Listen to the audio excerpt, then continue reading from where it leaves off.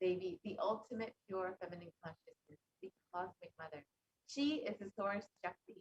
It is her cosmic womb, Brahmanda Yoni, from which billions and billions of universes come out and go in. Source where the Big Bang and black holes go on. Parashakti is the main deity of the sacred feminine and the divine consort of Bhagavan Paramashiva, who is the primordial divinity of Hinduism. And in the words of the Supreme Concept of Hinduism about the relationship with the mother, the first and foremost relationship is mother. The ability to learn, even the idea to relate, starts with the mother. Mother is too important way to connect with what you think as life. In the Vedic tradition, our rishis were aware your ability to connect with the mother should be directed towards the cosmos. It should inspire. It should awaken your higher consciousness. Connecting with life as mother is the most sweetest, most beautiful, most easiest form to ever connect. And today, out of his extreme compassion and love, the supreme concept of Hinduism is manifesting Devi Parashakti herself and gracing us, answering all of our questions, attending to our prayers, giving boons, healing us, revealing our past, present, and future, and delivering profound spiritual truths, and ultimately giving us the experience of Paramashivoham itself. So let us understand what is the Bhava Samadhi Darshan. Sama is oneness, and Adi means source. So Samadhi means one with the source, and Bhava means attitude or aspect. So Bhava Samadhi means being one with the source through this aspect. Darshan means to have a glimpse of. In the Vedic tradition, it is used to describe the moment we behold a deity, an avatar, a saint, or an enlightened being, as this seeing such a being can cleanse the karmas of lifetime and create a deep, lasting transformation in the receiver. Darshan is the powerful, superconscious vibration that is present around an avatar at all times. He simply radiates darshan just as the sun continuously radiates light. The auspicious moment when the receiver is able to catch it becomes the moment of darshan for you, raising you to the next level of superconscious breakthrough, like hitting the reset button on your very being.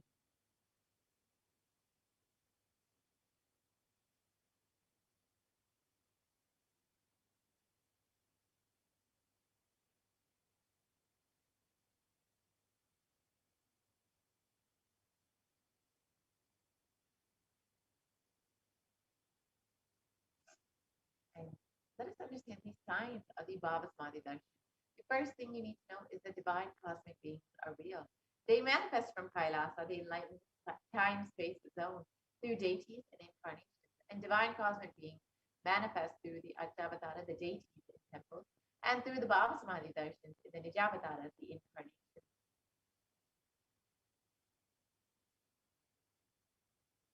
And Bhava Samadhi Darshan is the science of the Nijavatara manifesting Paramashiva, the consciousness.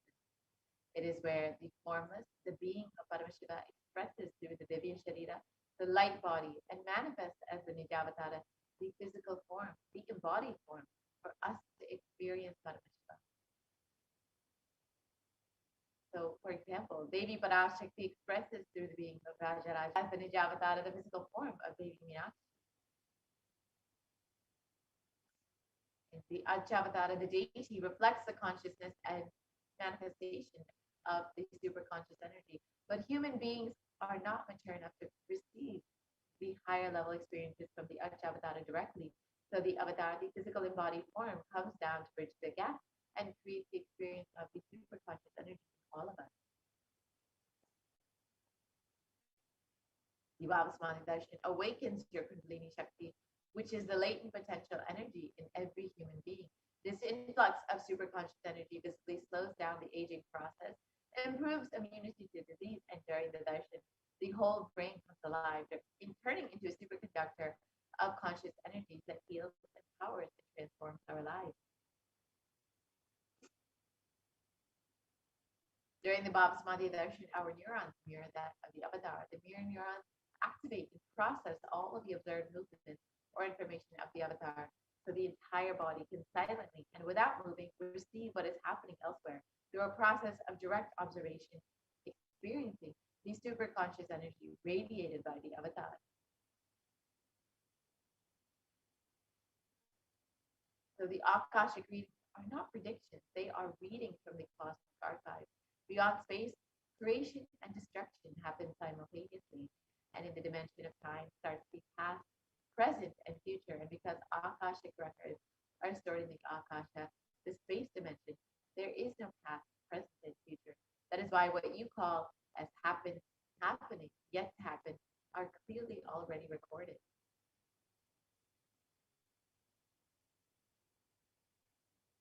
Let us understand who is the supreme concept. The supreme concept of Hinduism, Jagat Guru Mahasanidhanam, whose divine holiness, Bhagavan Nithyananda Paramashivam, is the reviver of Kailasa, macrocosmic ancient enlightened Hindu civilization nation. And the supreme concept of Hinduism is the 1008 incarnation of Paramashiva, as per Hinduism, recognized by his predecessors who are enlightened masters in the depths. The supreme concept of Hinduism has made the science of our manifestation yoga and temple-based universities as a lifestyle for humanity.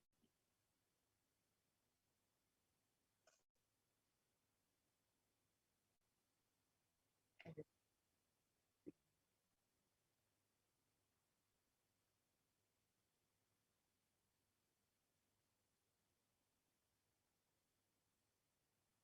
supreme concept of Hinduism is ordained as the 233rd Guru Mahasanidhanam of the Kanchi Kailasa Tattva is the incumbent emperor of the Surya Vamsha and is the present 293rd Jagat Guru Mahasanidhanam of the Kailasa Shamla Pita Tattva and is the present Mahamandaleshwar of the Mahanirvani Akara, the largest apex monastic order.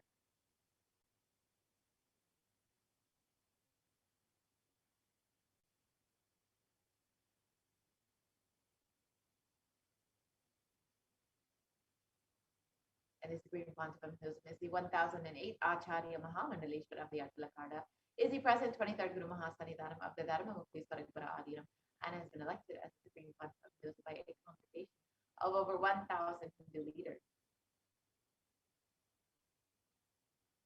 And the supreme concept of Hinduism is revered as a teacher of Hinduism, the most prolific, most viewed, read, and watched, and has authored over 300 books and 10,000 articles in three languages, English, Tamil, and Sanskrit, which have been translated into 50 languages with over 1,000 titles. And the supreme concept of Hinduism has over 20 million books, copies of books and articles sold, read, and downloaded, and over 10,000 hours of discourses delivered and available on and has enriched and enriched over 1 billion lives digitally. The supreme concept of Buddhism is respected as the foremost commentator of all sacred scriptures, including the Upanishads, Bhagavad Gita, Shiva Sutras, Brahma Sutras, Yoga Sutras, Ashtavakra Gita, Jain Sutras, and more. And the supreme concept of Buddhism is honored as the leader of Hinduism, the most awarded internationally recognized Hindu leader, is a reviver of 108 ancient Hindu sampradayas, including the Rudrakanyas, Rudras, Rishis, Rishikas, Vaidavas, Vaidavis, and Sannyas, and is the establisher of the largest Hindu university, Kailasa University, with satellite campuses in over 150 countries. And the supreme concept of Hinduism is the establisher of 1,000 plus Kailasa enlightened ecosystems, and the founder and reviver of over 100 Sadhikapitas, and the collector of the largest Hindu library, with over 1 million books, 1 million Pali scriptures, and over 20 million digital books. So now with this, we'll be entering into the demonstration of the extraordinary powers, the extraordinary Shaktis of Paramashiva and Parashakti, with the initiated disciples of the Supreme Concept of Buddhism, the Nithyananda Yogis, and the Gurukul Balasis of the Nithyananda order.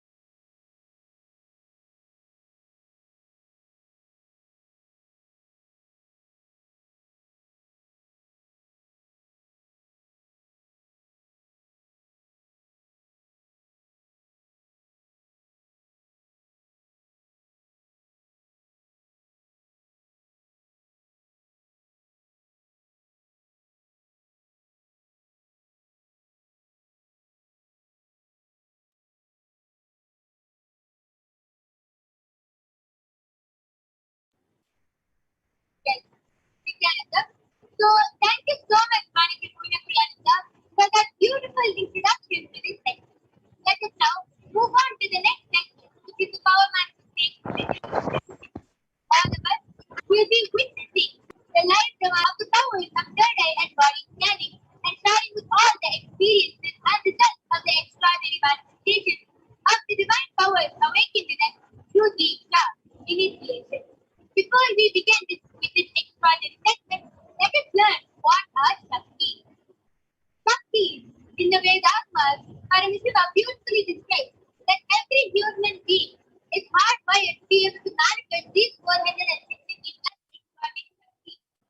Manifesting powers is described as a system, as a method, and a science for human beings to explore the various possibilities and powers and have access to various states of consciousness.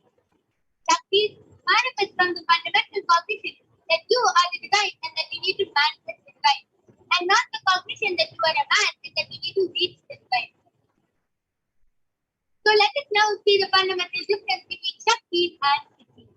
Shaktis are the powers which express from enlightenment, from the side effect of feeling connection with the high and high integrity with the Guru. Shaktis are the source of enlightenment. Siddhis are the powers that manifest from tapas or penance for enlightenment. Siddhis are on the path of enlightenment. Shaktis are the powers which manifest through ordinary human beings in extraordinary ways, just with the initiation from the avatar, and Shaktis are permanent. Siddhis are not permanent and they may divert you from enlightenment. So who is the source of all these Shaktis? Paramashiva.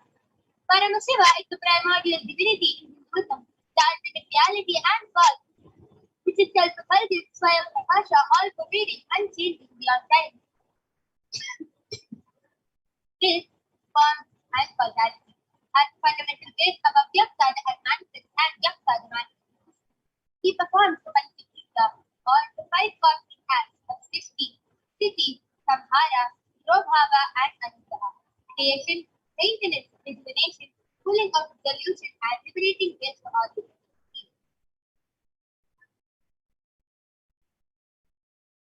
Paramashiva himself has come down in the form of the Supreme Conscious of Hinduism, Jagat Guru Mahasatihanam, His Divine Holiness Bhagavan Nithyananda Paramashivam, as the 1008 living incarnation and representation of Paramashiva, and the revival of Kailasa, the ancient enlightened Hindu civilization nation, which is a great cosmic borderless civilization.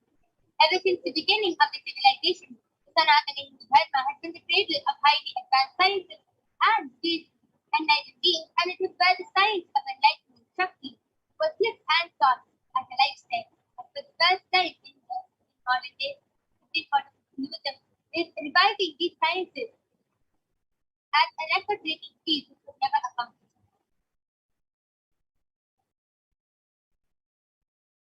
So here you can see the Guru Parampara, the enlightened gurus of Swamiji who have trained and recognized Swamiji as an avatar at a very young age and trained and taught Swamiji to revive these sciences from disciplines of Vedanta, Tantra, Sri Vidya, Yoga, Yogi, Kaur, Tantra Shastra, and Vidya, science of Aushadha, Advaita, Bhakti Yoga, Paramashivoham, and Paramashivoham. So here you can see the enlightened gurus of Swamiji like Jnanananda Giri, Srinivasa Swamigal, Chinnai Swamigal, Yogi Raj Yogananda Giri, Mata Vijayananda Giri, Pundi Swamigal, Siddhi Swamigal, Annamalai Swamigal, Kanti Paramacharya, Sri Swamigal, Sri Tirthi Mahaswami, Sri Sadhu Om, Anga Pradakshina Annamalai Swamigal, and the 238th Guru Mahasanthanam of the Tamil Mandala Army. So all of you now might be wondering, okay, it is possible for all these incarnations and enlightened beings to awaken these divine Shaktis. But how can we awaken these divine Shaktis without our? The answer is just with Diksha. When every ultimate truth, Jnana, gets mapped into our consciousness, Prajna, we start manifesting powers and it becomes a possibility for us to be great Jnana. So let us now watch a small video which explains the power of initiation, the science of initiation. How, just with initiation from the avatar, you can manifest these extraordinary Shaktis.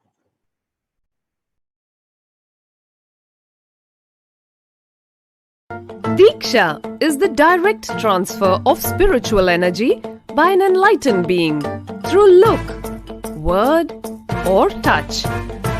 The traditional Vedic books Sarvasamapi Dikshanam Muktihi Phalamakhanditam Avirodhat Bhavantyeva Prasangyastu Bhuktayah. The main benefit of all initiations is moksha, enlightenment. As a side effect, health, wealth, leadership and well-being happen. And in Rudrayamala Tantra, Shiva says, Devi Diksha Vihinasya Na Siddhihi Na Cha Sadgatihi Tasmat Sarva Prayatnena Guruna Dikshito Bhavet. The one who is not initiated does not attain liberation nor a better future. So by all efforts, one should get initiated by Guru. What is the science of initiation? Neuroscience has proved that the process of initiation floods the brain with energy. This is the superconscious energy of Kundalini, our own highest inner potential energy. As the Kundalini flows from the thalamus to the cortex, it sets up a powerful energy loop within the brain, which awakens the latent non-mechanical parts which we have never used before.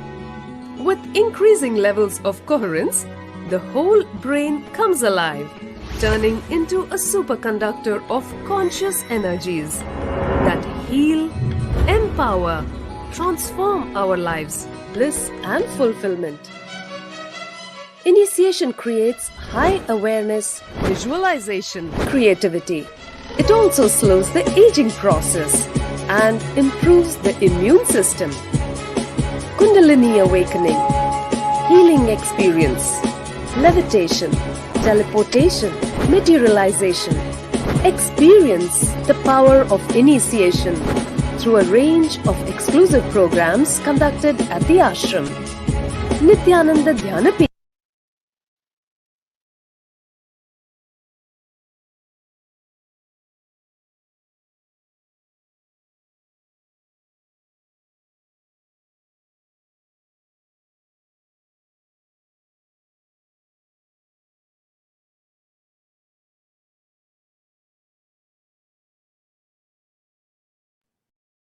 Yes.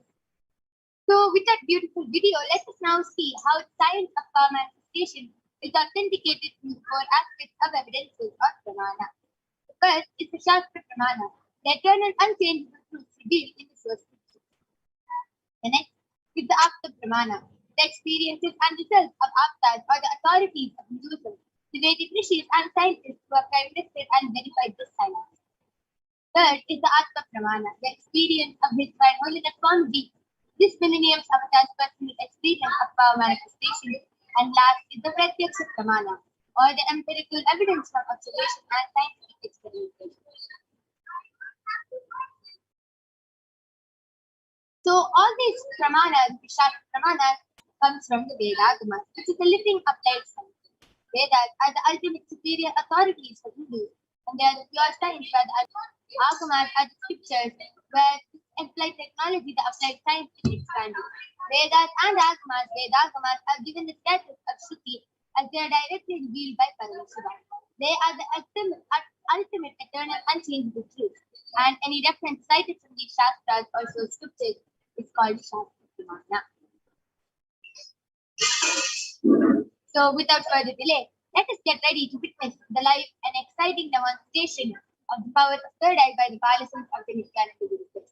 So before we go ahead, let us listen to the Shastra Pramana from the Vijnana Bhaya, Sutra 11, Dharana 34. Kapalantarmanonyasa tishtannilitalochanaha Ramena manachodadhyat lakshaye lakshyamuttamam.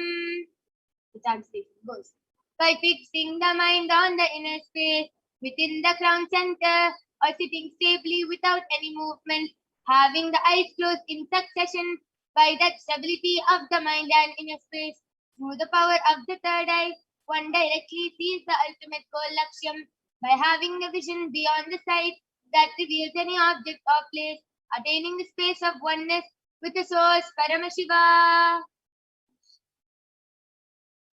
Next is the act of Pramana, where Bhagavan Shri Krishna initiates Arjuna into the power of third eye. Bhagavan Krishna says to Arjuna, "Na tu mam shakyase drashtum anenaiva swachakshusha divyam dadami te chakshuhu pasya me yogamaishwaram." But you cannot see my cosmic form with these physical eyes of yours. Therefore I grant you the divine third eye vision. Behold my cosmic opulence. In the Hindu Purana, the Srimad Bhagavad Gita, Bhagavan Krishna initiates Arjuna into the power of third eye to behold his Vishwarupa Darshan. The 11th chapter of the Srimad Bhagavad Gita contains the description of Bhagavan Shri Krishna's cosmic form as it is narrated by Arjuna as he sees Bhagavan Krishna through the third eye. The next is the Atma Pramana, where Swamiji beautifully shares his own experience. The first experience is that I was able to see everything around me, above me, the whole 360 degree, 10 direction, below me, everything. I realized not only I was able to see, I was able to feel, experience. I felt that the skin of the stone on rock on which I was sitting and the skin of this body both carry me equally. In both I exist equally. The setting sun, rising moon, the whole Arunachala hill, all the plants, bush, shrubs, trees, everything, everything, everything. Just became so alive. The idea, something is inside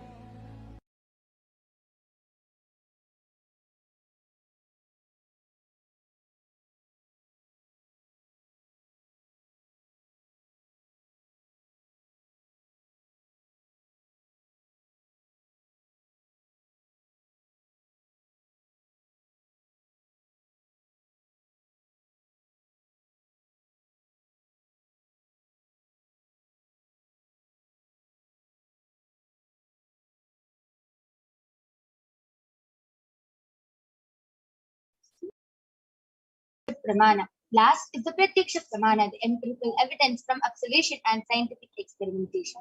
Study measures compare the metabolic cell activity of the brain in the conscious and meditative states of the third eye using the positron emission tomography, the PET. When activity is high, activity is measured in the brain where the third eye is located, and when in the deep state of samadhi, only the third eye region is active and almost 90% of the rest of the brain is active. So let us now witness the live Sakshi Pramana, the live demonstration of the power of third eye by the Balasins of the Nithyananda Gurukul. So we'll be back right after a short break.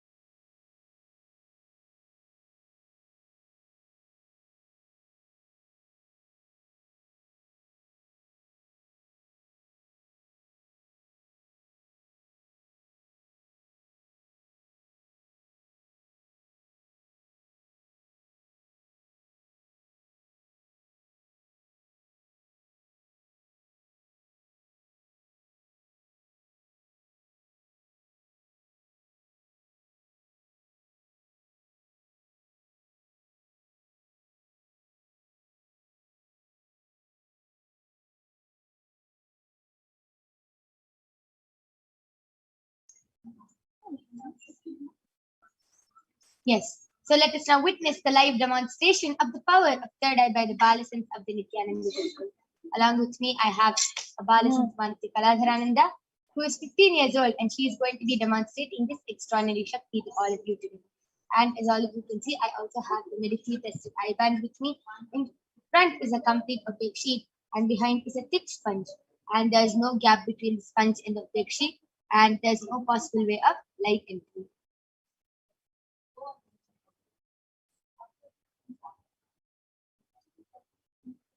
Yes, beautiful. So I'll be showing the eye band again. So now all of you can see this is the eye band I'm going to be placing on Ma Kaladhara's eyes, and there's no possible way of light entering. And I'm unstrapping the eye band in front of all of you and placing it on Ma Kaladhara.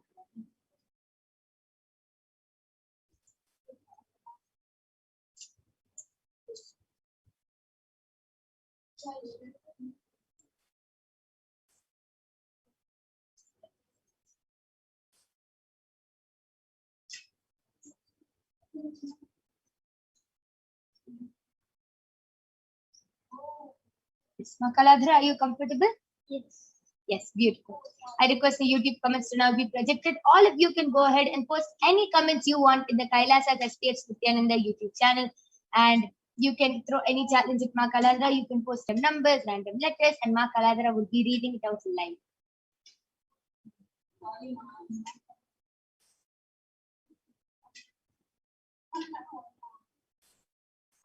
Yes, just before that, I request Ma Kaladhara to turn to your right, left, up, and down. You can see that there's no gap. Yes, beautiful. Yes, Ma Kaladhara, you can go ahead and start reading the comments. I request the latest comments to be projected.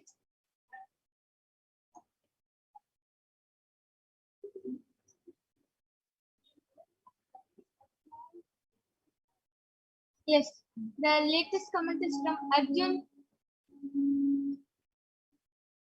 Satish, and he has posted, "Welcome to E-Kailash in branch." And the previous comment is from Nithya Paramashivoham and Paramashivoham, and she has posted emoji like that, a clapping emoji, and a namaste emoji, two sunflower emoji, and good, and another sunflower emoji, morning, and another sunflower emoji, Kailasa, two sunflower emoji, namaste emoji, and emoji like clapping again. And the latest comment is from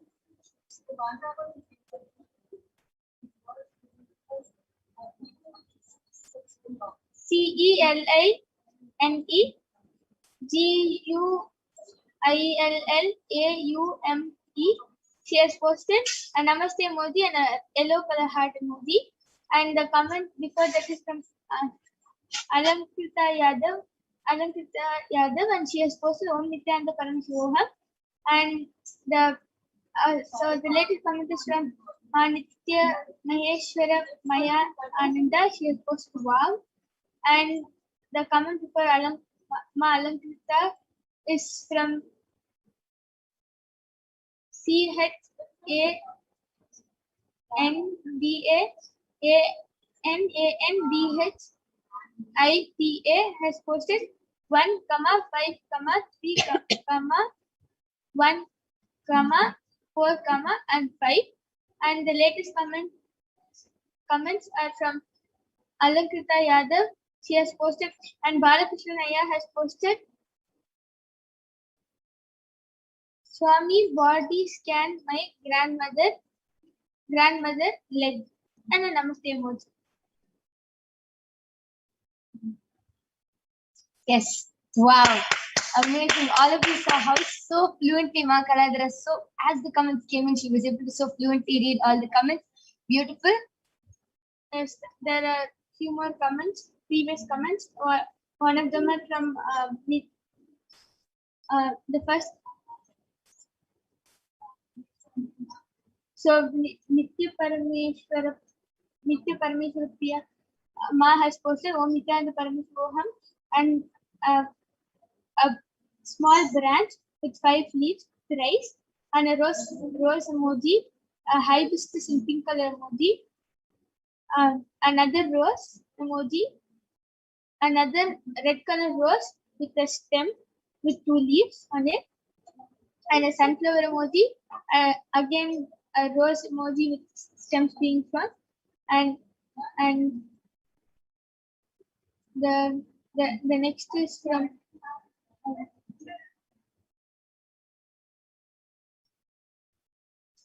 it's a pink color flower with 2 leaves and a white color flower with 8 petals, and middle is yellow color, and another pink color flower with 2 leaves, and 3 small branches again with 5 leaves, and she has posted 6 namaste emoji. Nitya Parameshwara Priya Ma has also posted sound ID low and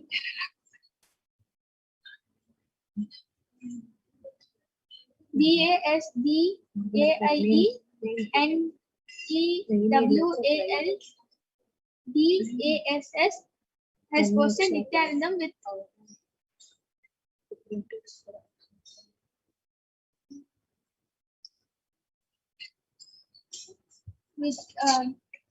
one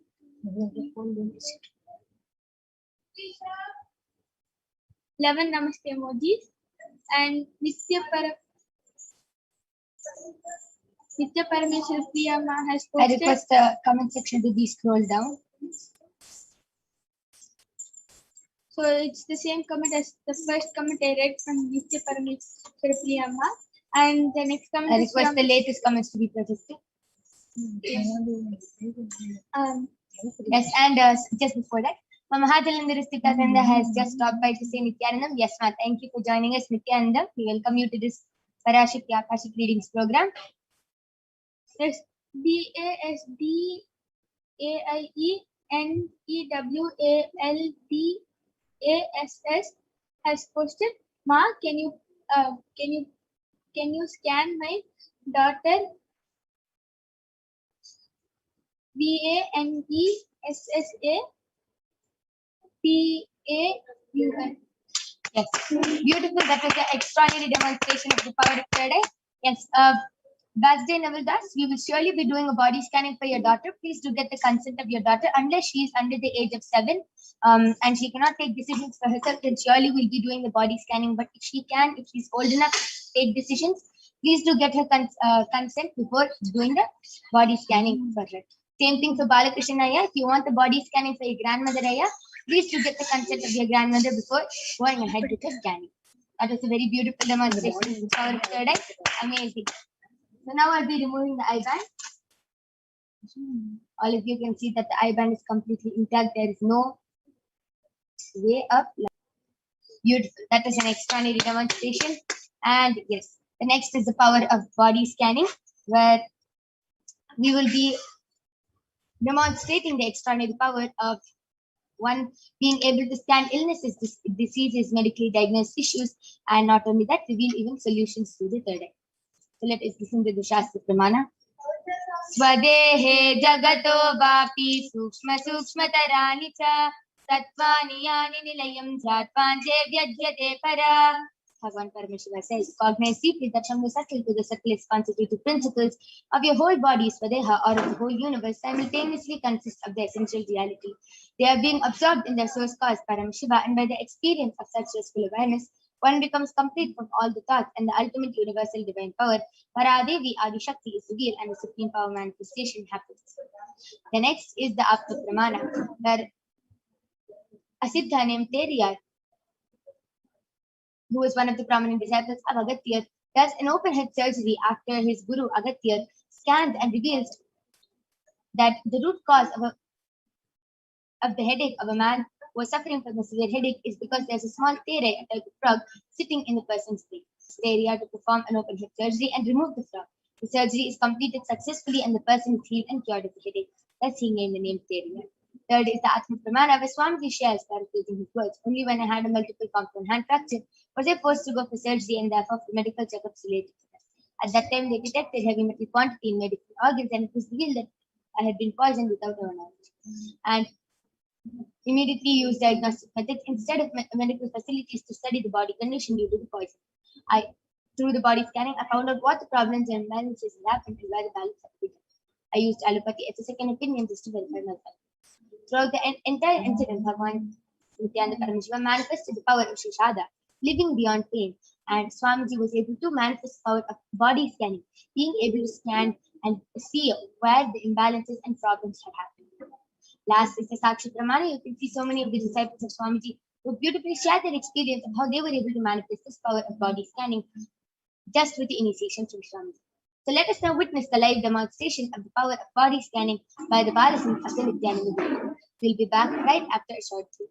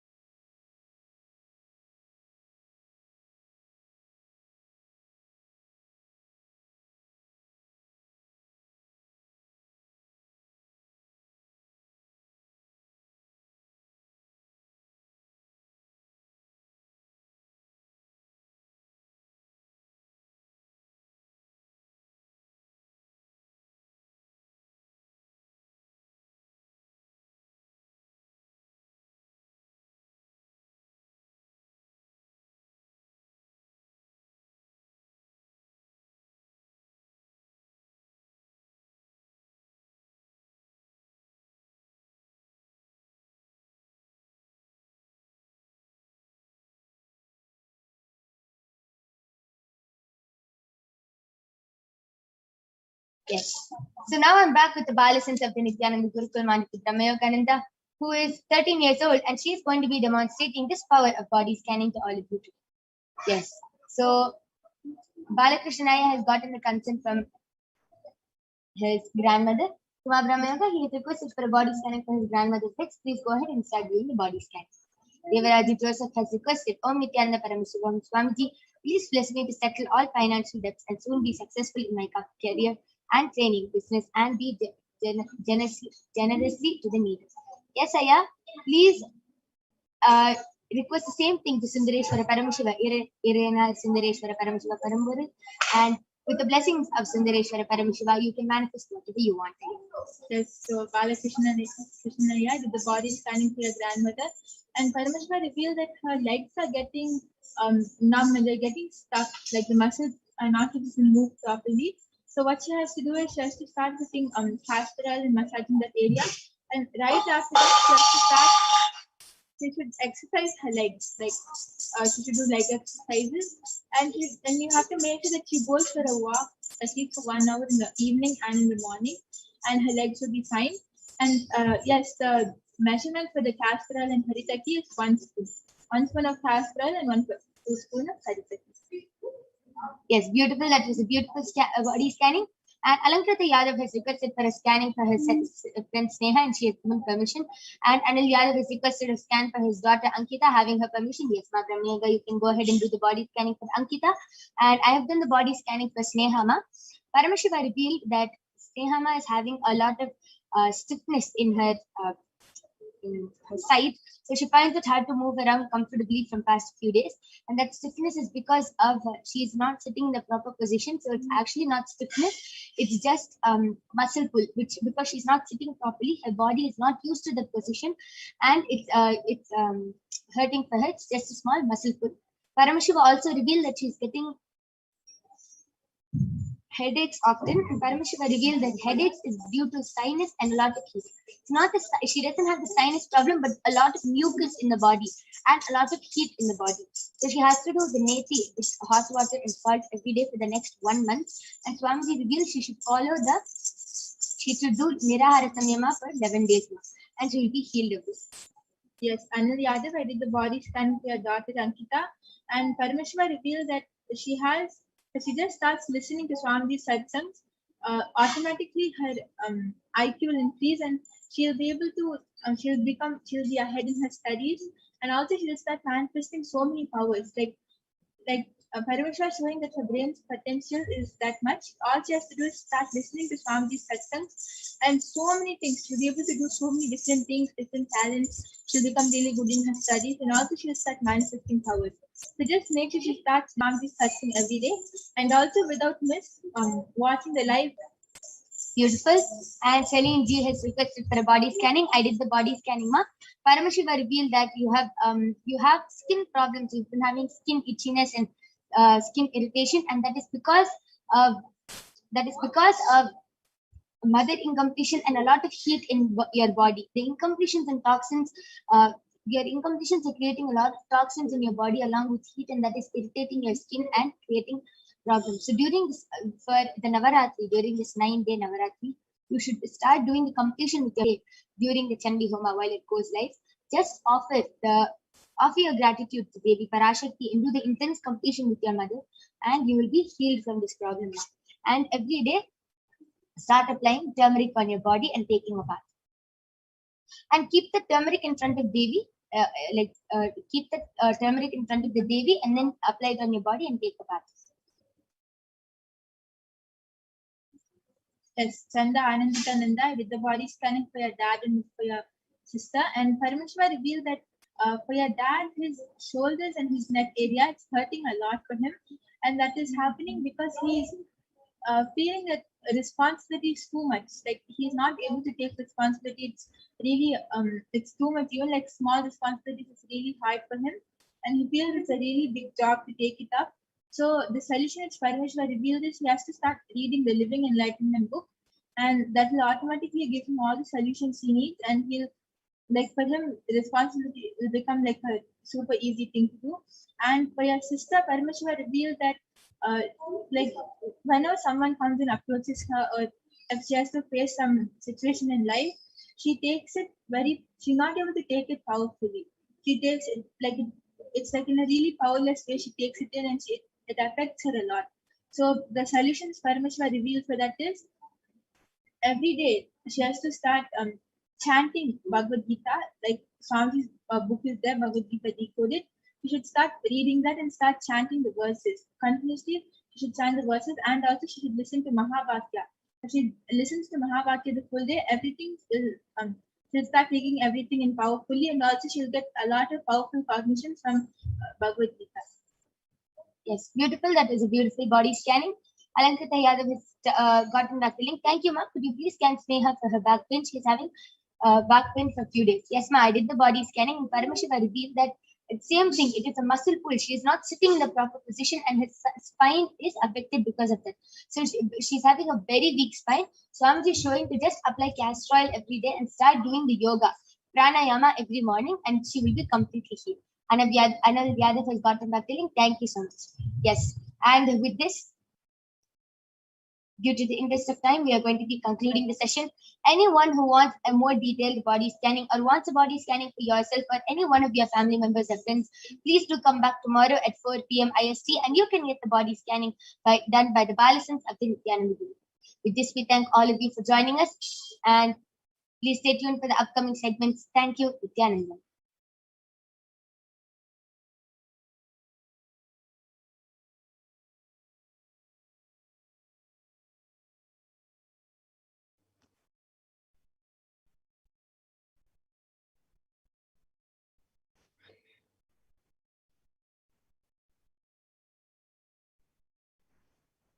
Yes, thank you, Maya. And now, with that, we will be moving to the next segment of this program, where all of us will be learning more about Devi Parashakti.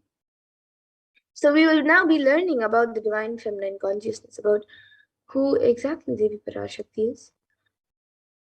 So, we'll be first looking at a Dhyana Shloka of Devi Parashakti, which comes from the Lalita Sahasranama Dhyana Shloka.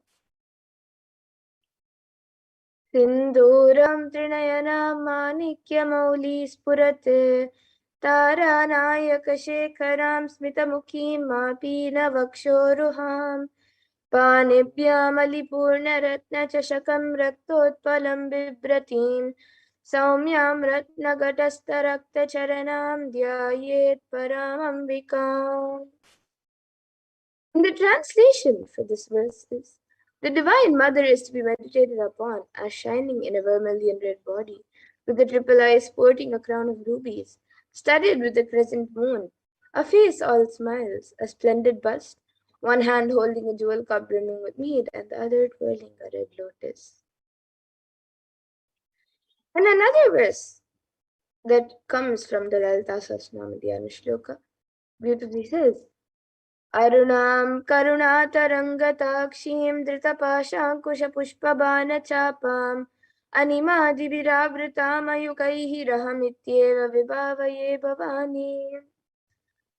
And the translation for this verse is: I meditate on the great Empress. She is red in color and her eyes are full of compassion. She holds the nose, the gourd, the bow, and the flowery arrow in her hands. She is surrounded on all sides by powers such as Anima for rays, and she is the self within. And Devi Parashakti is the ultimate pure feminine consciousness. Parashakti is the cosmic mother. It is her cosmic womb from which billions and billions of universes come out and go in, and the source where the Big Bang and black holes go on and on. Parashakti is the source Shakti, the source energy, the source power, from which all of us came, in which all of us are in even now, and in which all of us are going to merge. And out of her extreme love and compassion, Devi Parashakti herself is manifesting through the embodied form as the Nijavatar of the Supreme Point of Hinduism, Jagat Guru Mahasannidhanam, His Divine Holiness Bhagavan Sri Nithyananda Paramashivam, gracing us, answering all of our questions, attending to our prayers, giving boons, healing us, revealing our past, present, and future, delivering profound spiritual truths, and ultimately giving us the experience of Paramashivoham itself. And Devi Parashakti beautifully reveals how she is manifesting through the Nijavatar of the Supreme Point of Hinduism. And she says, raising as Omkara, expressing as Vedas and Agamas, blossomed as Rimkara, filled as Parashorasi, living in 40 triangles, the Kailasha Swami who is in Kailasa, Sri Purachintamani, Parashorasi, sitting as part of Paramashiva, Parameshwari who rules the world, Paramashakti, Manonmani, Meenakshi, as Nithyananda, I took Nijavatara here, to give good boons to everyone, to bestow all goodness. Hiranyagarbha Swarupini, Brahmanda Yoni, Shami, Chandramauli, Rapala, Aparna, Uma, Parvati, Savitri, Navayavana, Samrajya Lakshmi, Parameshwari, Parashorasi, Meenakshi, taking the form of Nithyananda, I came to bless. Taking the form of Nithyananda, I came here as Nijavatara. With great compassion and blessing, listen, people, to do good to all of you, I took the form of Nithyananda and came down as Nijavatara. And Devi Parashakti continues to reveal, raising in Omkara, Blossoming as Shiva. Shiva manifesting as source of existence, harvest of existence, expression of existence, from the oneness of Om, blossoming into two as Prakriti and Purusha, blossoming as three Shaktis, Icha, Kriya, and Jnana, expanding as five Panchabhutas, beyond six chakras, filled as Gotras of seven rishis, expanding as eight directions, existing as nine grahas, blossoming as ten Nitriyas, being as 11 Rudras, creating all the worlds, bringing life to tell and make truth blossom and to do good. Parashodasi, Meenakshi, in the form of Nithyananda, I came to bless every one of you.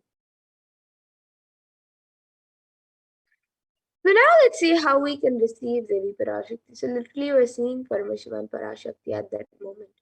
She's there on your screen, so you can always receive her in a very traditional way. You can keep two betel leaves, one banana, one betel nut, and a coin in front of the screen as you watch Devi Parashakti. Now, some of you might be wondering what exactly a coin is considered as or what is its importance.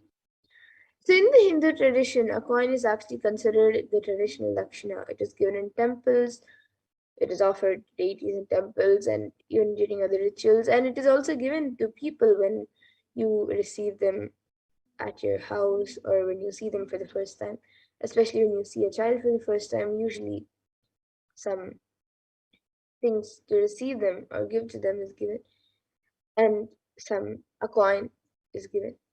And it can be the lowest value. In India, it can even be just 1 paise. In the US, it can even be just a cent. Swami says, I'm not trying to monetize. Keep even 1 cent, it is okay. So for 100 days, if you have darshan, it will add up to $1. In India, even 1 paise is okay. And you can offer that to Devi Parashakti. And once the darshan is over, you can do namaskar and eat the banana, wheat leaf and the wheat nut, taking it as prasadam immediately. And the coins that you collect, you can send it to the Los Angeles Temple for the further procedures. And betel leaf and betel nut may actually look too small, but in a few days, you will actually realize and see how much it adds to your sentiment that really Devi Parashakti is not in this unconscious mentality and lifestyle and remind you and raise you to the powerful combinations. It will break your unconscious behavior. And now you can also see how you can set up your tambulam. So you can arrange the two betel leaves, the betel nut, banana, and the coin on a plate and keep it in front of the screen as you watch Devi Parashakti. And you can also keep a few additional items such as a few flowers, kumkum, turmeric, glass bangles, and a coconut. But the four basic items is the betel leaves, the betel nut, the banana, and the coin. So you can arrange all the items in a plate and keep it in front of the screen as you watch Devi Parashakti. So the next time when you are setting up to receive Devi Parashakti, you can set up your own set of tambulam to receive her in a very traditional way and get and receive her blessings. So with that, we now come to a conclusion of this segment where we have learned who is Devi and how we can receive Devi Parashakti when she comes for the darshan. And we will now be moving to the next segment of this program where all of us will be seeing and learning what exactly Devi Parashakti has revealed in the Akashic readings on all the various problems that the world is going through today due to the pandemic. And what is the cause and solutions for all of these problems and how important it is for us to follow what Devi Parashakti has revealed. So please stay tuned for the next segment where we will all be learning what Devi Parashakti has revealed in the Akashic readings.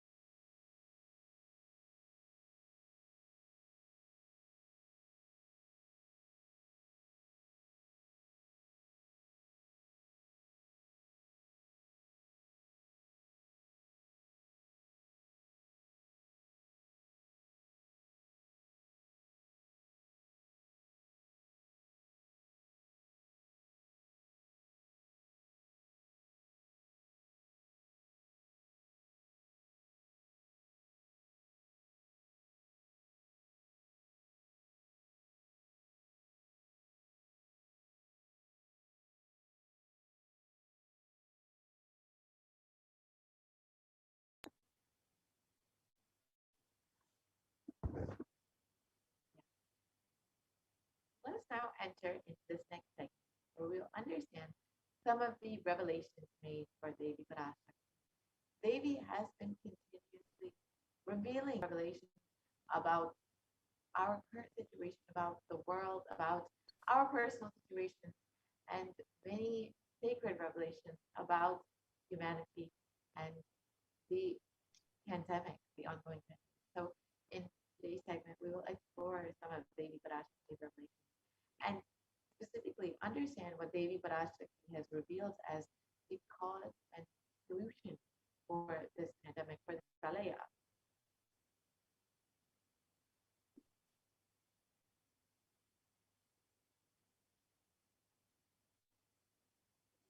So first, let us watch Devi Parashakti revelation.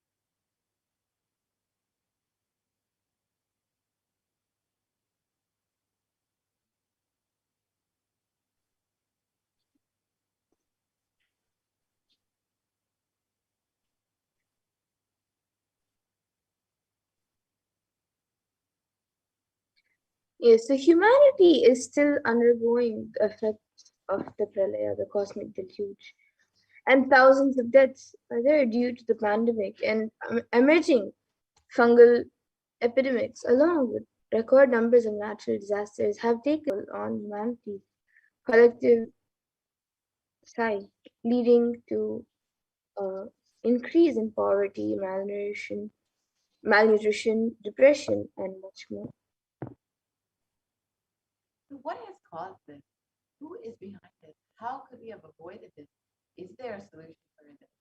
In this segment, let us go through an understanding of Devi Parashakti's revelation on the cause and solution, the cause and solution of this cosmic deluge, the pralaya.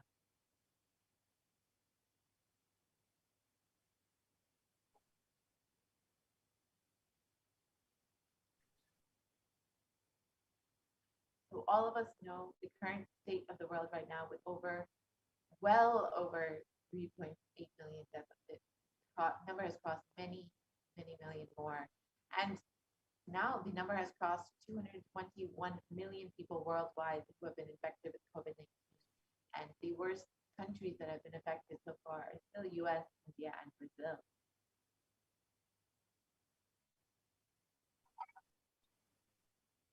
And the number of cases in India alone has crossed well over 30 million.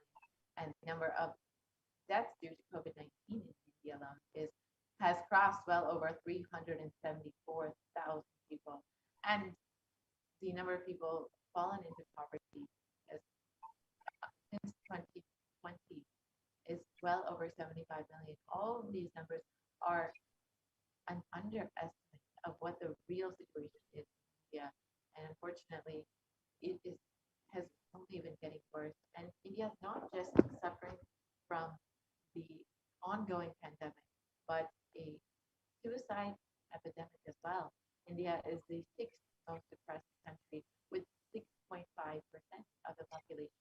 suffering from some form of mental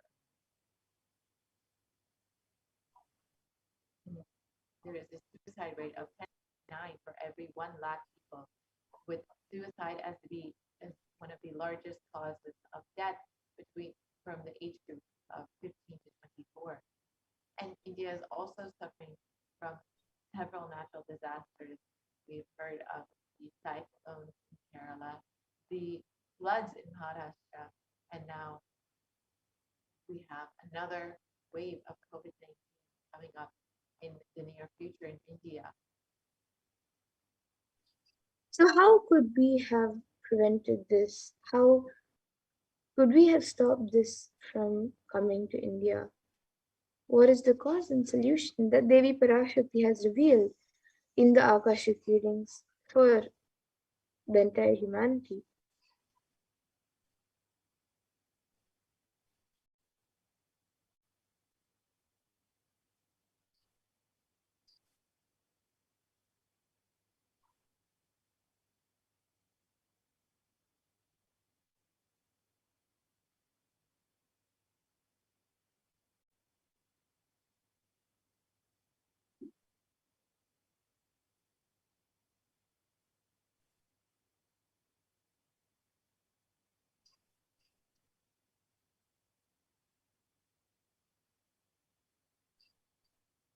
Look at what Devi Parashakti has revealed as the reason for this pralaya.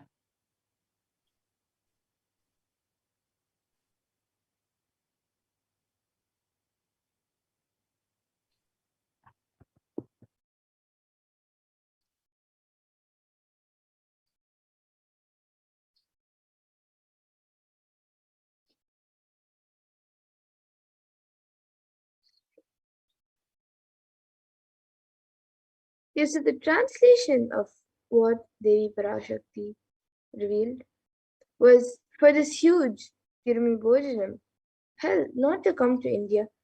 In 2020 itself, I had planned to do Padayatra throughout India and the 12 Jyotirlingas through my son Swamiji. They chased the captain of the ship out of the country. See what is going to happen.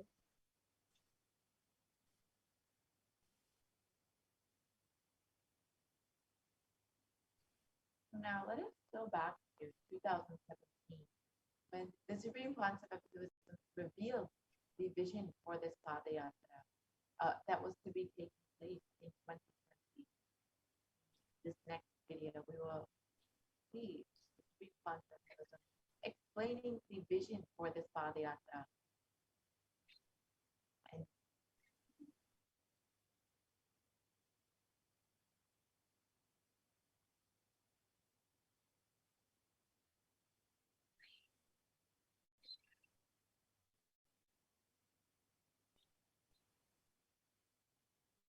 Supreme Concept of Buddhism explained in 2017 during the Parashakti program about how this Padayatra would see the revival of Hinduism once again. Let us now watch that video.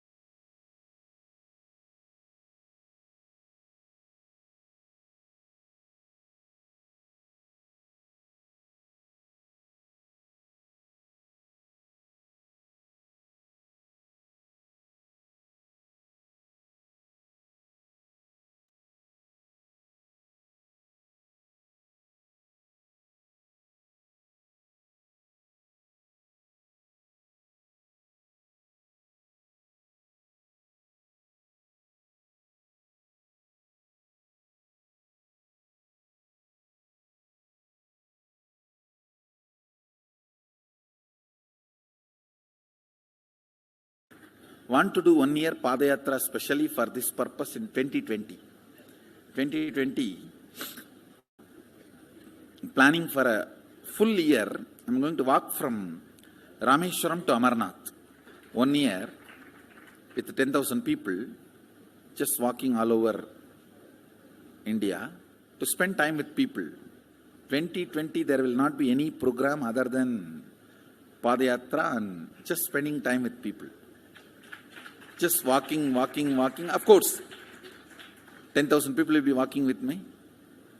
Maybe 200 vehicles to carry our food and all the other items, transportation. Enjoying the river banks, forests, and time with nature. 10,000 people manifesting powers, walking from village to village. What do you think will happen?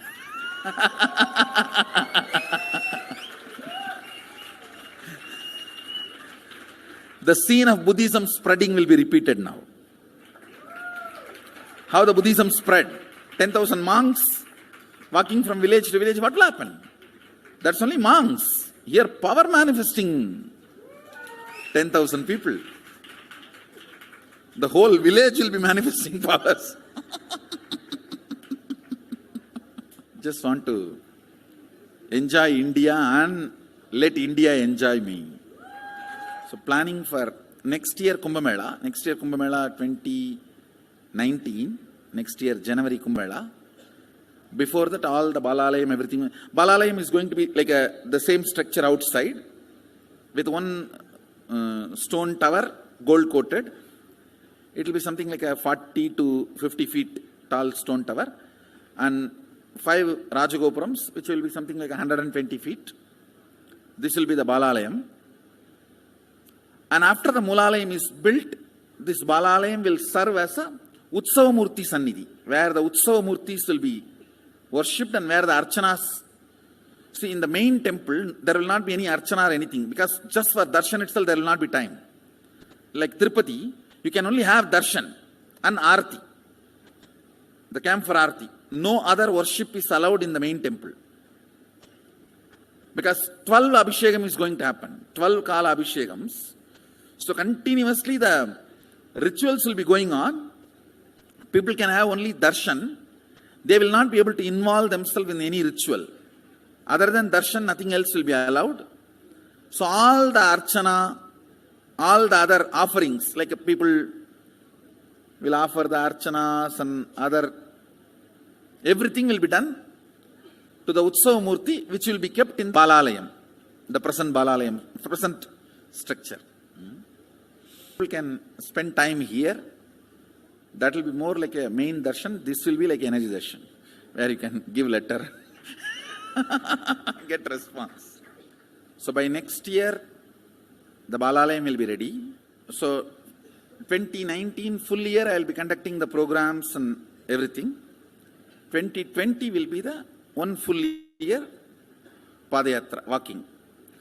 From next year, Jayanti, means 2019's Jayanti to 2020's Jayanti. Full year, Jayanti to Jayanti will be Padayatra. Before that, we will make 10,000 people power manifestors. It will be sannyasi, brahmachari, grihastha, all put together. 10,000 people will be walking. What a scene it will be. I think that is the only way the revival of Sanatana Hindu Dharma can be done. I need to get into the ground where people can see me, where they are living. I can't be waiting for people to come where I am living. Now I am sitting in one place to prepare these 10,000 people and make this science completely user-friendly. For that only I am sitting and working. 2 years for me now. 2018 and 2019. So 2020, before that 10,000 people will be ready to walk with me, manifesting powers. We will literally solve every person's problem in every village. The way we are walking. The path, route we are taking, physical healing or mental healing or, it's a too big visualization. How will you visualize? What will happen if 10,000 power manifestors enter into a village and ask people, tell me your problem now, come on, let's.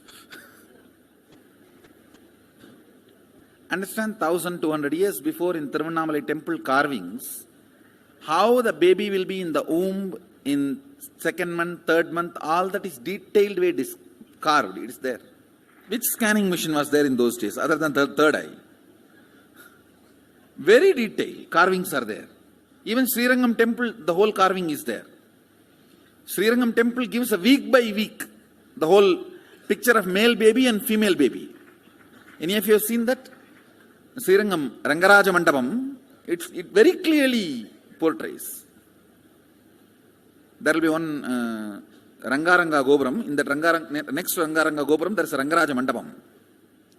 We have already collected some chunk of 80-90 to be displayed in this Balalayam.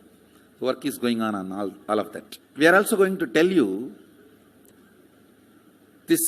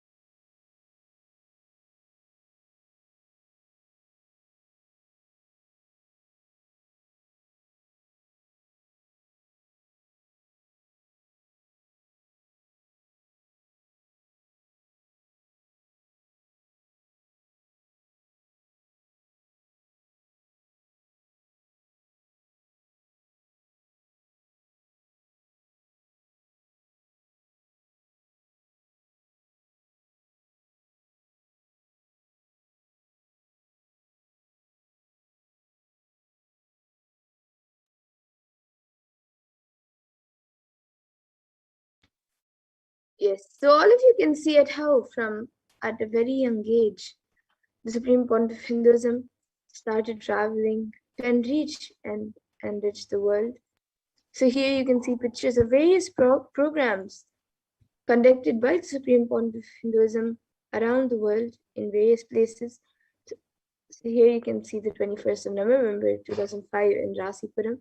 Hinduism has been continuously initiating people into the science and continuous darshan, various programs here you can see in Namakkal, Tamil Nadu, the thousands and thousands of people in each of these various programs you'll be able to see in Salem, Tamil Nadu. How many people were touched and experienced this science and enlightenment by the Supreme Pontiff of Hinduism for the last 2 decades? The Supreme Pontiff of Hinduism has been continuously working to bring the science enlightenment and share it with the world. The Nithyananda program, the Birth Star celebration in Tiruvannamalai in 2005. You can see the people from various backgrounds, various ages, various cultures, various nationalities. The Jayanti celebrations in Adi Kailasha, the Jayanti celebrations again, Tiruvannamalai. And the Supreme Pontiff of Hinduism has also enriched many kids. And here in the previous slide, you just saw where the Supreme Pontiff of Hinduism has gone to a school to initiate the kids and get them ready for the Pralaya. So here you can see the Guru Purnima celebrations in Adi Kailas Nithyananda Paramashivam. And then the Bhakti Spurna program.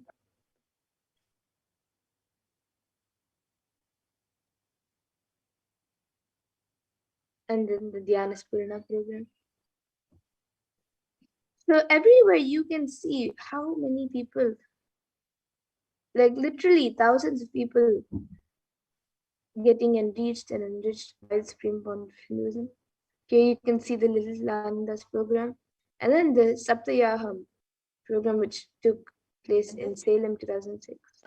Several homas conducted by the Supreme Pontiff of Hinduism, where the Supreme Pontiff of Hinduism not only conducted the homas, but led 1,008 other people into the same homas, guided them to perform the same homas.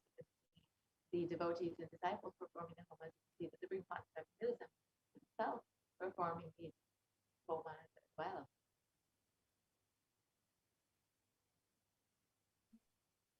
So here are a few more pictures from the Saptayaham in Tamil Nadu, Salem. The Supreme Pontiff of Hinduism blessing people and guiding them, doing the various rituals. And this was a huge offering to humanity, as the energy that it created has brought so much of good to humanity. This is the Nithyananda program that was conducted in Adi Kailasha in 2006. And each of these programs, Supreme Pontiff of Hinduism was working tirelessly to bring science of enlightenment people, to prepare them for this upcoming pralaya, to ensure that they are protected and saved. However, the anti-Hindu elements made it nearly impossible for the Supreme Pontiff of Hinduism to do the re-energizing process. And Devi Parashakti has revealed the solution for this pralaya. And Devi has revealed that only when the Supreme Pontiff of Hinduism is once again received in India with great reverence and respect, only then will we see the end of this pralaya. And as we look around, we see what the great rishis of the Vedic civilization had forewarned as this Kali Yuga, and the Kurma Purana echoes that the Rishi's declaration.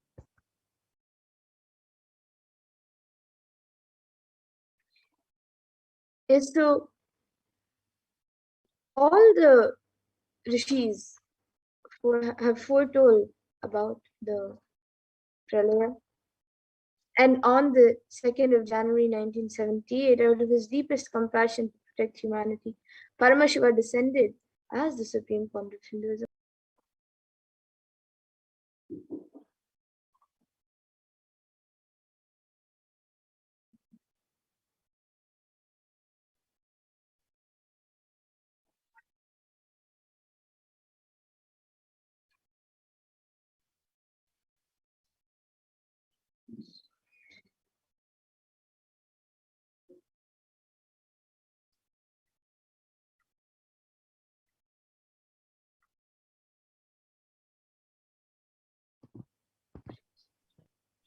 In the Kurma Purana, actually, Sage Vyasa explained that the Kali Yuga is the worst of all the yugas, where man will be his own worst enemy, and yet no prescribed penance will atone for the great sins of men, and only the sacred city of Varanasi is protected from all of this. In the Kurma Purana, it continues on that to explain that Lord Rudra is the incarnation for this Kali Yuga, and in the explanation of this place, Sage Vyasa explains that in the Kali Yuga, it is Lord Rudra, the incarnation of Paramashivoham, the incarnation, the avatar for this Kali Yuga. Here is the exact translation. This Kali Yuga is the worst of the 4 yugas in all the world.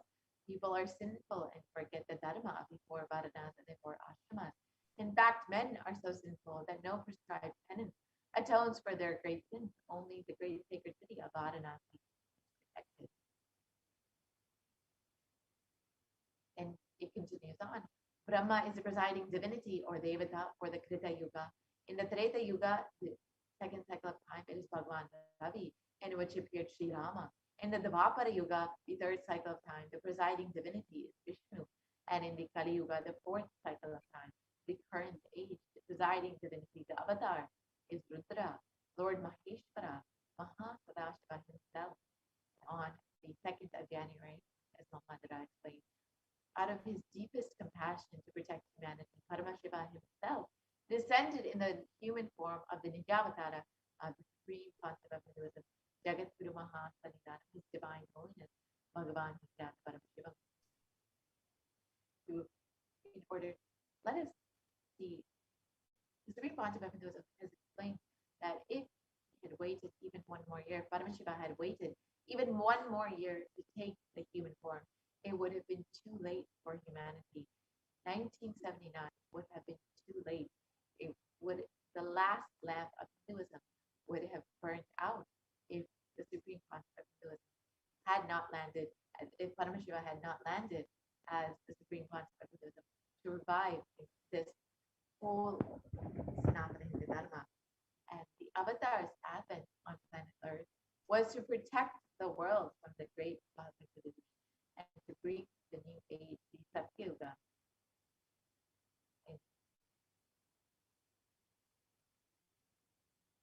Devi Parashakti herself has revealed this.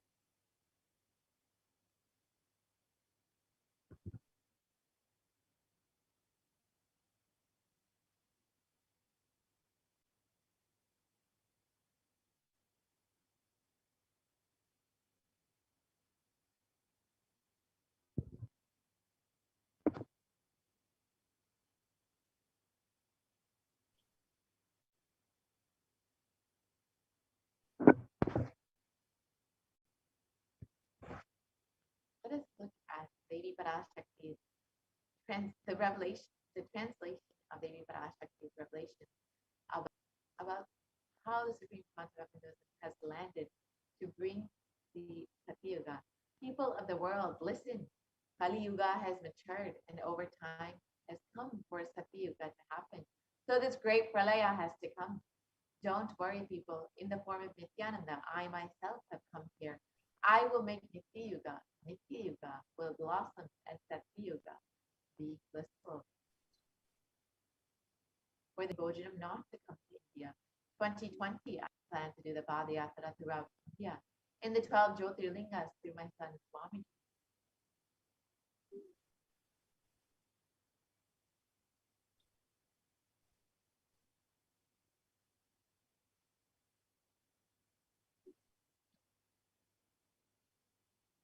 And in order to prepare for this, the avatar began the Padayatra at the mere age of 10. So at a very young age, the supreme point of Hinduism began the Padayatra to enrich and enrich the world and guide humanity and get all of us ready for the Pralaya. In order to bring this Satyuga once again, prepare people for this Pralaya, and in order to bring the superconscious breakthrough to humanity. The supreme concept of Hinduism has been tirelessly working from the age of 10. And the supreme concept of Hinduism began enriching people one at a time with the truth from sacred scriptures and the secrets of higher living.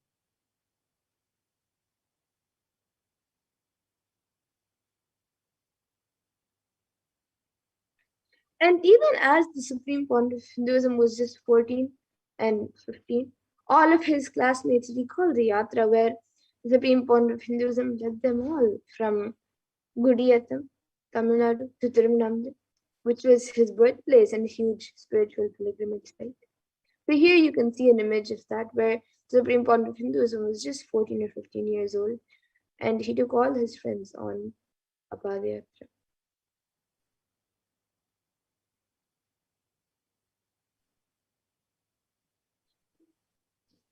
And when the supreme concept of Hinduism was around 19 years of age, all of his fellow monks at the Ramakrishna Mutt recall the yatra where the supreme concept of Hinduism led them from Chennai, Tamil Nadu to Tirunelveli, his birthplace, and gave them an unforgettable pilgrimage trip experience.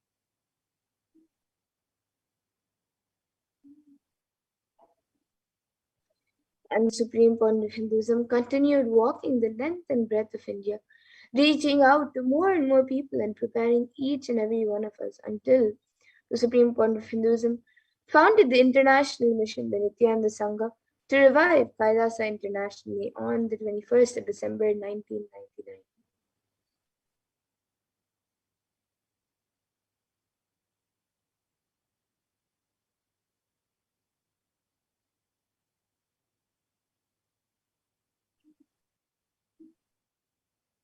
And the Supreme Concept Feminism established the very first Kailas enlightenment ecosystem in Tiruchendur, Tamil Nadu, South India, on the 14th of April 2000. And here you can see the photo of the inauguration day in 2001, when the Supreme Concept of Hinduism was just near 20 years of age, and began the first Kailas enlightenment ecosystem, which has grown to hundreds of ecosystems all over the world.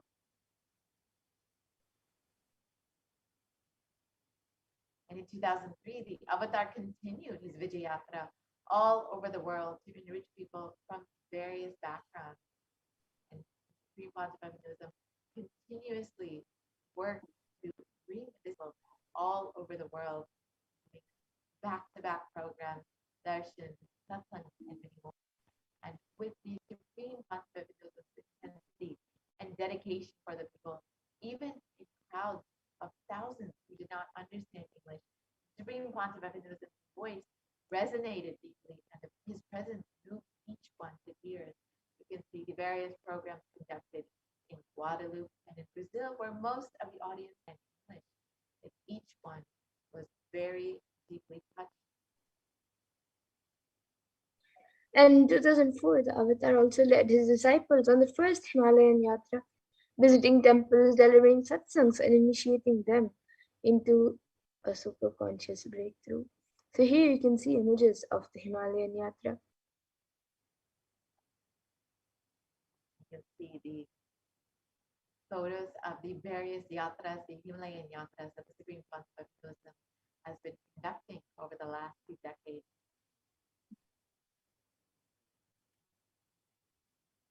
Subsequently, the Avatar personally organized and led yatras yearly and guided individual souls not just to physical spiritual sites, but to supernal spiritual realms. Each person, whether they were going to Himalayas, Cambodia, or even Thailand, has experienced the superconscious breakthrough, the various dimensions and lokas blessed by the Supreme Concept of Hinduism. And in 2006, the Padayatras were taken to the next level with the Kodikan Rathayatra, with crores participating and impacted by the Nithyanandeshwara and Nithyanandeshwari deities traveling from city to city. These deities visited went city by city, blessing people. Each person who the divine sight of seeing Nithyanandeshwara and Nithyanandeshwari were blessed, and thousands and thousands of people were able to be blessed by these deities, and eventually they were consecrated in the Bengaluru Adinam in Adi Kailasha Sarvekita, and still remain there today, continuing to bless people, thousands and thousands of people who gather there.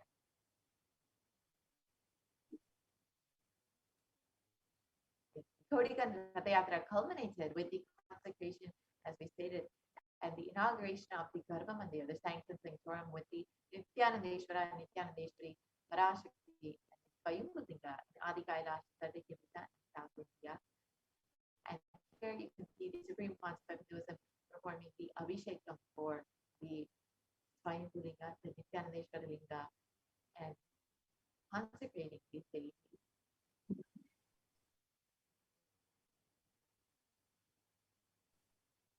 And these deities were energized as Archavataras to radiate the energy of Paramashivoham and Parashakti to create the Adi Kailash Sarvekita as a ship to save humanity from this upcoming pralaya. And the Supreme Fund of Hinduism created innumerable spiritual energy centers in India as safe havens during the Great Deluge. So here you can see pictures from the Kailasa and Tiruchendur, one of the first Kailasas inaugurated. the first Kailas inaugurated in 2001. And then the Adi Kailas Nithyananda Paramashivam in Bangalore, and then the Kailasa in Hyderabad.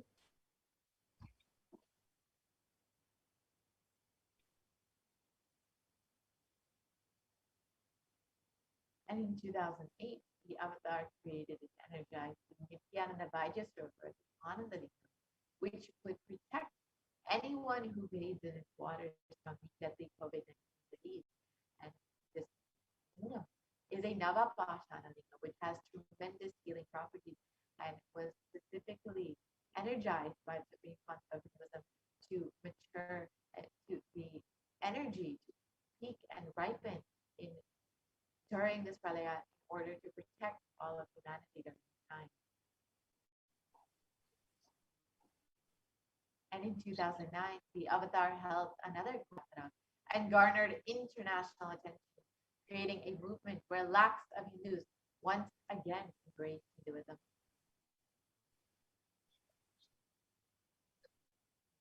Watch a short clip. Wherever the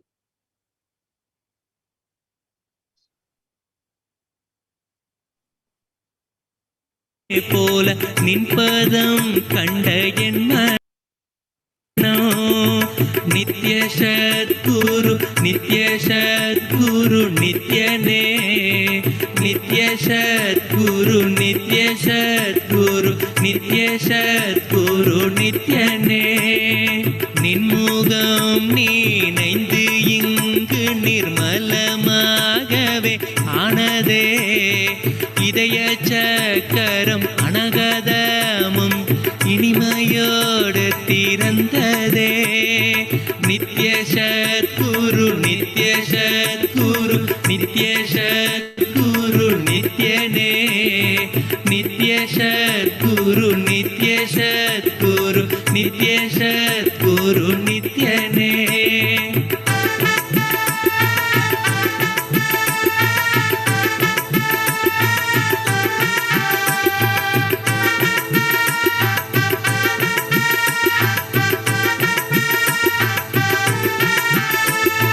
மற்றவர் கண்டு மறைகள் எல்லாம் கழன்று விசுத்தி அதுவும் அசுத்தியாய் பொறமையோடிங்கு ஏக்கத்தோடப்பா புண்ணியம் எல்லாம் போனதே எரிந்தவயிரும் ஏக்கமும் சேர்த்து விசுத்தி அசுத்தியானதே விசுத்தியை தீர்க்க விமலனின் பதம் விரைந்து இங்கு வரவேணுமே நித்ய சத்குரு நித்ய சத்குரு நித்ய சத்குரு நித்யனே நித்ய சத்குரு நித்ய சத்குரு நித்ய சத்குரு நித்யனே ஆமை பூகுந்த எண்ணகந்தினை பொறாமை பூகாது காக்கவே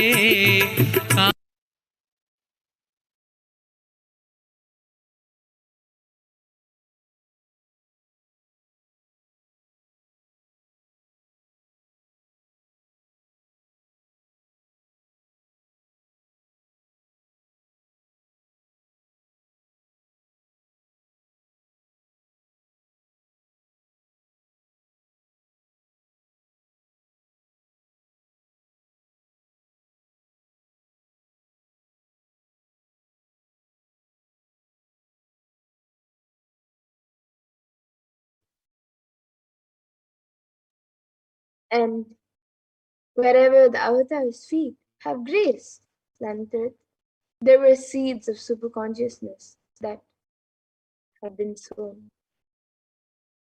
So wherever the avatar's feet have touched planet Earth, when he did the Padayatra, everywhere the seeds of superconsciousness have been sown. And just to protect humanity, the Supreme Point of Hinduism worked effortlessly and is still working effortlessly with and is established with over 10,000 plus Kailasa ecosystems, the Sarvagnyapitams, and reaching over 1 billion people worldwide. And the avatar is the last hope for humanity.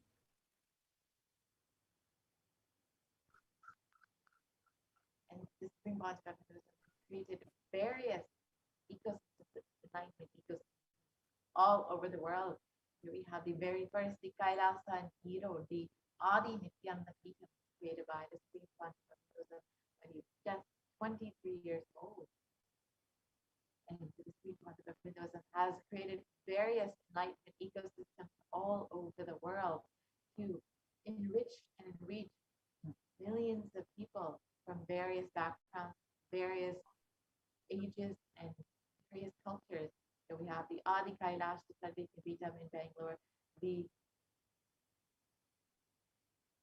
one of the most prominent Kailash enlightenment ecosystems built by the Supreme Concept, and one of the most important ecosystems.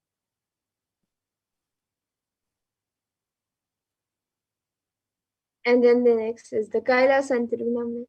All of you can see where the supreme point of Hinduism himself is doing the puja for the deities and is giving satsangs and receiving the Pratyakshapada puja in the Tiruvannamalai Adina, in the Kailasa and Tiruvannamalai.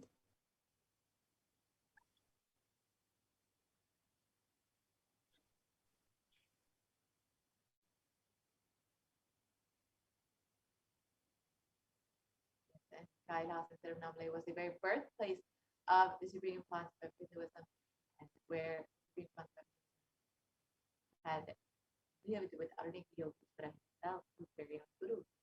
Here we have the Kailasa in Columbus, Ohio, which was one of the very first enlightenment ecosystems established in the United States. And this was inaugurated in 2007 by the Supreme Concept of Hinduism himself. And the inauguration ceremonies lasted for 2 weeks and were all performed by the Supreme Concept of Hinduism himself in order to bless and anchor the divine energy and into the presiding deities through the rare cosmic process of Pratishta and bringing the deities to life. Here you can see the photos of the Supreme Concept of Hinduism himself performing the Abhishekam. And the Kumbh Abhishekam, the sacred ritual, energized the entire temple. Here you can see the Kailasa in Los Angeles, California, established in 2007. And the Supreme Concept of Hinduism inaugurated the first location for the Los Angeles audience in the year 2005 itself. And after the rituals took place, the devotees offered Pada Puja to the Supreme Concept.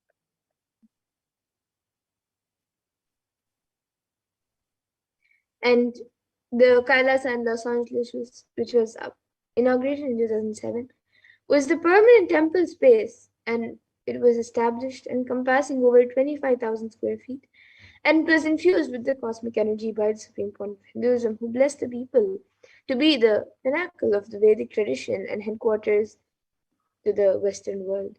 And over 80 deities reside at the temple, embodying the diversity of Hindu sacred sentiments. Till date, it houses many deities.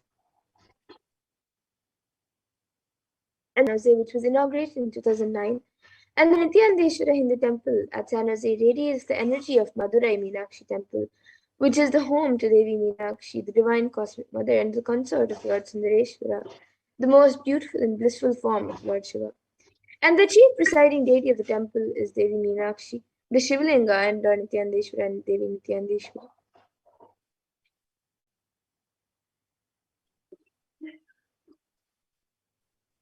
Yes, here you can see the various photos of the Kailasa and the programs, the hundreds and hundreds of people who have been attending each program, been blessed by the Supreme Concept and this beautiful enlightenment ecosystem, especially even during this Pralia, despite the various lockdowns, this Kailas enlightenment ecosystem still stands as a protection for all of these cities.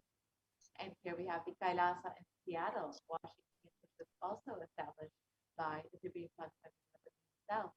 And in the words of the Supreme Concept himself, since the skies are always celebrating, let this temple radiate the Akasha, the ether energy.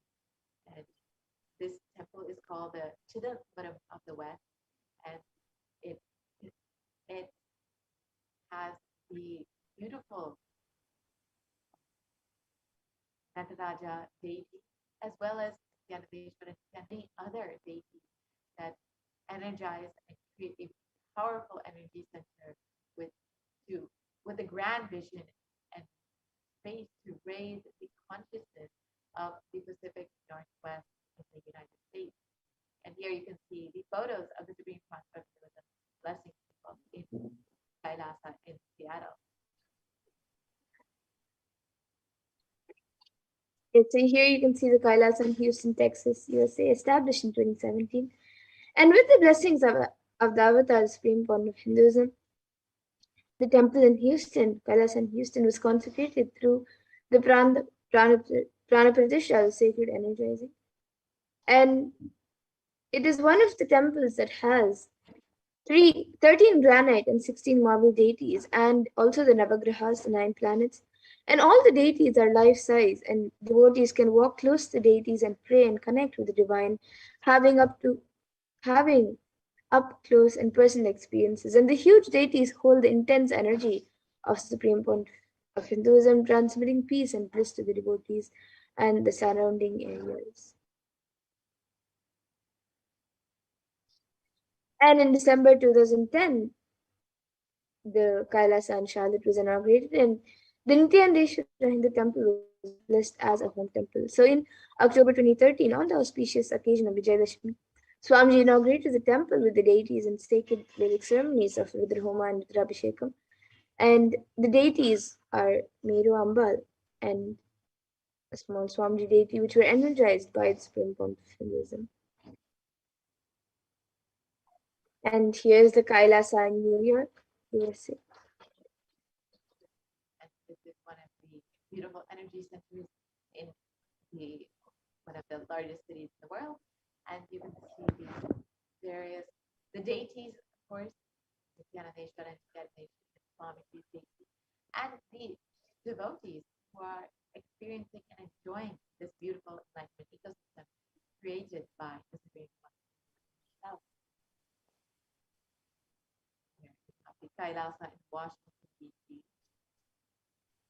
is one of the major energy centers in the east coast of the United States. You can see the Bharatamuti of Swamiji, Nithyanandeshwara, Nithyanandeshwari, and the other various deities of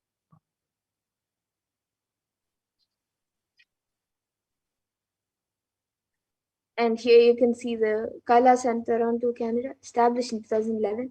So the Toronto Adinam was inaugurated by the Supreme Point of Hinduism in July 2011 and is blessed to radiate the superconscious energy of Kailasa, the abode of Lord Shiva, with all his energies.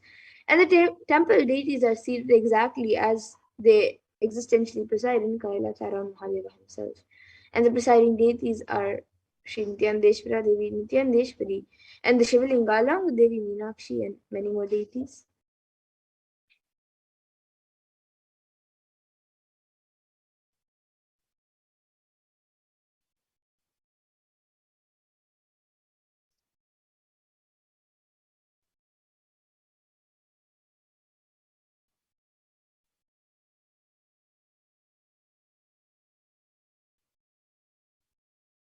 And the Kailas in Toronto, the temple in Toronto, is one of the temples in the entire West that has all the 63 Nayanmars and 18 Siddhas. And the next is the Kailas in Oklahoma City, USA, established in 2007. So the Nithyananda Hindu Temple of Oklahoma, US was inaugurated on the 30th of October 2007 by the Supreme Point of Hinduism. And it is declared as the energy center of Somnath Temple located in the Prabhas Kshetra in the west coast of Gujarat. And here you can see the Kailasa in Phoenix. and we have the Kailasa in Phoenix, Arizona, which was established by the Supreme Consort and serves the energy field of worship, meditation, and celebration for the last decade. And this temple structure is 2,500 square feet and completely enlivened with the cosmic energy. The presiding deities are Nithyanandeshwara Parameshwara, Nithyanandeshwari Parashakti, and Shivalinga. Here we have Kailasa in St. Louis, and this carries the energy of Tirumala Tirupati and houses one of the largest, tallest Venkateshwara deities in North America, along with Sri Devi and Bhudevi, and the beautiful Shivalinga and Nityananda Ganesha also reside at this temple. And this Kailas and my enlightenment ecosystem is a beautiful countryside with lots of beautiful nature around. And we have the Kailasa Om, which is a pillar in nurturing the Vedic culture. The activities include yoga, meditation, and bringing spiritual healing to the communities or people. It is one of your centers of peace, along with the Kailasa in Dubai, which is the most important energy. There's Kailasa and like of the Paduka Parashakti Swamiji and the devotees. Beautiful. And here's the Kailasa in London.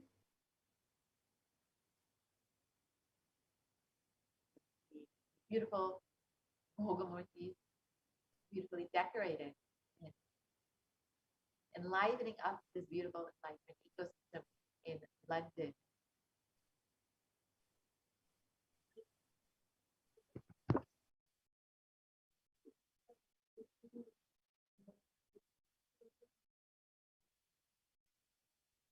And the Kailasa in Scotland. So you can see the deities of the Kailasa in Scotland, and you can see how to various places around the world, the Supreme Pontiff of Hinduism has personally sent deities, sent clothes for the deities, jewels for the deities, and established Kailasas everywhere.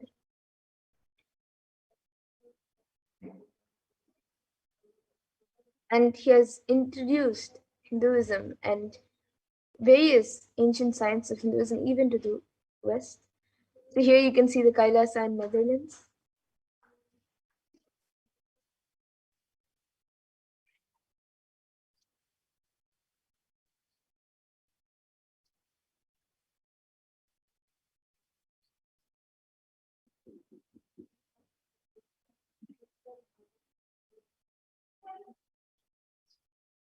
And then the Kailasa in Slovakia.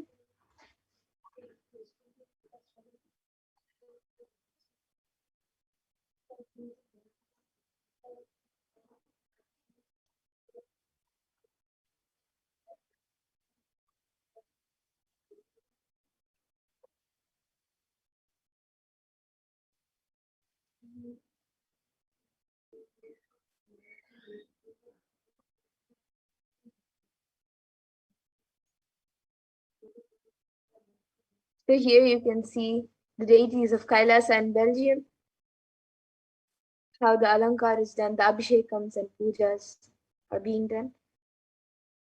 So around the world in various countries, whether it's India, US, Canada, UK, or the Caribbean, everywhere around the world, the Supreme Pontiff of Hinduism has established Kailasas in 150 countries, sharing the ancient science of Hinduism.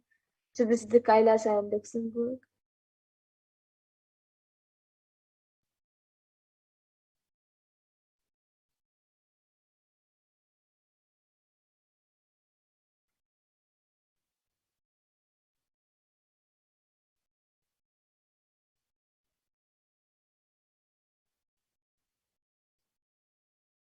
And then the Kailasa in Austria. So you can see the deities and also a few Naivedyam offerings given by the by devotees.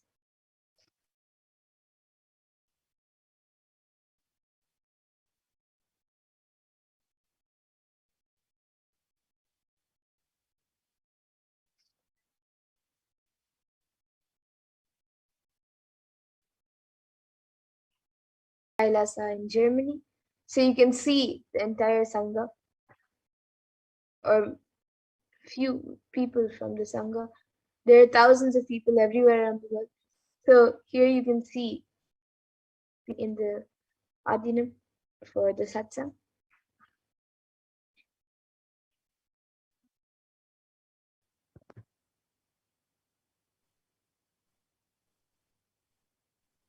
Here you can see the Kailasa. And then the Kailasa in Italy.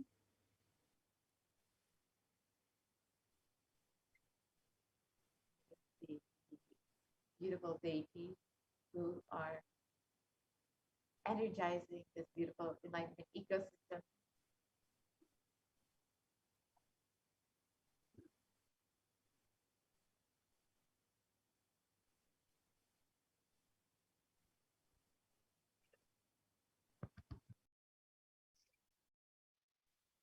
And then here you can see the Kailasa in France, the Paris Adinam.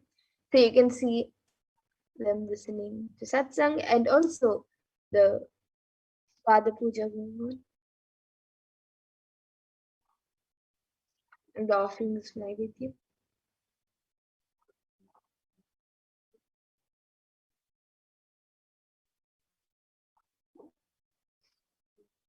And then the Kailasa in Switzerland. So you can see the deities in the Kailasa of Switzerland.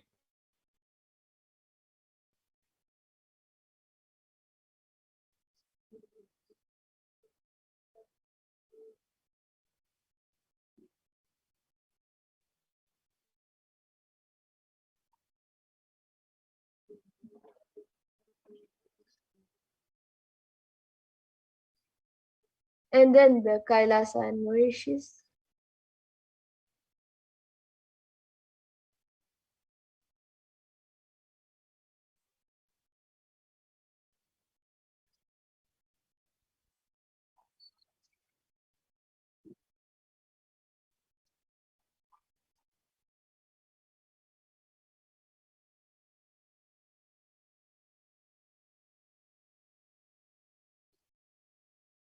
And then the Kailasa in South Africa.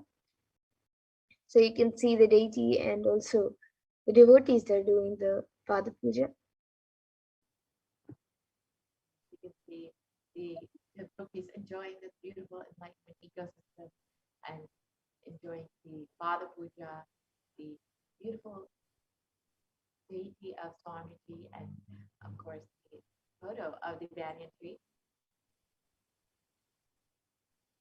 And then you can see now the Kailasa in Salem, which was established in 2006. So on the 12th of November 2006, the Supreme Board of Hinduism inaugurated the Salem, established the Salem Adinam, and declaring that this enlightened ecosystem will be the headquarters of Tamil Nadu. And the Supreme Board of Hinduism says, during one of his inaugural talks, he said, Tamil Nadu will start giving birth to enlightened humans after this. Let there be Nithyananda, eternal bliss. There are more photos of the Kailasa in Salem, the Supreme Concept of Hinduism, the Maheshwara Puja, and inaugurating this beautiful enlightenment ecosystem, one of the most important in Tamil Nadu, India.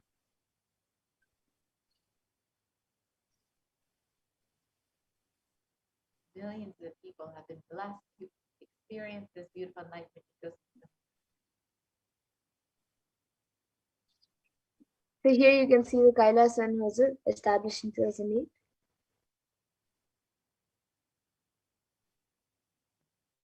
And the Hosur Adinam was handed over to the Supreme Concept of Hinduism in 2008 and officially inaugurated in the year 2015. And the Adinam was founded by J. Krishnamurti, the great Indian speaker, and was given to his secretary, who served him for over 40 years. And here you can see the Kailasa in Patnam, the inauguration day of this beautiful enlightenment ecosystem. Thousands and thousands of people gathered from all over Tamil Nadu to enjoy and celebrate this beautiful ecosystem created by the Supreme Concept, be blessed by the Supreme Concept. You can see And here you can see the Kailasa in Varanasi.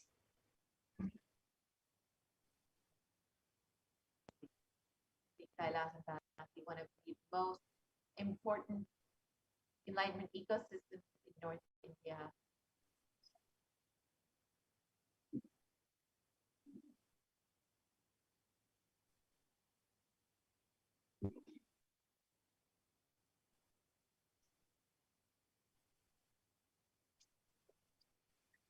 And here you can see the Kailasa and Rajapalayam established in 2008. So this Nithyananda Peetham in Rajapalayam was situated on a powerful Shakti stela, divine feminine consciousness energy. And it can be considered a Hindu heritage site. The significance of this land has, for Hindus, lies in the little known fact that Devi Meenakshi stayed in this area after her coronation. One of her golden rings slipped from her hand while she was resting here. And here you can see programs conducted by the Supreme Court of Hinduism in Rajapalayam, where thousands of people have attended.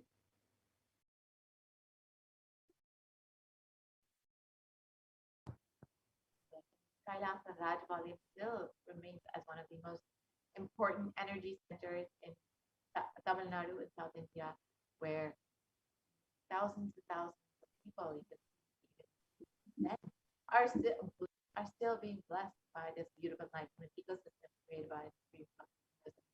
And here is the Kailasa in Hyderabad, which is one of the 14 ancient kingdoms, the Vizrangi Samrajya, which was given to the Supreme Panchayat, where Supreme Panchayat was coronated as the successor of this ancient enlightenment ecosystem. And here you can And then we also have a Kailasa in Kerala.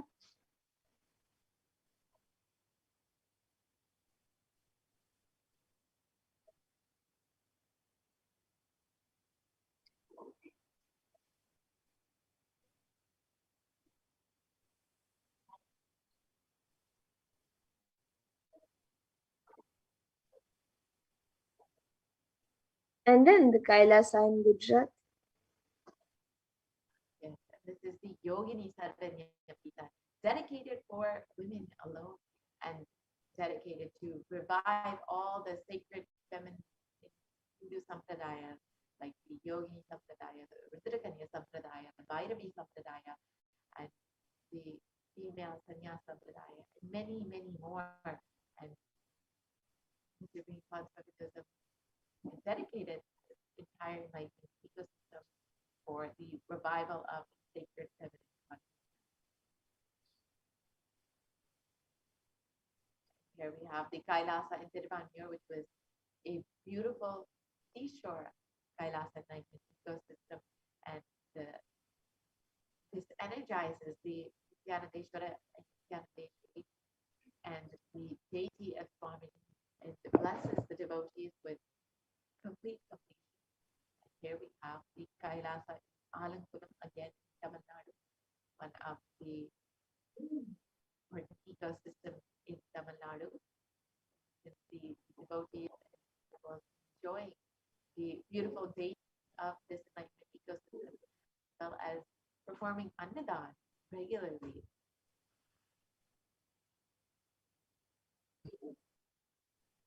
And you can see the Kailasa in Chennai, Tambaram, India. This energy, this enlightenment ecosystem houses the energy of the Nataraja, the Chidambara Nataraja as well. And this is one of the beautiful enlightenment ecosystems, again, created in Chennai.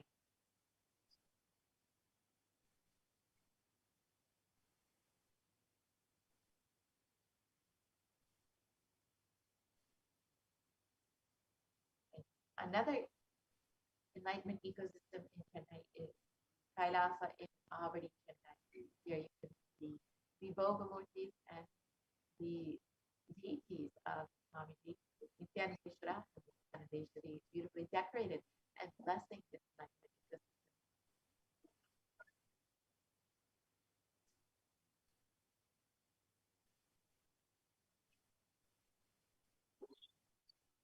And then the Kailasa in Chennai.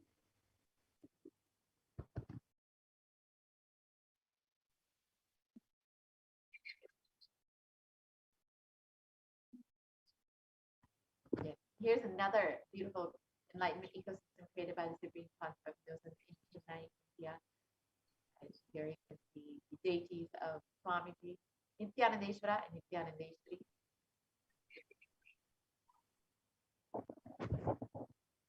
And here you can see the Kailasa in Melbourne, Australia, established in 2015.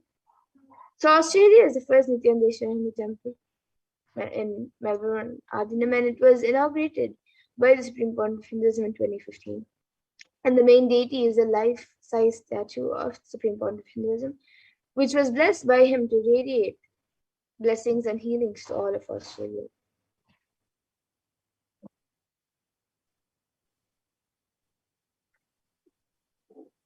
Here is the Kailasa, New Zealand. Another beautiful enlightenment ecosystem created by the Supreme Concept of the Supreme Concept in the South Pacific. You can see the devotees enjoying yoga, puja, and the various activities in the beautiful enlightenment ecosystem created by the Supreme Concept.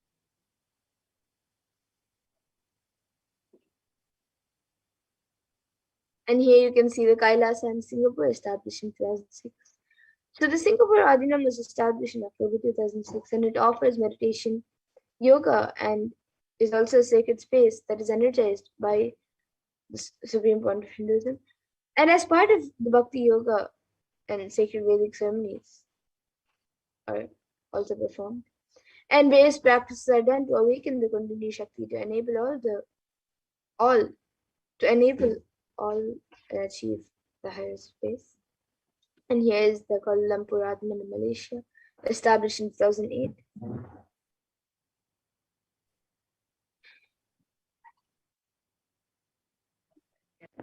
The Kailasa at Kuala Lumpur in Malaysia was blessed and energized by the Supreme Concept of Hinduism in 2008.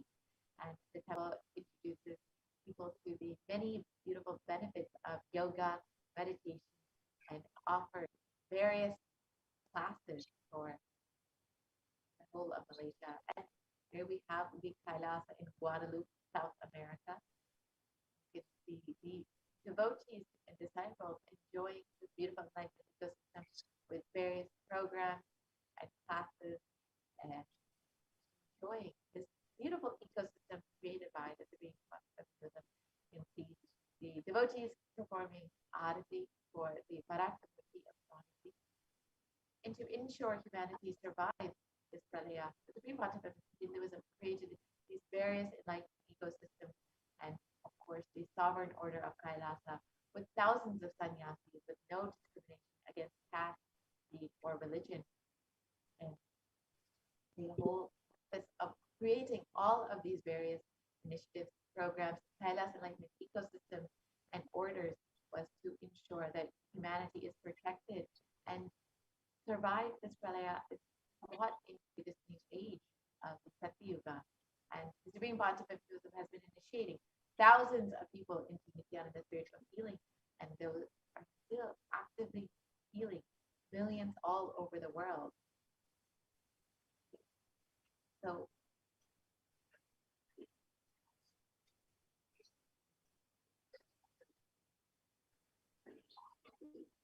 And the Supreme Court of Hinduism has established over 2,500 plus satsang centers, Padaka mandirs, and home temples to operate as de facto spiritual embassies of Kailasa.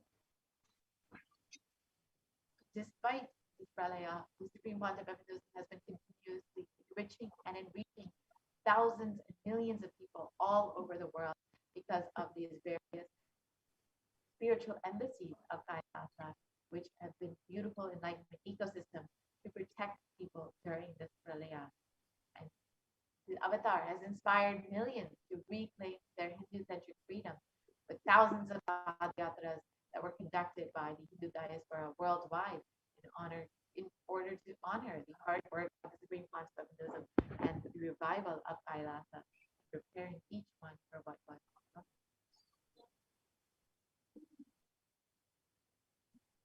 And in 2017, devotees in Malaysia also planned a Padayatra and executed it successfully with thousands participation in Malaysia. And reinvigorated.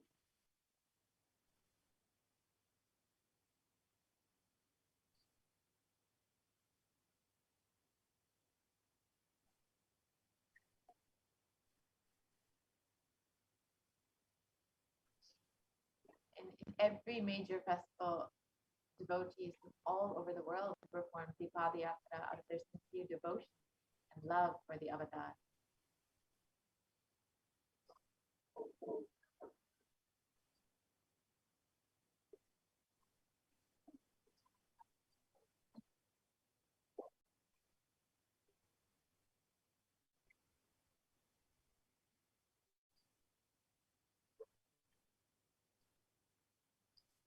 So here you can see global achievements and services by the Supreme Point of Hinduism.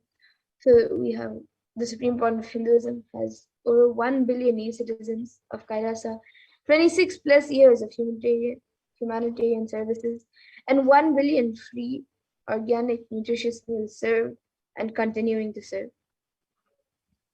And the world's largest universities established Slovakia, Switzerland, and France. During this pandemic, even during this pralaya, in order to protect people, in order to save people from this pandemic. And the Supreme Pontiff of Hinduism has opened up various initiatives and programs, and of course has been enriching and reaching people through the world's greatest digital nation, Hindu nation, with over 1 billion Hindus. You can connect with us on the various social media platforms on Twitter, Facebook, Instagram, and YouTube. And with this, we will be concluding this portion of the program. And if you would like to avail some of the benefits of Kailasa and all of the activities programs that the Supreme Pontiff of Hinduism has created over the last 26 years and has been enriching people with and blessing people with during this pralaya, during this pandemic, you are welcome to visit kailasa.org and sign up to be an e-Kailashian. Avail all the benefits of Hinduism, all the benefits that the Supreme Pontiff of Hinduism has been enriching the world with. You can also sign up for the ongoing Paramashivoham program, which the Supreme Pontiff of Hinduism has been conducting non-stop since the beginning of this pandemic, despite not being able to perform the Padayatra in order to end the re-energizing process of the 12 Jyotirlingas. The Supreme Pontiff of Hinduism has been continuously enriching people, enriching and enriching people all over the world during this pralaya in order to protect them and guide them through this pralaya, through the various programs and initiatives, and of course the Devi Parashakti Akashic reading and the Bhagavan Sundareshwara Darshans as well. The various global initiatives done by the Supreme Pontiff of Hinduism, education, holistic health, and the development of human potential. And this has been especially important during this pandemic where people are suffering during this time. And the Supreme Pontiff of Hinduism has brought the foreign aid through Hindu diplomacy and with the United Nations with over 108 humanitarian charitable initiatives and been spearheaded by the Sovereign Religious Order of Kailasa.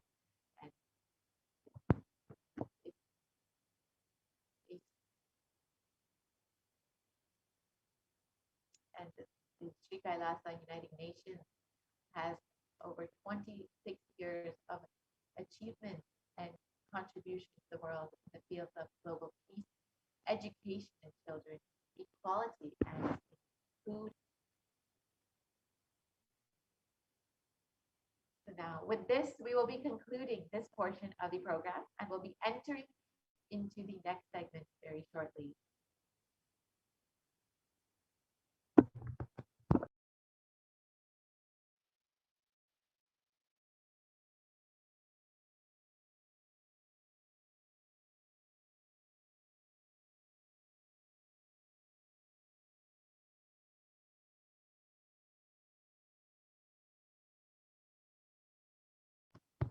And the Supreme Pontiff of Hinduism, of course, has the Nithyananda University, which is one of which is the largest Hindu university in the world, and now which has been enriching and reaching people, especially during the time when people are in suffering. The Supreme Pontiff of Hinduism has been continuously offering non-stop free classes, and the Paramashivoham program, which is completely available online and freely for anyone who wants to enrich themselves during this time. Now, with this, we will be concluding this portion of the program and entering into the next segment, where we will be understanding some of the various offerings that we can make to Devi Parashakti. So, as all of you know, Devi has been continuously blessing us, and of course, the Swamiji has been continuously guiding us, blessing us during this time, during this pandemic.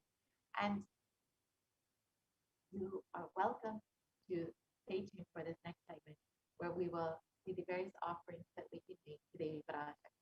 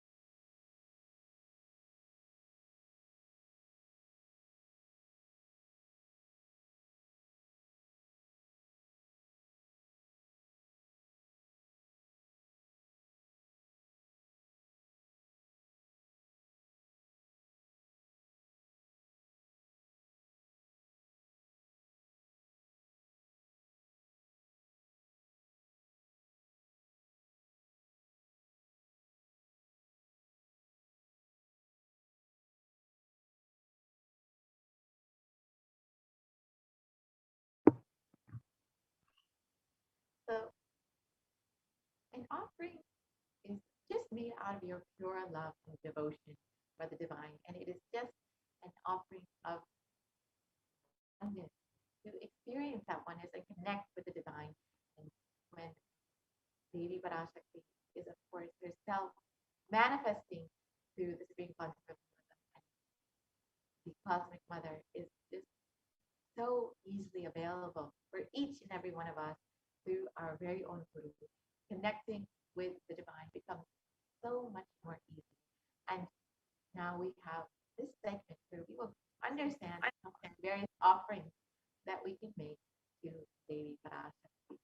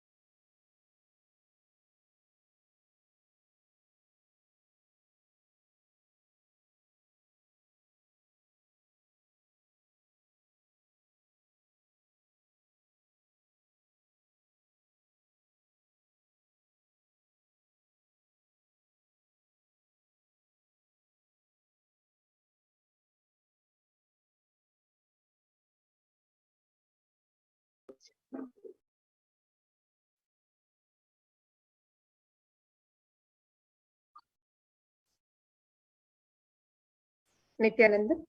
So let's now look into the offerings we can make Devi Parashakti as we get ready to receive her darshan today.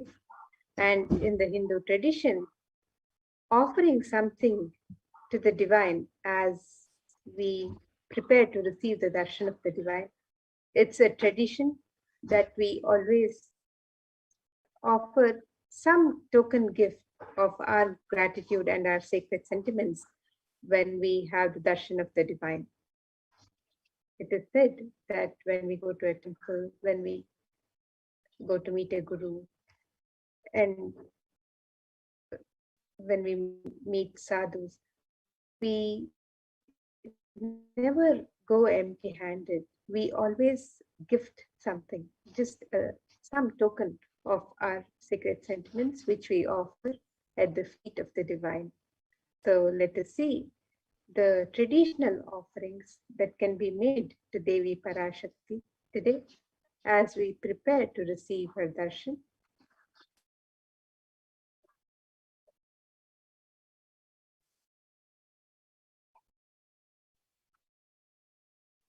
And in the Hindu tradition, the offering is a gift of pure love, devotion, and oneness. And it is never made of fear or greed. And when an avatar lands and receives the offering, it's part of a pure grand Leela played out only for the purpose of enlightenment.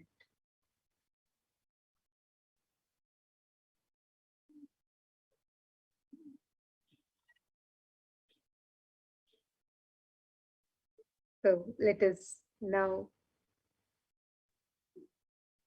be in the sweet remembrance of Devi Parashakti with this Dhyana Shloka as we prepare to receive her darshan and get ready with our traditional offerings to Devi Parashakti. And this Dhyana Shloka describes Induni bhaveda karavani nayanam syat pankaja varabhaya japakshara sarayuktam angahimabhushana vichitra vasanam syat tungamakutojjvala manonmani swarupam.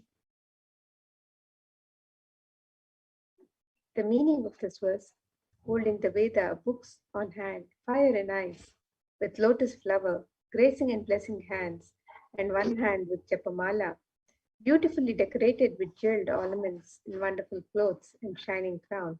Her name is Manonmani. And another Dhyana Shloka which describes Devi Parashakti. It says, Dhyayet Devim Trinetram Shashinibhavadhanam Vedahastam Dadhanam Savye Padmam Varadam Apare Cha Bhayam Chakshamalam Divyairabharanair Vibhushita Tanum Brahmadibhi Pujitam Devi Meva Manonmani Pratisinam Kamarthadhatrim Shubham.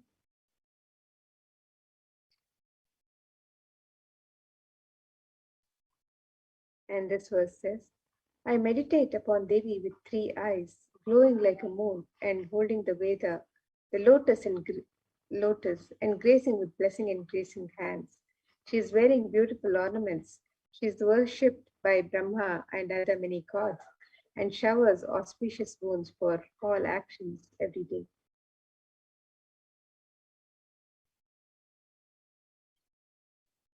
And in the Hindu tradition, the various offerings to the divine are made in the sacred element of gold. The significance of the divine element of gold is described in our scriptures. Let us see this verse from Atharva Veda, which describes the significance of the element of gold. Tretajitam janmanedam hiranyam agnirekam priyatamam bhabhuva somasyaikyam insitasya parapatata apamekam veda ahutatte hiranyam trividastvai vishe. The translation: triply born by birth is its gold. From the atoms of Agni is one. It becomes dearest to Agni. One fell away from the Soma when it was hurt. One they call the seed of virtuous and powerful Apa, the watery molecules. Let that triple gold be for your long life. Gold is a divine element in the Hindu tradition. It purifies anything that it touches. It is an element of great spiritual significance and spiritual power of healing and enlightening. The vibration of gold has the power to infuse sattva energy and positive thought currents in anyone who wears and in anyone who sees or operates in its vicinity. Gold is present in all the scriptures, Hindu scriptures such as the Vedas, Agamas, Shrutis, Smritis, Itihasas, Puranas. In all the Hindu scriptures, it is abundantly displayed that gold is the most auspicious and purest metal which purifies our being. In the Hindu civilization, everything was built in gold, exchanged in gold, ritual feasts were offered in gold bricks. When one was to be saved from life-threatening illnesses, gold was offered as a ritual fee.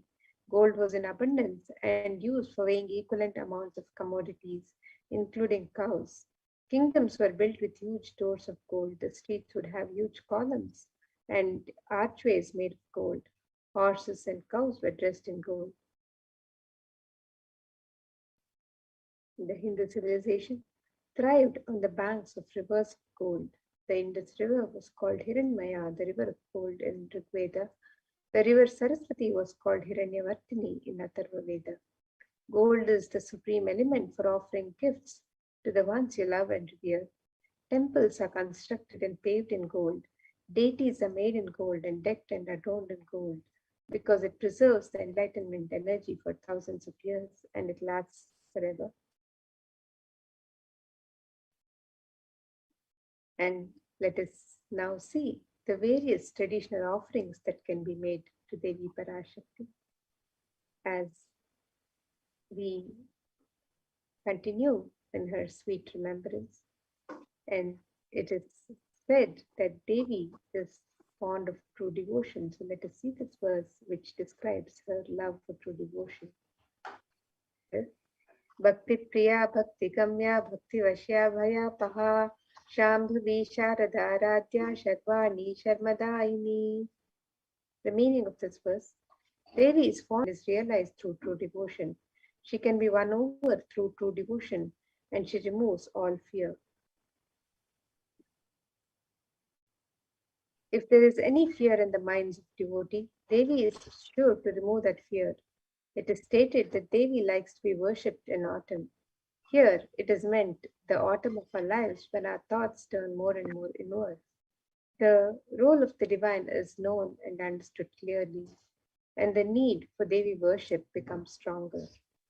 Shambhavi is the consort of Shambhu, who is Lord Shiva. Sharada Radhya is the one who is worshipped by Devi Sharada herself, who is Devi Saraswati. Sharvani is the wife of Lord Shiva. In the Linga Purana, Lord Shiva is described as Sharva in the third form.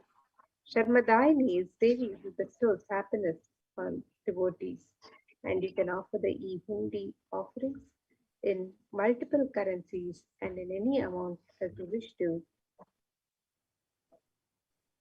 And you are blessed with the grace and blessings of Devi Parashakti. It is your expression of your sacred sentiments. And just like as you would offer in a hundi in the traditional Hindu temples, you can make your offerings in the e-hundi in any amount and in any currency as you wish to offer.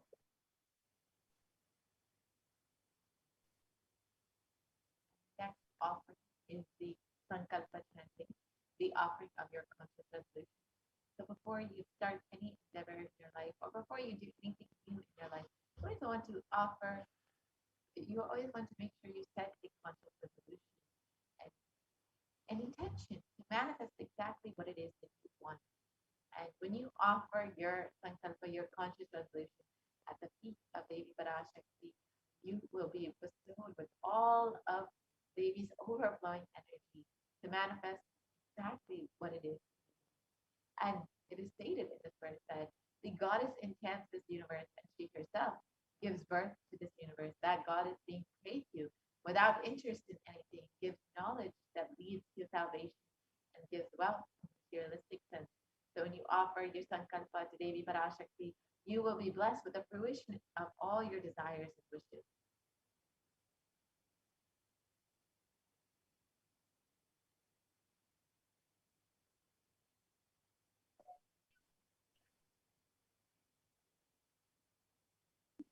The next offering to Devi Parashakti is the Sahasranama Swarnakasu, the offering of the pure gold coin, inscribed with one of the 1,008 sacred names of Devi Parashakti. Devi is described in the Lalita Sahasranama as Nama Parayana Prita, she who likes the repetition of her various names. Now you can offer this gold coin inscribed with one of her sacred names. And this offering is a very special and unique archana offered to the Mahameru of Devi Parashakti directly.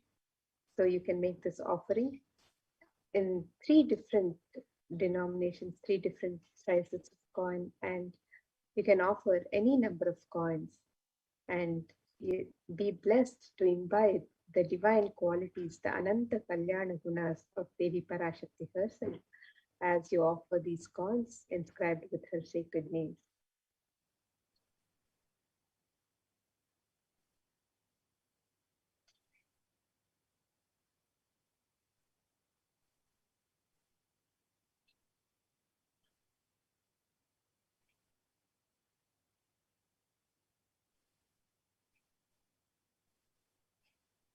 Next offering is the Mukta Amriti, the finger ring with a pearl. And Devi is very well known to be adorned and very fond of pearls. And the pearl represents Devi's infinite compassion. And in this verse, it states, I bow to the goddess Meenakshi, whose crown has garlands of pearls, and the face shining like a full moon, who wears anklets that are studded with gemstones and has small bells, who is shining like the splendor of the lotus, who grants all the wishes, the daughter of the mountain, who is worshipped by goddesses Vani and Dhamma. I remain ever bowing to the goddess Meenakshi, the ocean of compassion. When you offer this Mukta Amriti finger ring with a pearl, you will be blessed with Devi's overflowing compassion in all of your business endeavors.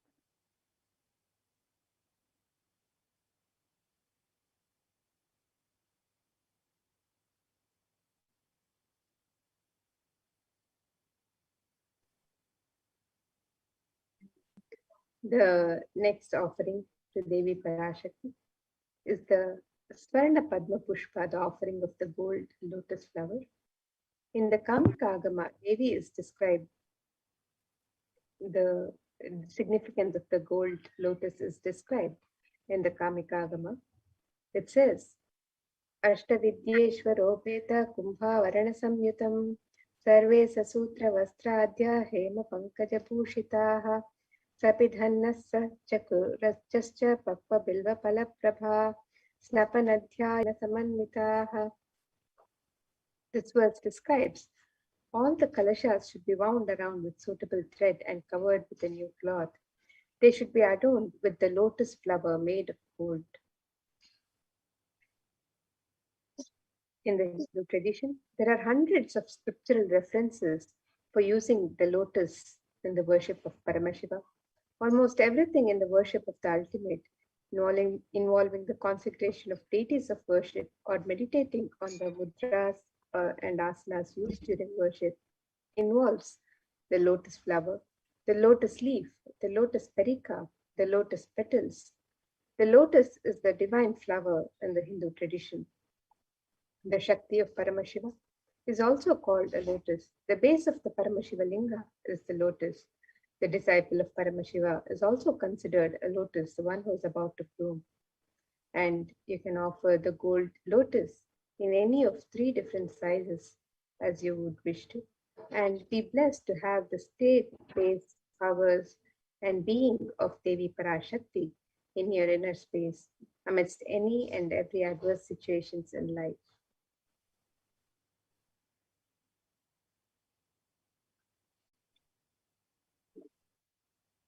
Next offering is the Svarnamati, the gold toe ring. And this verse, it describes the greatness of Devi's very toenail. And it states, you whose brightness from the toenail destroys the ignorance in the minds of the devotees. You who prostrate at your feet, you whose brightness from your 2 feet overpower that of the lotus flower. You can see the power of Devi's very toenail. When you offer this Svarnamati, the gold toe ring, to the feet of Devi Parashakti, you will be blessed with all protection and the removal of all ignorance from your life by prostrating at the very feet of Devi Parashakti.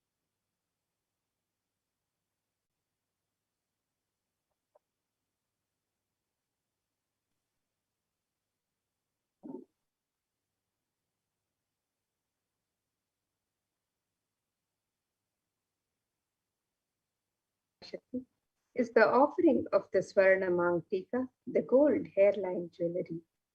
Devi is described as Sudha Sharabhivashni, she who makes the nectar flow in all our nerves from the Sahasrara, she who gives the very pleasant experience of the ultimate.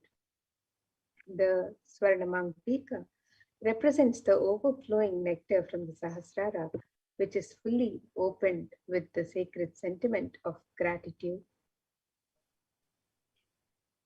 And you can make the offering of the Swarnamang Tika to Devi Parashakti and receive the blessings of achieving the blissful state of overflowing gratitude and the space of complete completion. So you can make this offering to Devi Parashakti on the website www.kailasamailer.com/sevas, and you can make any of these offerings on the website, any offering that resonates with you as an expression of your sacred self.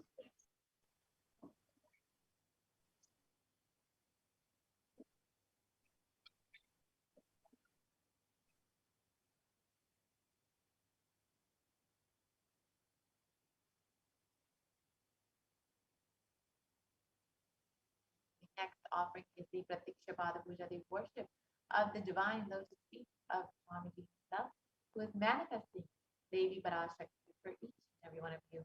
And in the Soundarya Lahari, it states that the toenails have been sharpened by constantly bowing down and being touched by the crowns of the celestial beings who always prostrate before Devi. And Tamoguna is darkness. In the Stotram, Tamas is indicative of the ignorance in the minds of the devotees, and by constantly prostrating before their ignorance is removed and they attain knowledge.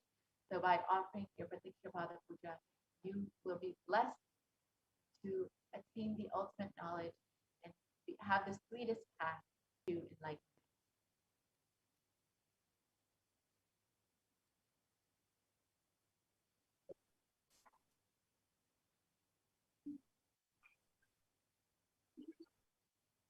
And the next offering to Devi Parashakti is the offering of the Vastra Seva, the offering of the sacred cloth to Devi Parashakti.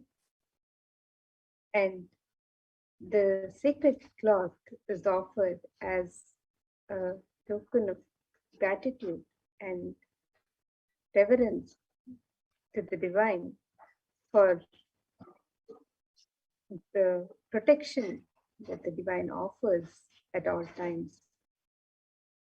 And you can make this offering of the sacred cloth to Devi Parashakti and be blessed with all the auspiciousness and blessings of Devi Parashakti and the Nijavatara, the Supreme Pontiff of Hinduism, Jagadguru Mahasannidhanam, His Divine Holiness, Bhagavan Sri Nithyananda Paramashivam. So you can make all of these offerings to Devi Parashakti. As we prepare to, you can make these traditional offerings on the website www.kailasavailar.com/sevas.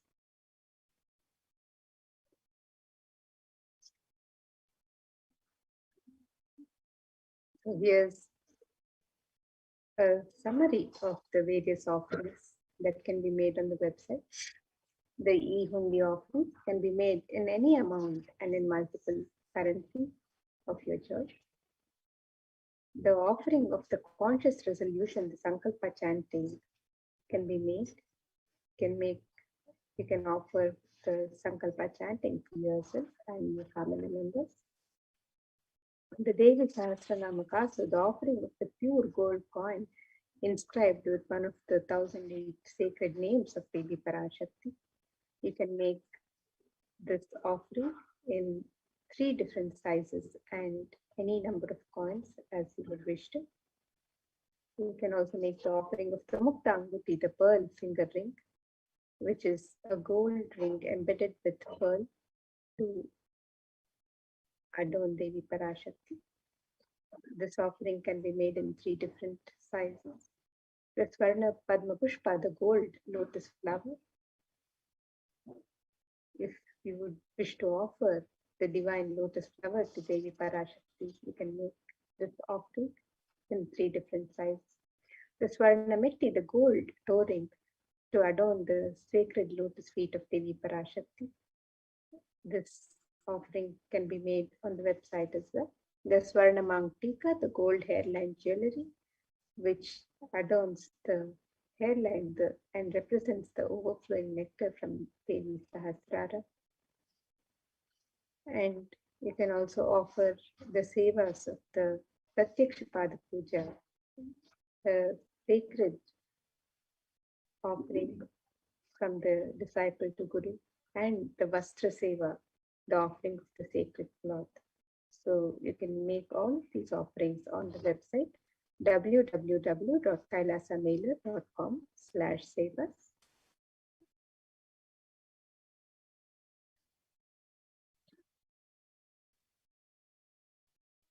And here you can see on the website www.kailasamailer.com/sevas. And if you would like to make an intention to make an offering, you can make the intention in step 1. And if you're ready to make your offering today and you wish to go ahead with the offering, you can make the offering on step 2 for the e-hundi or the various jewelry and sevas.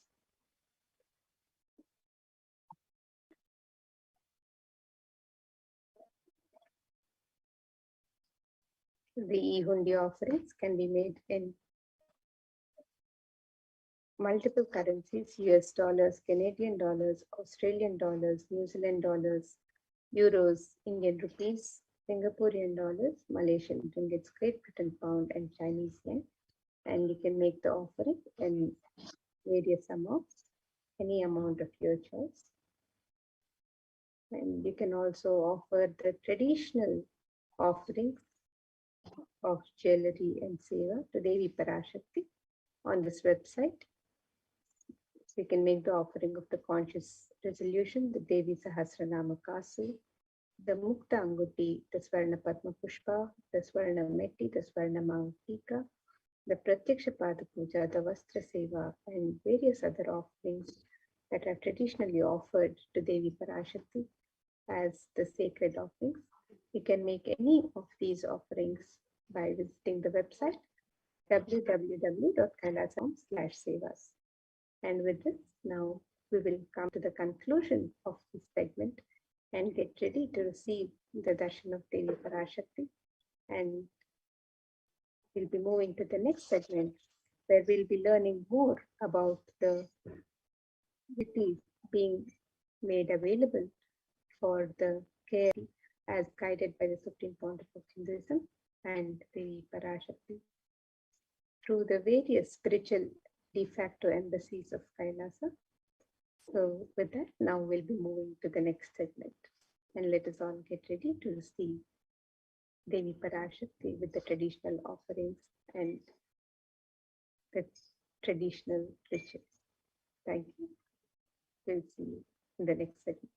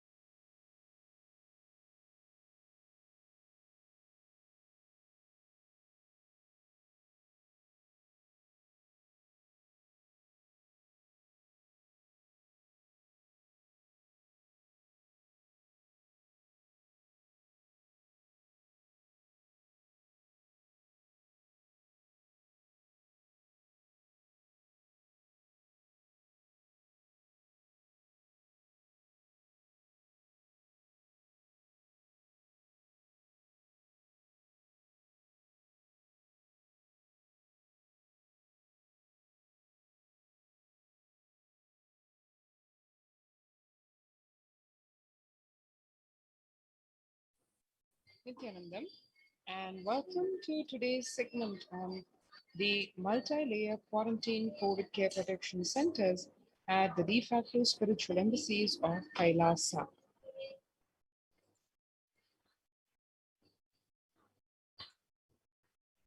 Let us first understand where we are in terms of where the world is, what are the challenges the world is facing. Today, people around the world are trying to grapple with the grim reality that the pandemic is far from over. The aftermath of the current calamity promises to be much more devastating. The greatest economies of the world are facing disastrous futures. Countries are facing off each other in deep mistrust. And now, let us understand this with some statistics and current news.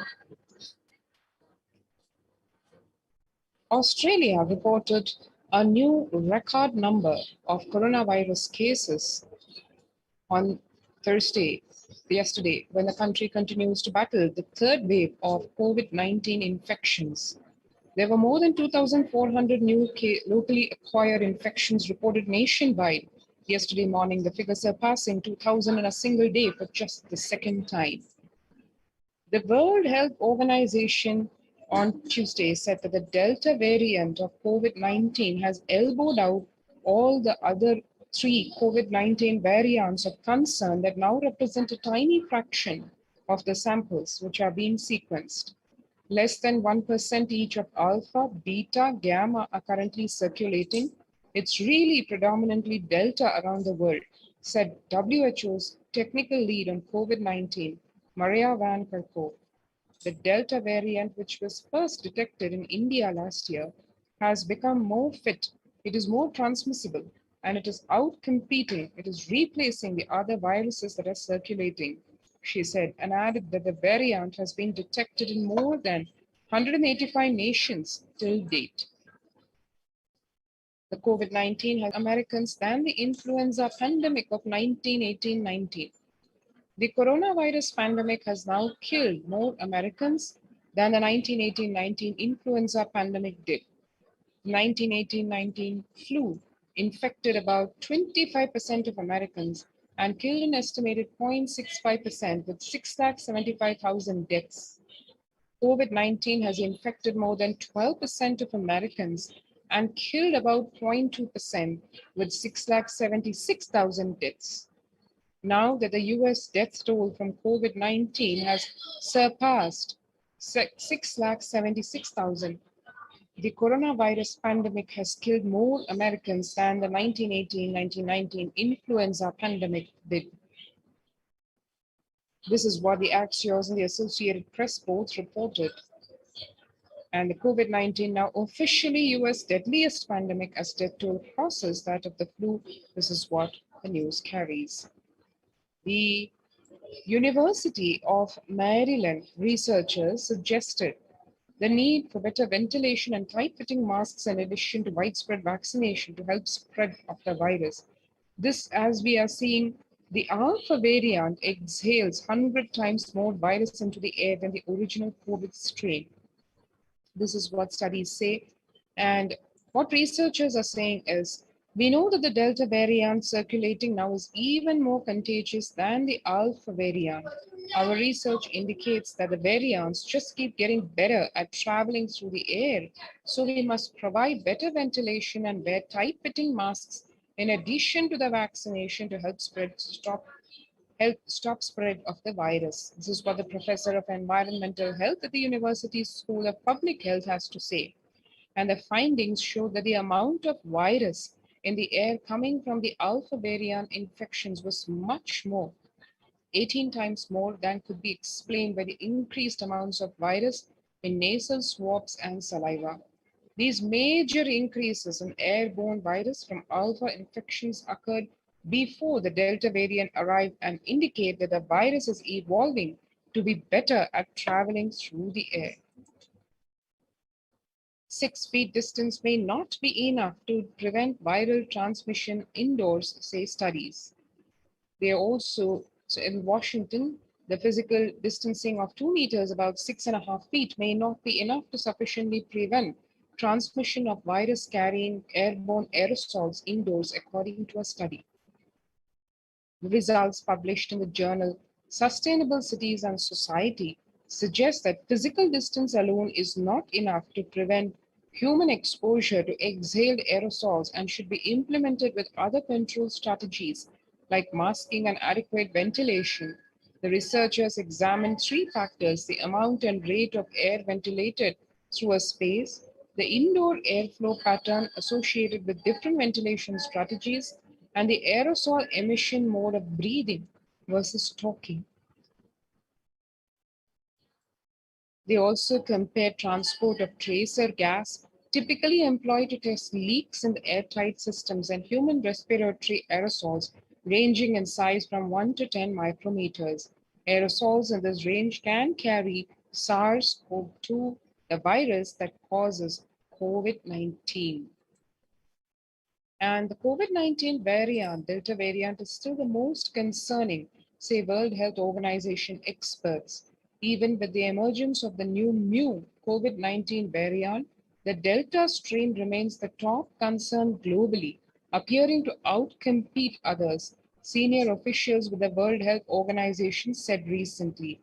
I think the Delta variant one that's most concerning because of the increased transmissibility, said Dr. Maria Van Kerkhove, the agency's technical lead for COVID-19, speaking during an online question and answer session. It is doubly transmittable compared to the ancestral strain, which means that it can be spread to more people. COVID-19 pandemic is nowhere under control in the United States, says Chief Medical Advisor Anthony Fauci. He said, right now, we are still in pandemic mode because we have 160,000 new infections a day. That's not even modestly good control. In an interview with Axios, the US has reported 40 million cases of COVID-19 since the outbreak of the virus, with over 4 million infections adding up in the past few weeks. The increase in COVID cases comes as the US administration earlier this month announced it is planning to provide booster shots of the Pfizer and Moderna COVID-19 vaccine as the Delta variant has become dominant in the nation and is wreaking havoc. The surge in Delta variant is driven by the low vaccination coverage in many communities across the US, according to the US Centers for Disease Control and Prevention. In a country of our size, you can't be hanging around and having 100,000 infections a day. You've got to get well below 10,000 before you start feeling comfortable. This is what the United States Chief Medical Advisor Anthony Fauci has to say.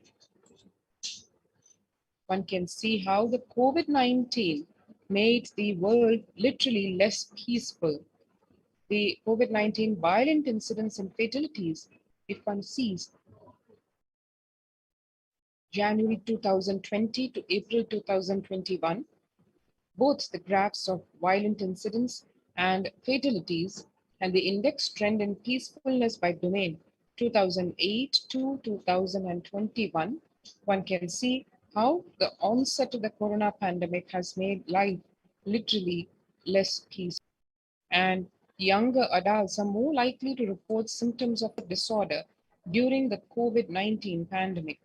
One can see here ages 18 to 24, 56.2% of the population experiencing anxiety and or depressive disorder. In the age group 25 to 49, which is really the working group, it's about 49%.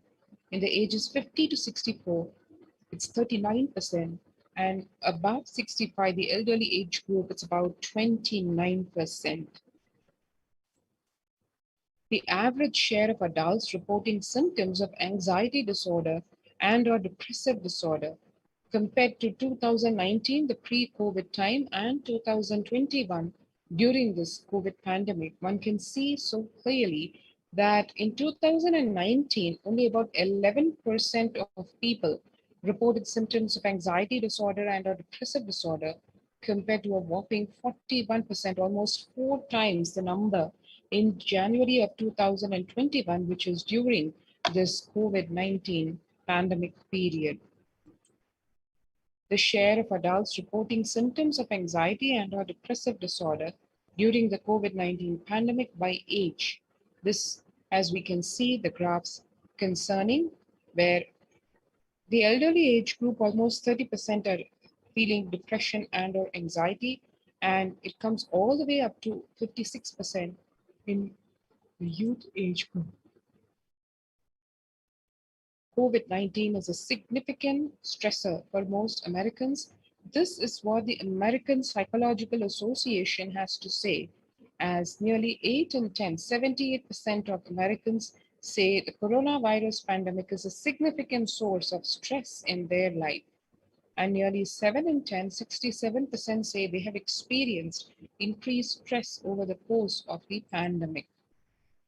And COVID-19 could exacerbate doctors' existing mental health burden, as more than 60,000 US healthcare workers have contracted COVID-19, 300 have died. An estimated 300 to 400 have suicide every year. This is for us to understand the contrast in the number of deaths of handling the COVID-19 pandemic. Of the health workers who treated patients during China's COVID-19 outbreak, 50% showed signs of depression and 45% showed signs of anxiety. The self-reported mental health among pregnant women and new mothers. One can see here, before the COVID-19 pandemic, 15% of pregnant women and new mothers felt depression, 29% experienced anxiety. But during this COVID-19 pandemic, the numbers have just shot up, where one can see here 41% of the pregnant women or the new mothers experiencing depression, and a massive 72% saying they experience anxiety. And living under stay-at-home orders, 8 in 10 students are struggling with focus on school or work and avoiding distractions. Students are interacting most with parents during the COVID-19 physical distancing. Parents can support students. The number one way is simply spending time with them, which is ranked much higher than talking about the COVID-19 news to them. The resource needs include: the number one is for the college student mental wellness, virtual face-to-face time, and number one for homeschooling students, digital social gatherings. 55% of all students do not know where to go for help for their mental health.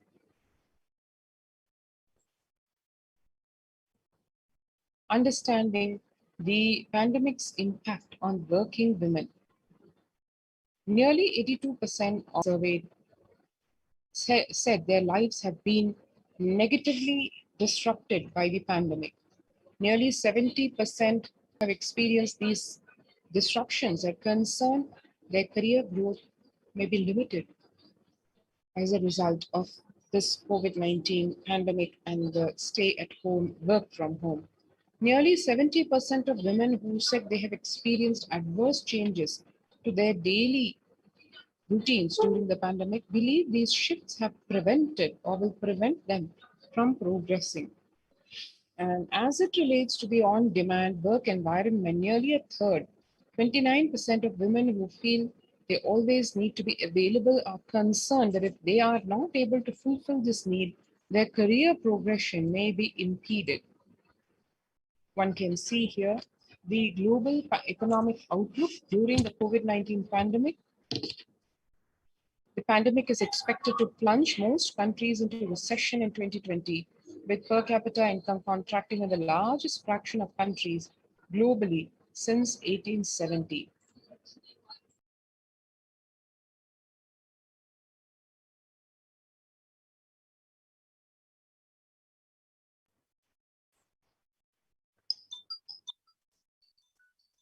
COVID-19 is a threat to peace building in conflict-affected nations. The COVID-19 crisis has worsened already fragile situations. The ILO is more aware than ever of its responsibility to promote peace and resilience in the time of this global pandemic. This is what Guy Ryder, ILO Director General, has to say. And as one can see here across the world, the impact in, for example, in the city of Mumbai in India, Mumbai mayor says third wave is here. What do the September surge in COVID cases tell us? The city's mayor has said that the third wave of COVID is already upon Mumbai. Now, this is a statement which so resonates with what Devi Parashakti had revealed in the Akashic readings, where she said that the Kirmi Bhojanam has landed, the Naraka has landed in India. That's exactly what Mumbai's mayor has to say, pointing to a sudden spike in cases where he says, the third wave of COVID-19 is not coming, it is here, said Kishori Pednekar, adding that an announcement regarding the matter had already been made in Nagpur. Speaking of the festive season in Maharashtra, the mayor urged people to remain in their homes. The mandals have been asked to allow only 10 p.m. shifts, she said. And a breakthrough infections found in 25% of health staff, says a study. A little over 25% of healthcare workers were infected with coronavirus despite getting fully vaccinated. A recent study has revealed, giving an insight on the breakthrough infections due to the Delta variant. The study, jointly conducted by the Institute of Genomics and Integrative Biology and Max Hospitals in Delhi NCR, found that vaccination breakthroughs were far more common during the Delta outbreak in Delhi than previously reported. The new COVID-19 variant Mu shows signs of vaccine resistance, and all you need to know, a new coronavirus strain known as Mu, which was first identified in Colombia in January, has been designated a variant of interest by the World Health Organization. After being detected in Colombia, Mu, known scientifically as B.1.621, has since been reported in other South American countries and in Europe. The Mu variant is a constellation of mutations that indicate potential properties of immune escape, the Global Health Body said Tuesday in its weekly pandemic bulletin. And how to cope up with the current COVID-19 pandemic, given all these very scary facts. It is important to address the COVID pandemic, which is seeing another wave destroying many lives. The Supreme Pontiff of Hinduism says the pandemic fatigue setting in as a result of continuous lockdown is result in delusional ignorance. Holding on to the delusion and supporting the space of delusional decisions leads to delusional arrogance, Robhava Sankalpa. Continuous lockdown leads to delusional thoughts like, so what if I die, it's okay. I can't live forever in this lockdown. Going out then and exposing oneself and putting the risk on oneself and others with irresponsibility and insensitivity is a delusional arrogance of Drobhava Sankalpa. The global COVID virus pandemic has left the whole world desperately looking for answers. Life, as it been experienced even back in February of 2020, is no longer recognizable. Drastic change is the order of the day, with people having to redefine their world with new paradigms of economy, society, faith, religion, and health.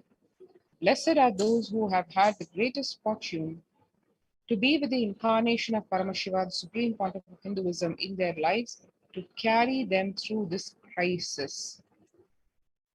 And now, let us take a few minutes to register ourselves to join the COVID care protection centers by just registering at the link below, https://kailasa.org/kailasa care.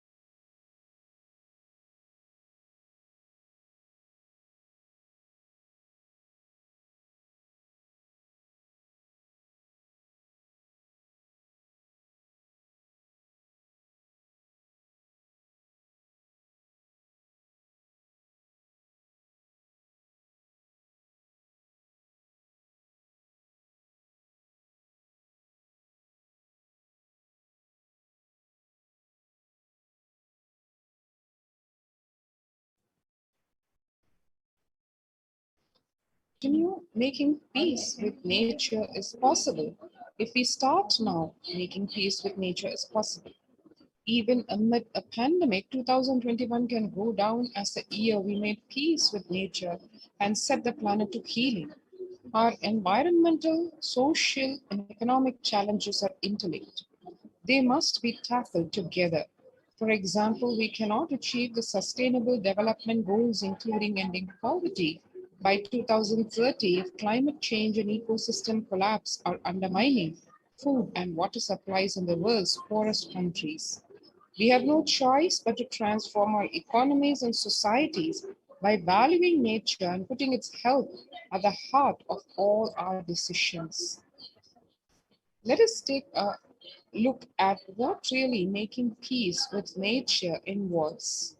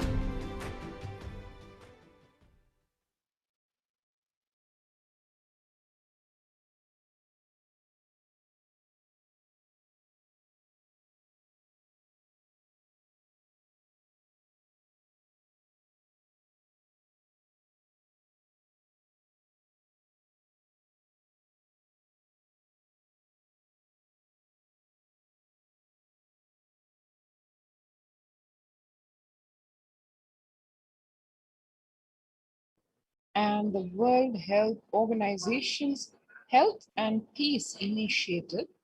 Health and peace are interrelated. In the words of the Director General of the WHO, Dr. Tedros, there cannot be health without peace, and there cannot be peace without health.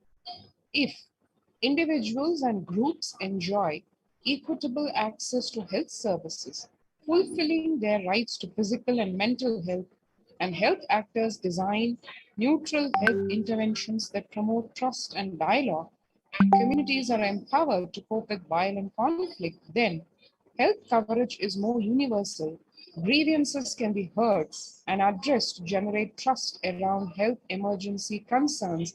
Affected communities are more likely to make meaningful contributions to peace and reconciliation and to resist the incitements to violence.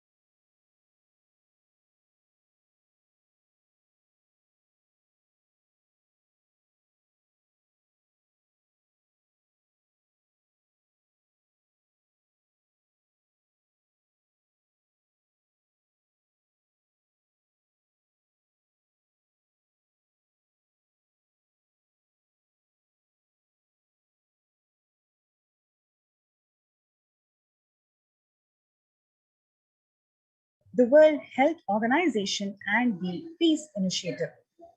The menu of peace and health interventions very clearly talks about reinforcing the equitable access to health services, mental health and psychosocial support, support to disarmament, demobilization and reintegration, community violence reduction or the prevention, cross-line technical cooperation and dialogue, mediation and diplomatic engagement, inclusive participatory health or governance.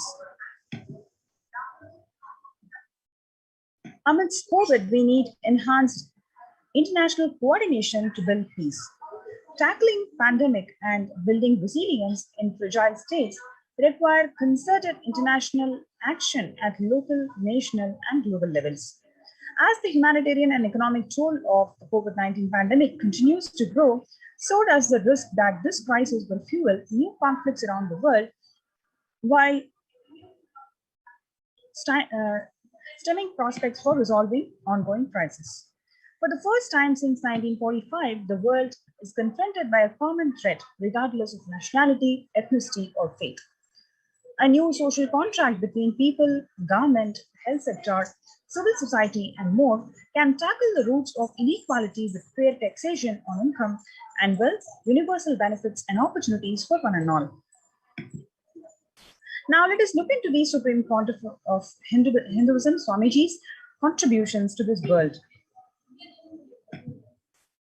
Whenever an individual goes through a spiritual bliss, he manifests a beautiful life for him and everyone around him. If he is powerful enough, he moves the whole city and manifests peace. He is more powerful, he moves the whole village or the whole country itself. If he is powerful enough like incarnations, he can move the whole world and manifest peace for them. The individual bliss is a source of the global peace in the level of home, the microscopic and the macroscopic level universe. Whatever level it may be, whatever level it can be, the global peace is actually a byproduct of the individual peace. Now let us look into the self-transformation, a secret to achieve global peace. Now let us listen to this video. Social answer means I'll tell, oh, you should all work for global peace. You should all work for turning the world. You should work for revolution. You should work for all these, that things. You should vote only the party which says that it will stop the war and all these things. This is the social answer. Nonsense. If you want the honest answer, I tell you, simply transform yourself. You can't do anything. If at all you can do, you would have done it. Be honest. If you can do, you would have done it. You are raising this question because you are not able to do. Am I right? So let us be very clear. Let us be honest. We are not able to do socially. That's the truth. That's the reason you are sitting here and raising the question. I tell you, understand few important things. There are a lot more attached to this question. There are many things which is attached to this question. We always feel the present is the world is totally spoiled. It is not going according to the rules or how it is supposed to be. It was wonderful once upon a time. In ancient time, things were going properly. Everything was well and great. And I tell you, 10,000 years ago, they found some writings on stone in Harappa Mohenjo-daro culture. Some stone writings have been discovered. The other day I read a beautiful book about that stone writings. That writings, it says, oh, nowadays the society is not as it should be. So much of war. There is no peace. In the early times, there was so much of peace. Society was really great. Things were as it should be. And it almost looks like a today newspaper editorial. 10,000 years ago, the same thing carved on a stone. Then understand, there was no such time as only good prevailed. It is just a fantasy. Hinduism, they call it Satya Yuga, the age of truth. There was a time only truth prevailed. And every religion, Christianity, they say the Garden of Adam and Eve. There was a time everything was wonderful. Every religion has got the fantasy. The past was great. There was golden past. Always the idea of golden past exists only in the past. The more you go back, again you say the past was great.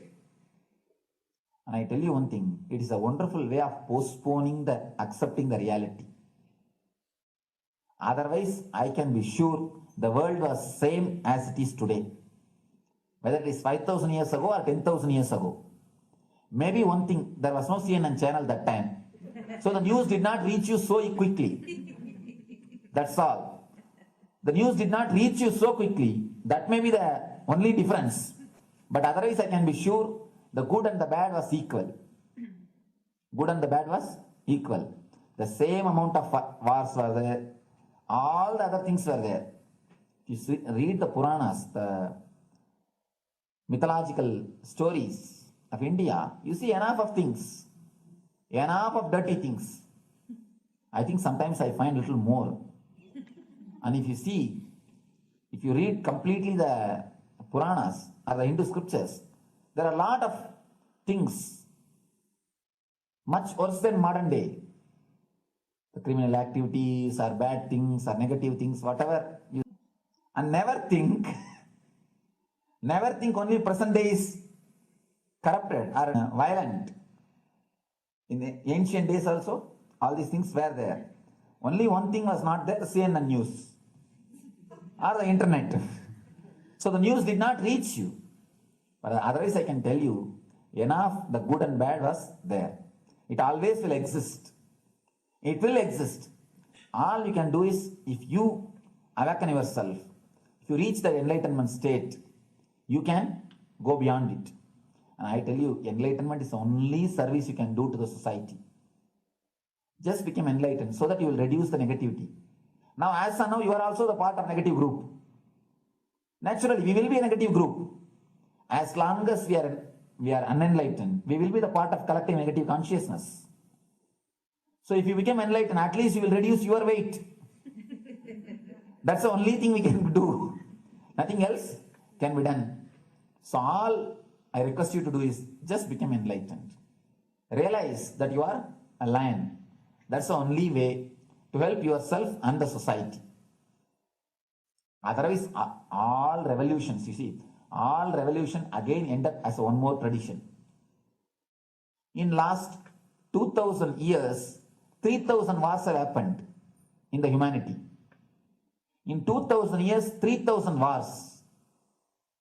Human beings have not done anything except doing wars, except fighting. Everybody claims he wants to do revolution. He wants to spread peace. You see, every country claims their army is a defensive army. Then who is offending? Tell me. Every country says defensive army. Then who is offending? These are all just, games. The idea of peace is a pure game. Everybody wants to spread the peace according to them, not according to the other person. They want peace according to them. I was in one interreligious gathering. One guy is preaching, let all of you convert to my religion so that we will not have fight. He wants peace the way in which he wanted, not the way in which. And there's a beautiful saying, the sword of Muhammad, peace alone should survive, something like that. He has written some statement about the peace on the sword. We all take sword to spread the peace. So no revolution is going to help, because in the last 2000 years, 3000 revolutions have happened, but still world is same, I think much worse. So no revolution is going to help, only individual evolution is going to help. So be very clear. Instead of working in the outer world, start working in the inner world. That will help you and society some way.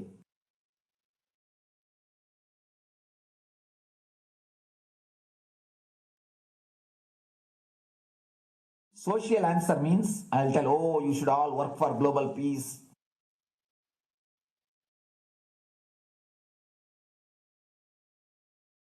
Social answer means I'll tell, oh, you should all work.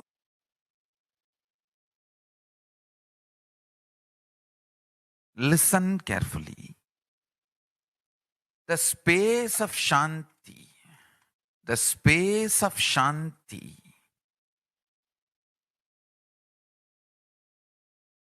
is where Kailasa grows. Listen carefully. It is in the deep powerfulness of peace, or peace-centered powerfulness is the ground, breeding ground for Paramashivatva to manifest. Please understand. Like how pure mirror reflects everything, pure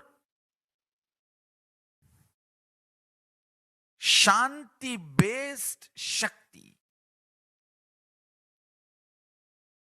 peace-based powerfulness reflects Paramashiva. Paramashiva manifests in peace-based powerfulness. Please understand. Neither violence nor powerlessness. Powerlessness is weakness. Violence is abusive. Peace-centered powerfulness. Powerfulness-centered peace. All the Upanishads starts with peace, completes with peace. Shanti mantra. Starts with Shanti mantra, gets completed with Shanti mantra.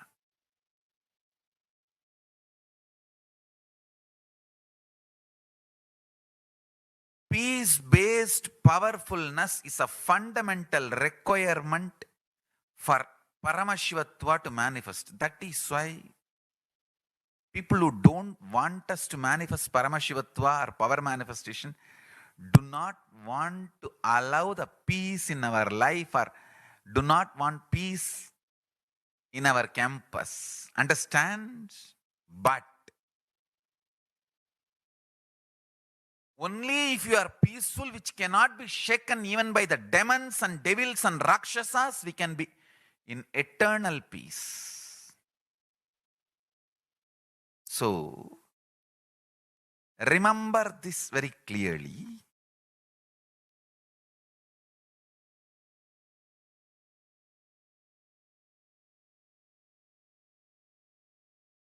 Peace alters the very DNA structure, genetic structure, the core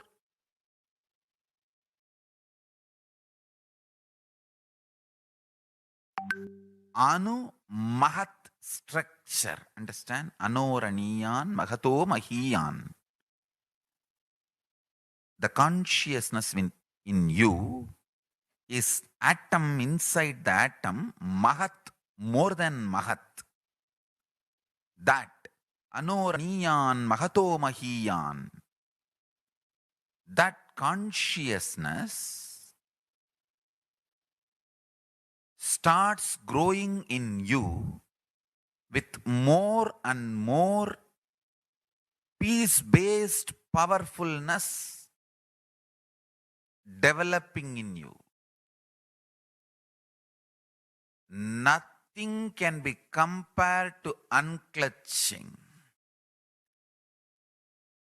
Spend more and more time, energy in unclutching. It will never be wasted. Time spent on unclutching is the most productive time for you in your life, because unclutching completely completely makes you altogether a different material. Understand? It makes your very biomemory, muscle memory, core structure, molecular structure, genetic structure, DNA structure, everything, all the 8 energy flow circuits, 7 energy flows, 1 the pure conscious explosion. So totally 8 energy flow circuits exist in you. All the 8 explodes when you unclutch. Understand? Unclutching is the space of Sri Kailasa.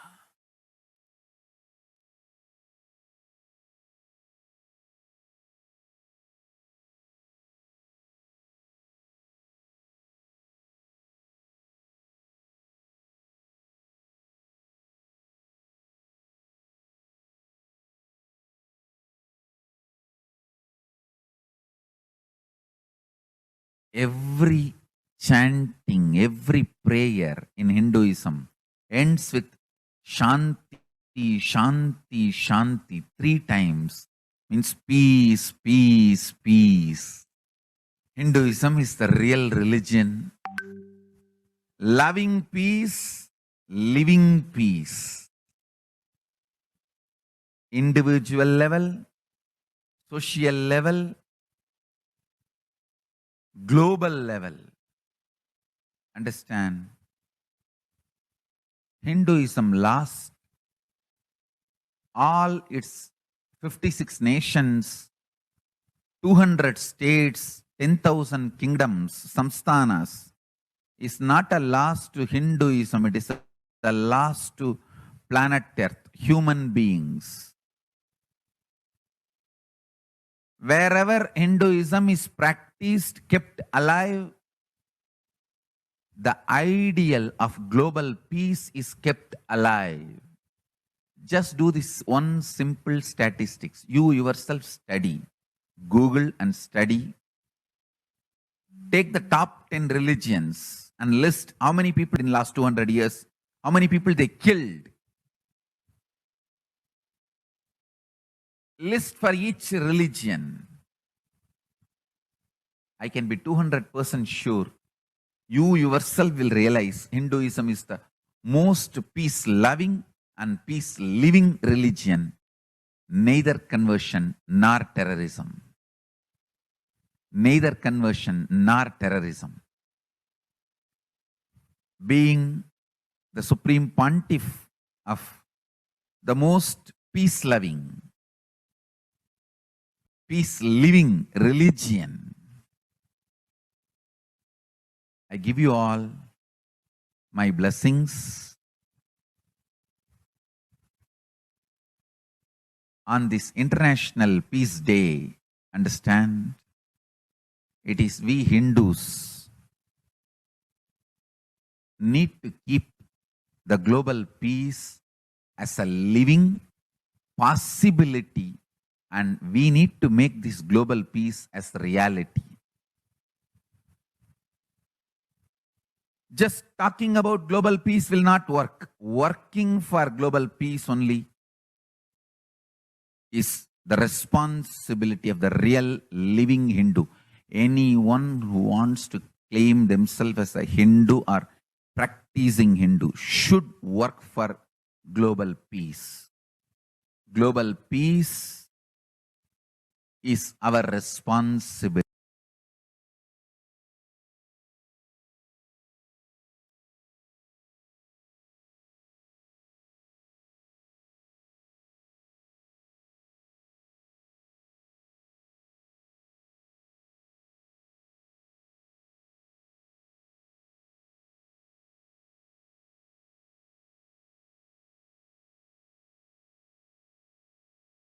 Hindus have the responsibility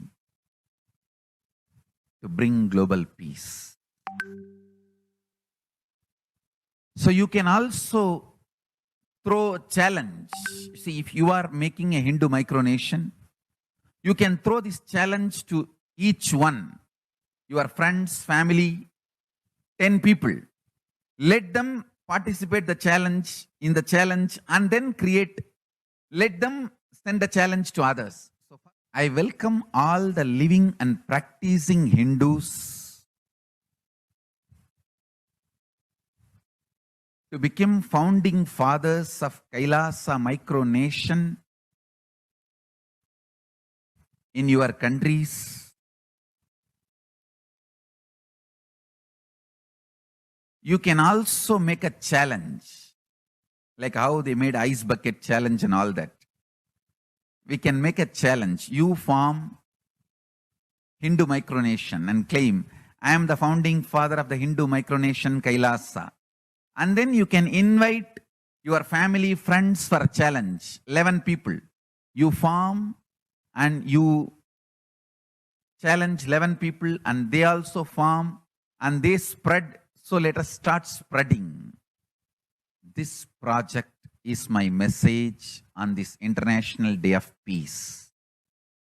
Let us start working for global peace instead of just talking.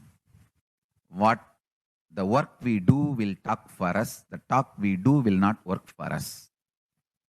This is the message. The work we do will talk for us. The talk we do will not work for us.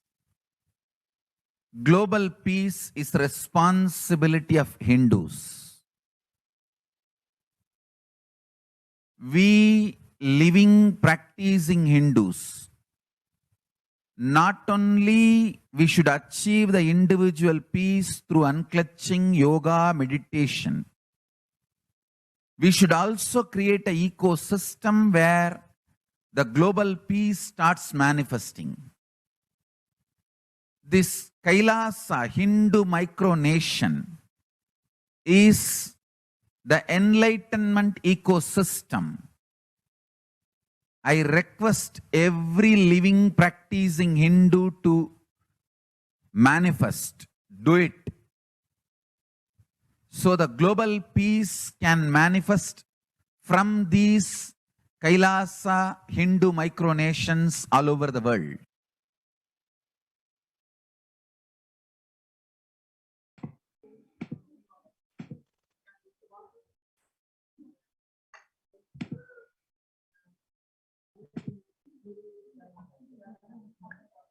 Yes, you have this wonderful opportunity to be part of the COVID Care Protection Center. All you need to do is register through the link below, kailasa.org/Kailasa Care. So if you are somebody, especially if you're living in India, and if you're looking for protection and want to reclaim your conscious sovereignty during this pralaya, all you need to do is register through this link. Swamiji, the Supreme Pontiff of Hinduism, Bhagavan Nithyananda Paramashivam, has opened his homes, his de facto spiritual embassies of Kailasa to one and all unconditionally. You are entitled to get free food, free accommodation, free internet service.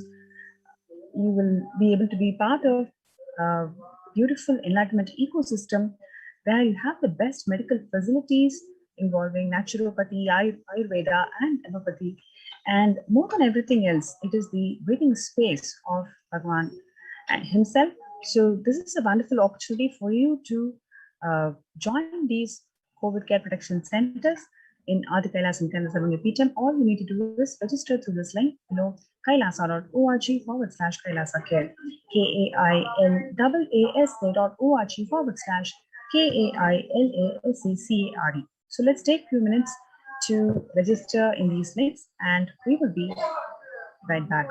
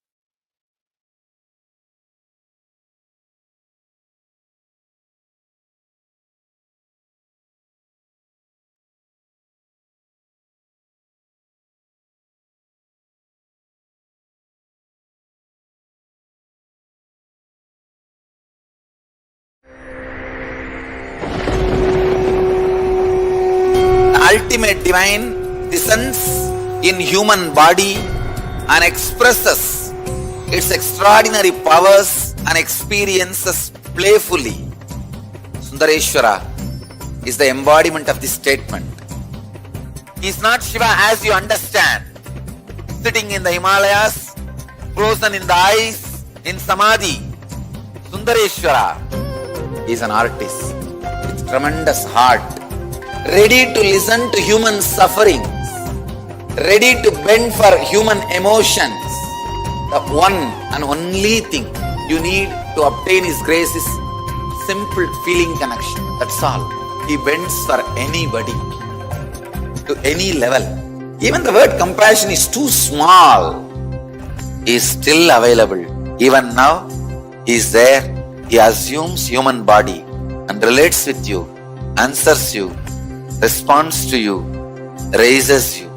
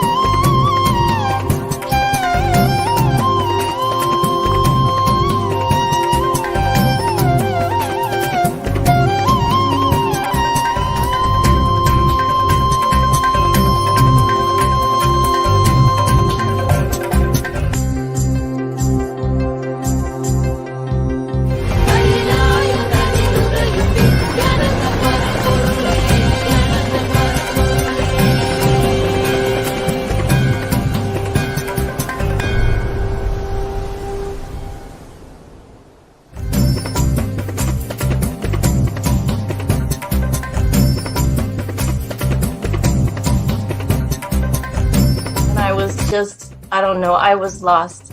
And then he was done speaking, and just tears just started pouring out of my face. I'm just like, ugh, I don't know what just happened. It was just like unbelievable, just unbelievable.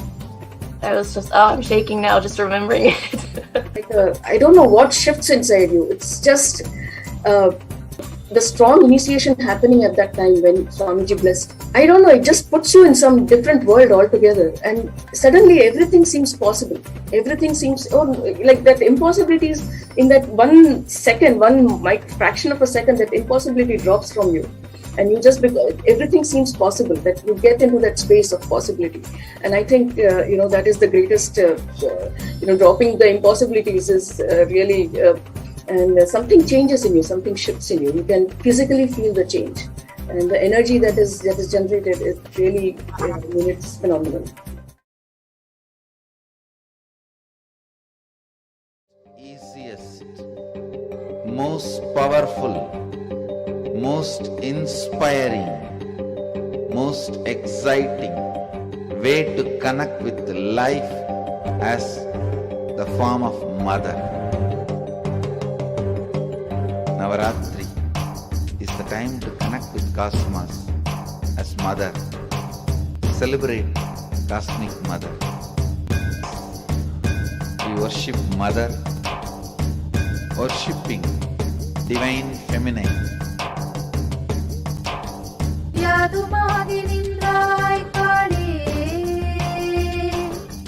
Om Kali, Om Shakti, Om Kali, Om Shakti, Om Shakti, Om Shakti, Om Shakti.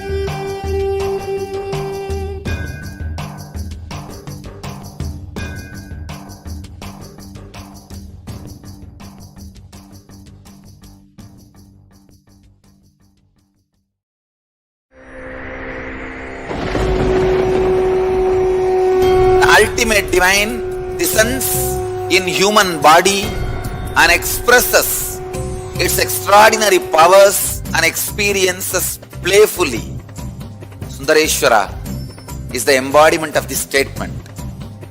He is not Shiva as you understand, sitting in the Himalayas, frozen in the ice, in Samadhi. Sundareshwara is an artist with tremendous heart, ready to listen to human sufferings, ready to bend for human emotions. The one and only thing you need to obtain His grace is simple feeling connection. That's all. He bends for anybody, to any level. Even the word compassion is too small. He is still available. Even now, He is there.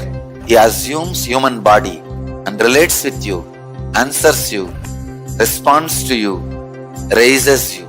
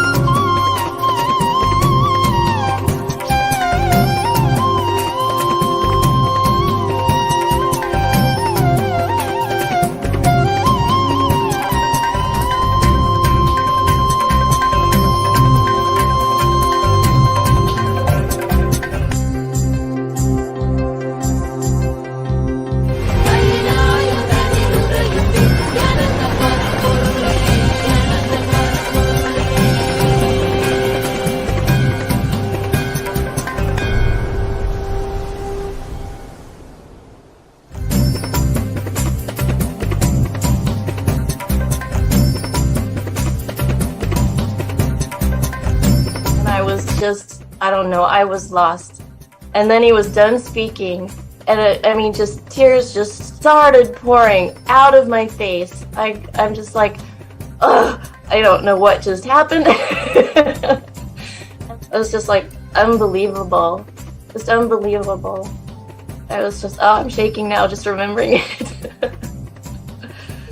I don't know what shifts inside you. It's just, I literally felt the strong initiation happening at that time when Swamiji blessed. I don't know, it just puts you in some different world altogether. And suddenly everything seems, like that impossibilities in that 1 second, one fraction of a second, that impossibility drops from you.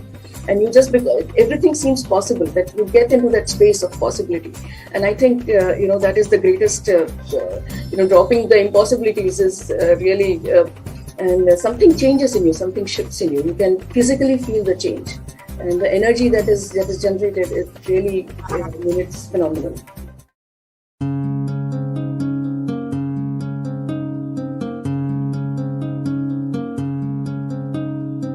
There are some gods, 9 unknown gods.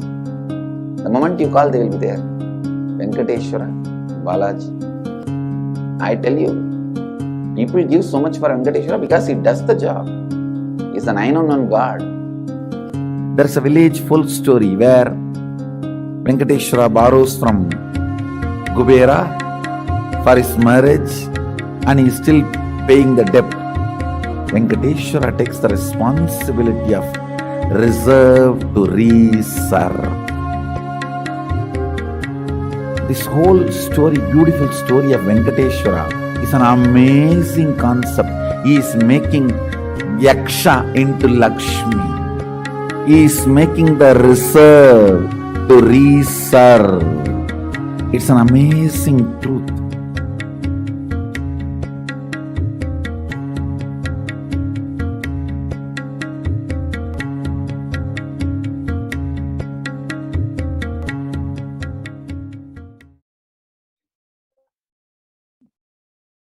Nithyananda, everyone, welcome back.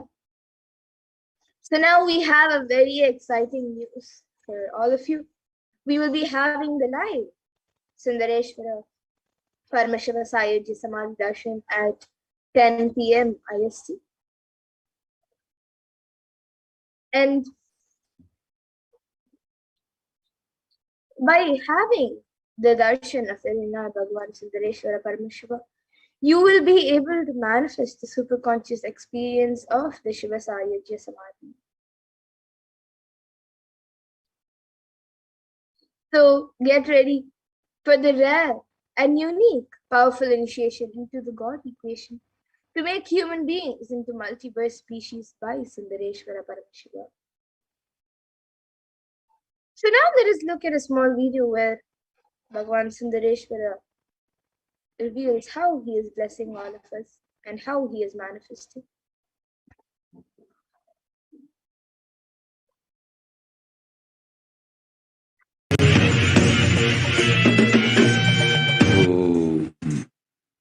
shave, shave, shave.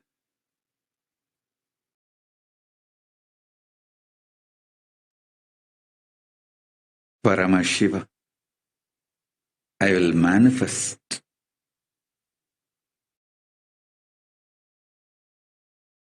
the physics of my existence. Cognize this in your Hridaya Akasha, in the Gandha. You will experience my existence. Sundareshwara Paramashiva. The countless, uncountable, by any visualized, assumed mathematics, Brahmandas manifest in me, exist in me, get rejuvenated in me, get deluded inside, gets liberated inside me. For all the countless Brahmandas to exist,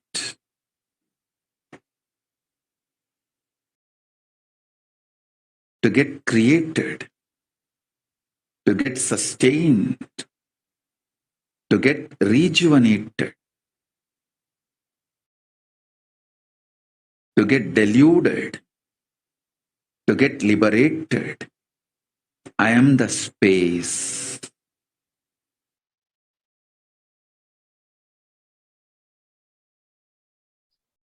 Yes, so let us just reiterate what Bhagavan Sundareshwara said. He says, I will manifest the physics of my existence. You will experience my existence. Sundareshwara Paramashiva. The countless, uncountable by any visualized, assumed mathematics. Brahmandas manifest in me, exist in me, get rejuvenated in me, get deluded inside me, gets liberated inside me. For all the countless Brahmandas to exist, to get created, to get sustained, to get rejuvenated, to get deluded, to get liberated, I am the space.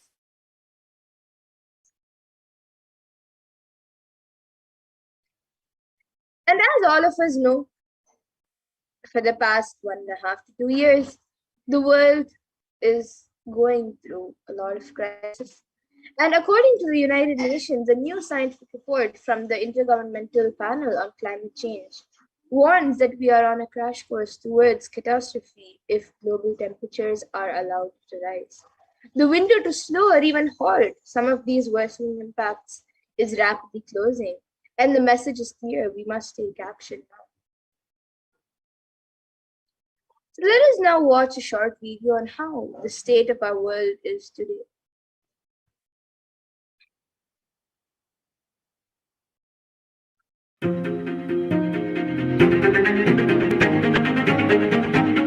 In 2019, fire was spreading throughout our planet, quite literally, in places like Australia and the Amazon basin, where forest blazes supercharged by climate change wreaked havoc.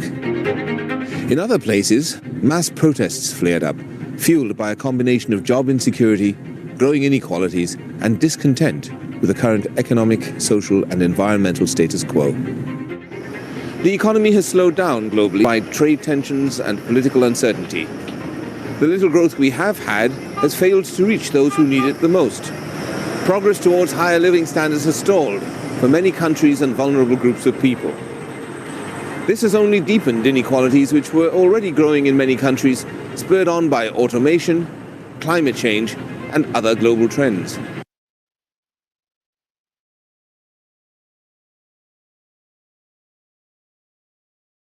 Yes, and here you can all see a few more images of how the world is today. And according to the World Health Organization, the WHO, the total cases globally for COVID-19 is 221 billion plus till date.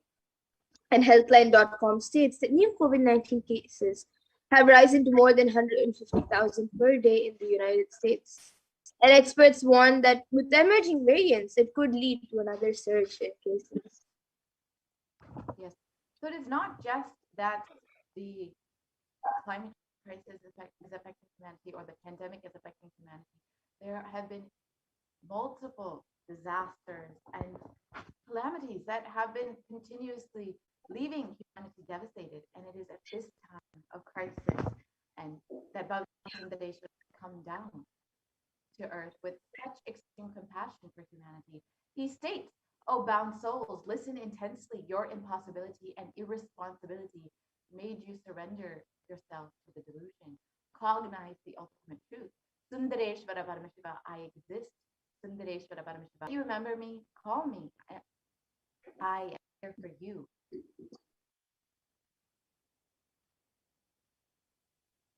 And it is at this time of crisis that Bhagwan Sundareshwara has come down once again.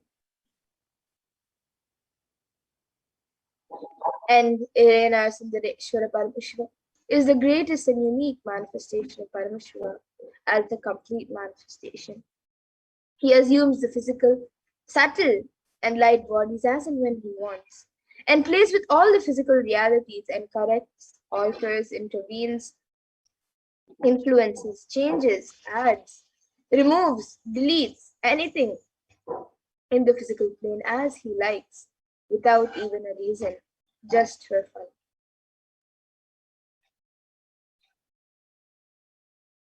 And sometimes they manifest as Meenakshi and Sundareshwara, as two bodies in one being, and sometimes as both in one body. That's the reason all his manifestations are called the Thiruvilayadal. All Sundareshwara's manifestations is called the Thiruvilayadal, the Leela.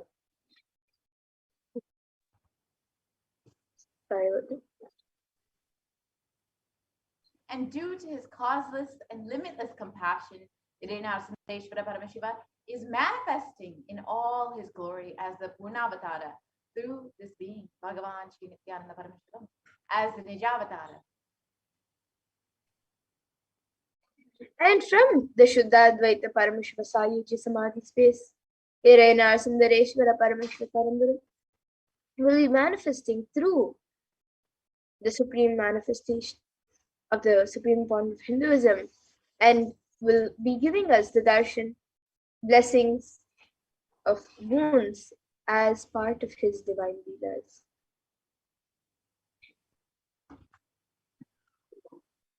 And Sundareshwara Paramashiva himself has come down again in the form of the supreme pontiff of Jagat Guru Mahasanidanam, his divine holiness Bhagavan Nithyananda Paramashivam, just to continue his legacy and his leelas.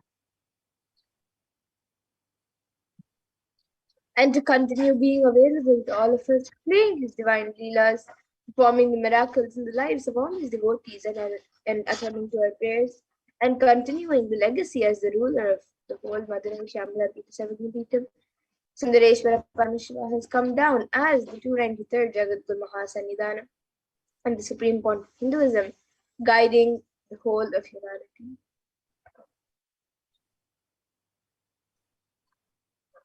When you witness the Bhava Samadhi Darshan, your neurons mirror that of the avatar, and the mirror neurons activate and process all the observed movements or information of the avatar just by seeing.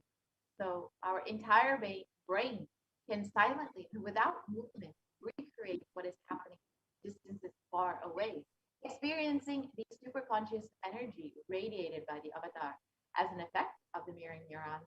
All the powerful cognitions and powers of Bhagavan Sundareshwara Paramashiva are mirrored inside of you.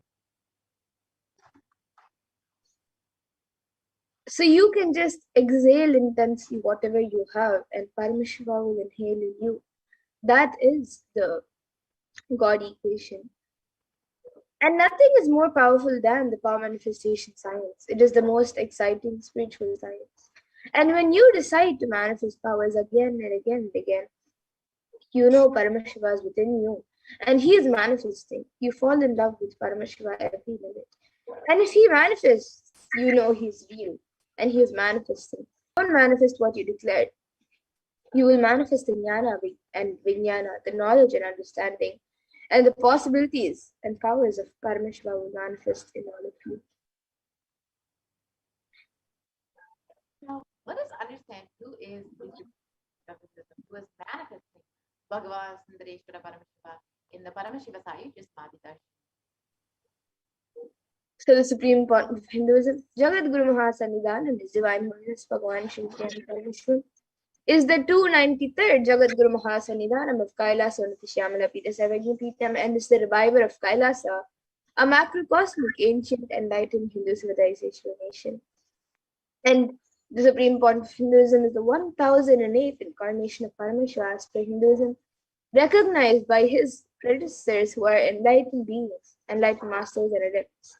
And the supreme point of Hinduism has made the science of power manifestation, yoga, and temple-based universities and activities a lifestyle for humanity. The supreme pontiff of Hinduism is ordained as the 233rd Guru Mahasannidhanam of the Kanti Kailasa, which will be seeing the photos in the next slide. And the supreme pontiff of Hinduism is the incumbent emperor of the Suryavanshi Srangi Sampradayam, is the present 293rd Jagat Guru Mahasannidhanam of the Kailasa Shyamala Pita Sarvajna, and is the present Mahamandaleshwar of the Mahanirvani Akada, the largest apex monastic order.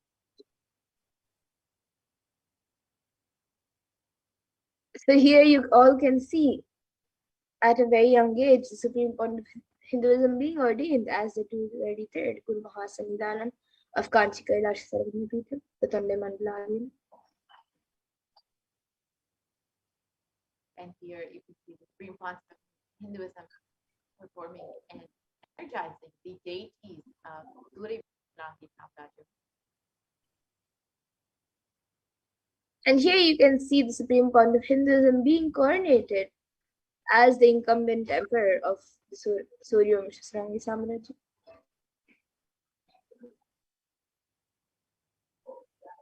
And here you see the supreme pontiff of Hinduism being as the 293rd Jagat Guru Mahasannidhanam of the Kailasa Shyamala Pita Sarvajna, kingdom of Meenakshi, Bhagavan Sundareshwara, is revived by the supreme pontiff of Hinduism now. And here you can see the supreme point of Hinduism being coordinated as the Mahamandaleshwar of the Mahanirvani Akada. So you can see all other sannyasis and heads and seniors in the Mahanirvani Akada are coordinating Swamiji as the Mahamandaleshwar, supreme head of the Mahanirvani Akada.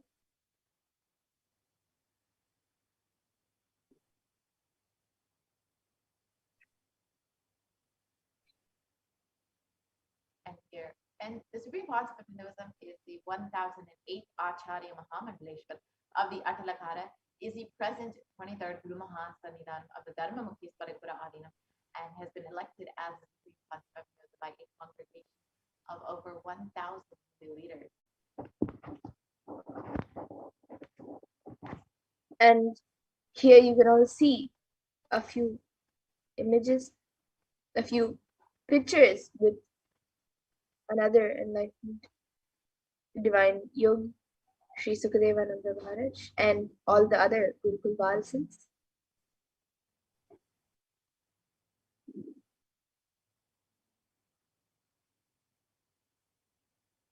The supreme pontiff of Hinduism is revered as the teacher of Hinduism, the most prolific, most viewed, read, and watched, and has authored over 300 books and 10,000 articles in 3 languages, including English, Tamil, and Sanskrit, which have been translated into 50 languages with over 1,000 titles. And the supreme pontiff of Hinduism has over 20 million copies of books and articles sold, read, and downloaded, and has over 10,000 hours of discourses delivered. And the supreme pontiff of Hinduism has enriched and has reached over 1 billion lives digitally, and is respected as the commentator of all sacred scriptures, such as the Upanishads, the Bhagavad Gita, the Shiva Sutras, the Brahma Sutras, the Yoga Sutras, the Ashtavakra Gita, the Jain Sutras, and more.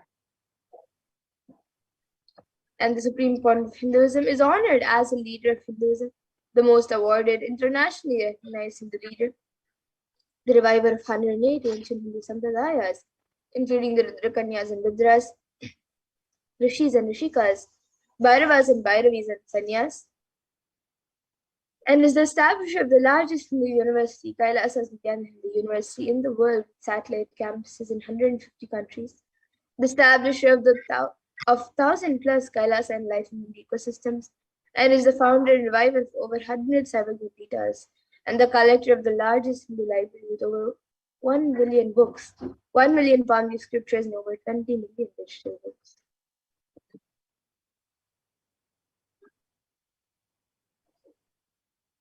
So you can see the various spiritual de facto embassies of Kailasa, which include 22 Hindu universities, 186 extended campuses of NHU, 242 Nithyananda Gurukuls, 2 Nithyananda Jnanalayas, 38 temple monastery complexes, over 2,000 Parashivasena shakas, 1,800 youth centers, as well as 19 kingdoms or Sarvaguritas, 25 e-Kailasas, and over 1,800 ASC centers, as well as 120 temples, 5,000 plus healing centers, 22 food banks, 12 animal shelters, 34 satsang temples, 418 Paduka mandirs, and over 2,000 satsang centers. So each of these spiritual de facto embassies of Kailasa is how the concept of Hinduism has enriched and reached over 1 billion lives, and has continued to do so even during the pandemic, even during the lockdown. The Supreme Concept of Hinduism has made himself available online to the various initiatives and programs, including Paramashivoham, and of course the Baba Samadhi Darshan, which you all will be experiencing today.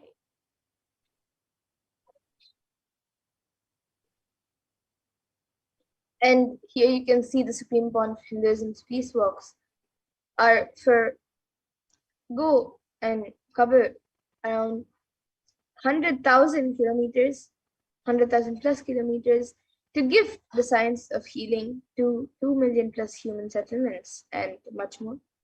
So here you can see various yatras done by the Supreme Bond of Hinduism, healing and guiding thousands of people around the world.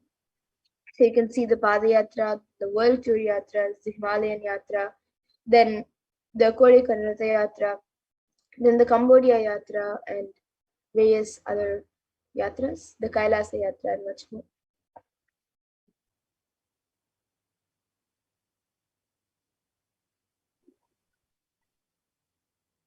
Sundareshwara Paramashiva is the manifestation of the beauty of the cosmos in flesh and bone, and Irina Sundareshwara is the embodiment of super consciousness expressed in the human body, playing with all the glory.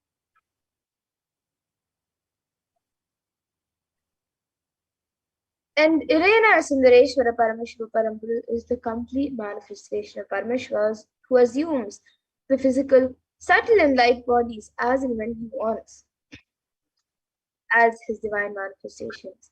And he plays with all the physical realities and corrects, alters, intervenes, influences, changes, adds, removes, and deletes anything in the physical plane as he likes without even noticing.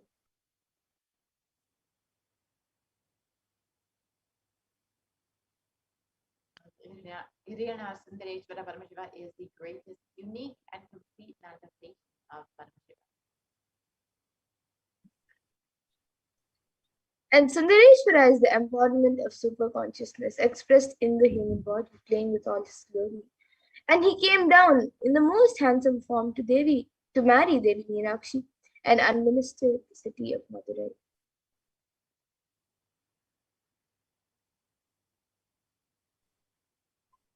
The kingdom of Madurai, known as the Kailasa, the Shamla Pita Sarvaguri, is the oldest Hindu papal state and enlightenment ecosystem, which was established by Shiva.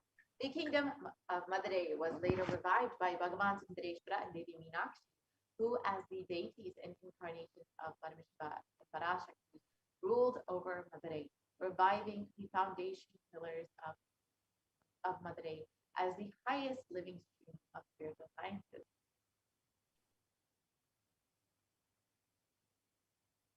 And to ensure this tradition continues to elevate humanity for millennia, they enthroned their direct representatives and their divine energies in the form of the continuous lineage of living masters, the Guru Mahasannidhanams, with the responsibility to train and groom the kings in administration, constitution, and governance, acting as regents.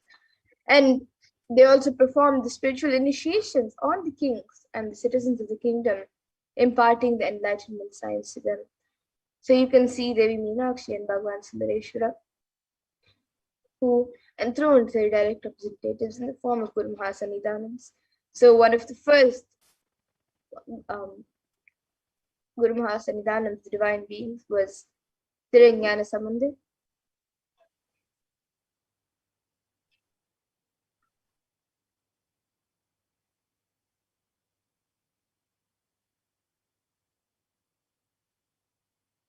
And this supreme discipline of Adi Shaiva tradition has been coming down through the continuous lineage of the Guru disciple, the Adi Shaiva Guru Parampara, from the time immemorial. This has been formulated for the attainment of complete liberation from the repeated phenomenon of birth and death. This is supreme in its kind and concerned with the ultimate benefit of all the souls.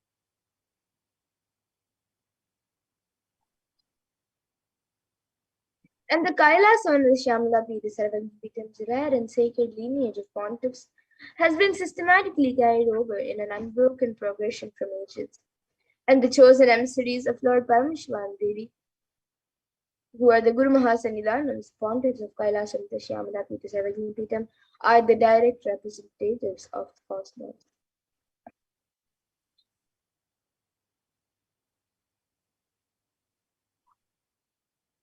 On the 27th of April, 2012, Srila Shri Nithyananda Nithyananda Paramachari Swami was formally appointed as the 293rd Guru Mahasannidhanam of the Kailaswanatha Shyamala Pita Satipita.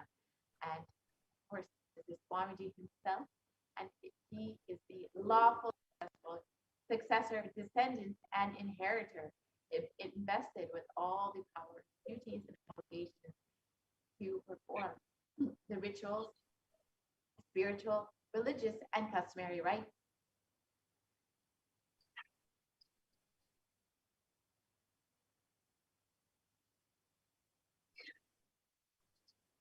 And vested in the Kailaswanatha Shamita has been, and the Supreme Pontificalism has been reviving spiritual and religious and linguistic epicenters to its original glory since then. Yes, so now let us watch a video of the history of the Kailasa of the Shyamala Pita Sarvagnipitam, the Madhurayadini.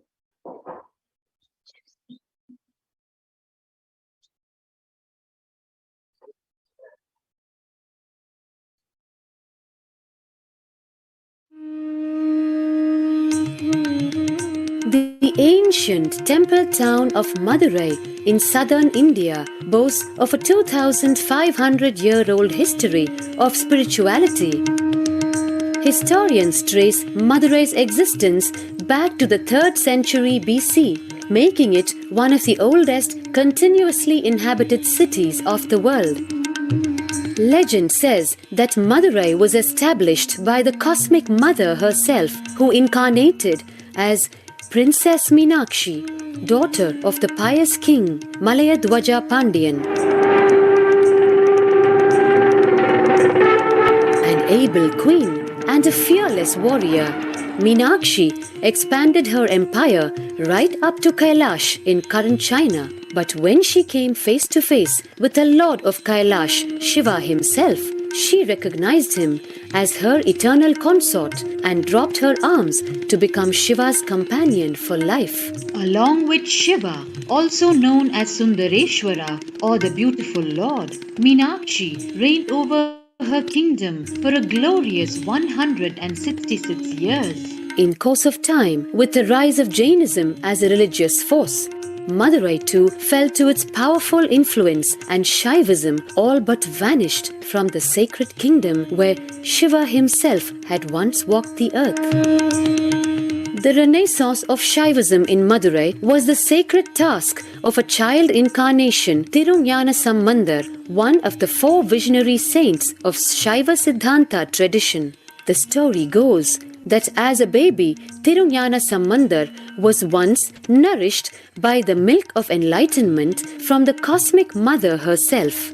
This child prodigy arrived in Madurai to effortlessly defeat the learned Jain monks with his wisdom, healing powers, and spiritual prowess, and restored Madurai to her beloved religion, Shaivism, by reviving the ancient Madurai Adinam and the Meenakshi temple, which had fallen to desolate ruin. Madurai Adinam is today the world's oldest living Hindu organization, with a recorded glorious 1,500 years and a lineage of illustrious pontiffs to this very day. Over the centuries, Madurai Adinam has been patronized by the likes of Tipu Sultan, Robert Nobili, and the poet saint Vallalar. The pontiff of the Madurai Adinam is known by the title Guru Mahasannidhanam and inherits the responsibility of carrying forward the traditions of Tirunjana Sambandar's sacred work.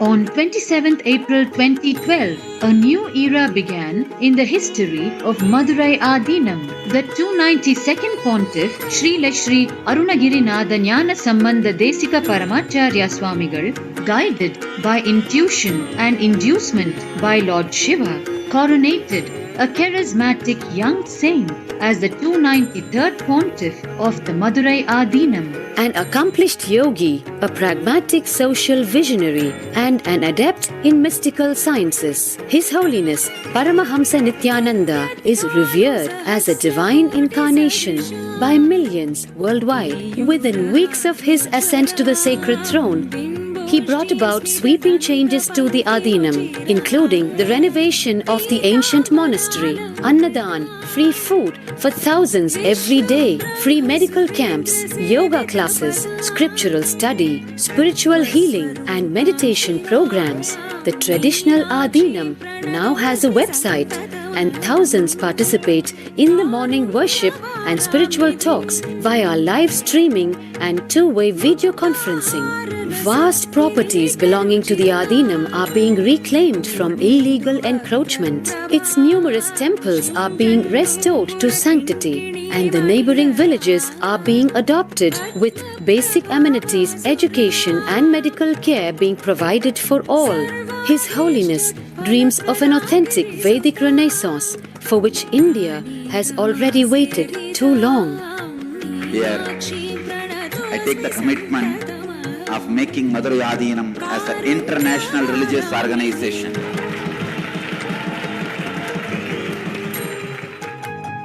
We will fulfill all the responsibilities of Madurai Adinam, make Hindu tradition, Saiva tradition alive, revived, lived, celebrated all over the world.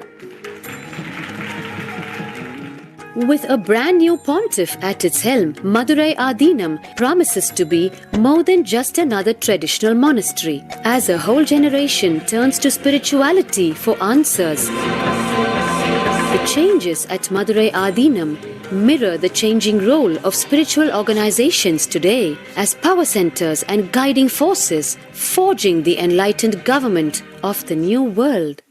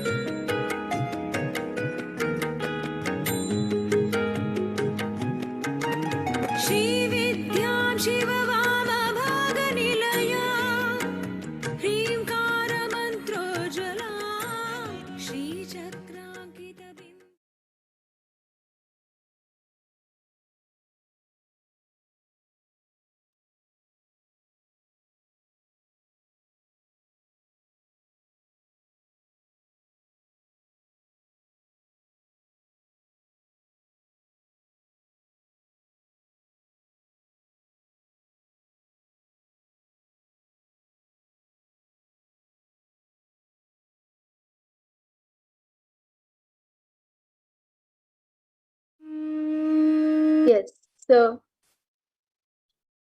for us today, for all of humanity, out of the billions of people around the world on planet Earth, we are the most blessed people. As for us, Sundareshwara is not a history, but a happening. Sundareshwara Paramashiva himself has come down again in the form of the supreme point of Hinduism, Jagadguru Mahasanidhanam, His Divine Holiness Bhagavan Shri Nithyananda Paramashivam, the 1008th incarnation of Paramashiva to revive Hinduism and to continue being available to all of us, playing His divine leelas, performing miracles in the lives of all His devotees and attending to our prayers and continuing the legacy as the ruler of the Madurai Shyamala Pita Sarvapita. He has come down as the 293rd Jagadguru Mahasanidhanam and as the supreme point of Hinduism to guide the whole of humanity. And Paramashiva assumed the physical body 11 times in Madurai just to perform his divine leelas. And each action which was performed became a divine energy and it becomes an independent entity. And if you connect with that energy, he gives you the same blessing. So understand Sundareshwara is the energy of Leela, playfulness.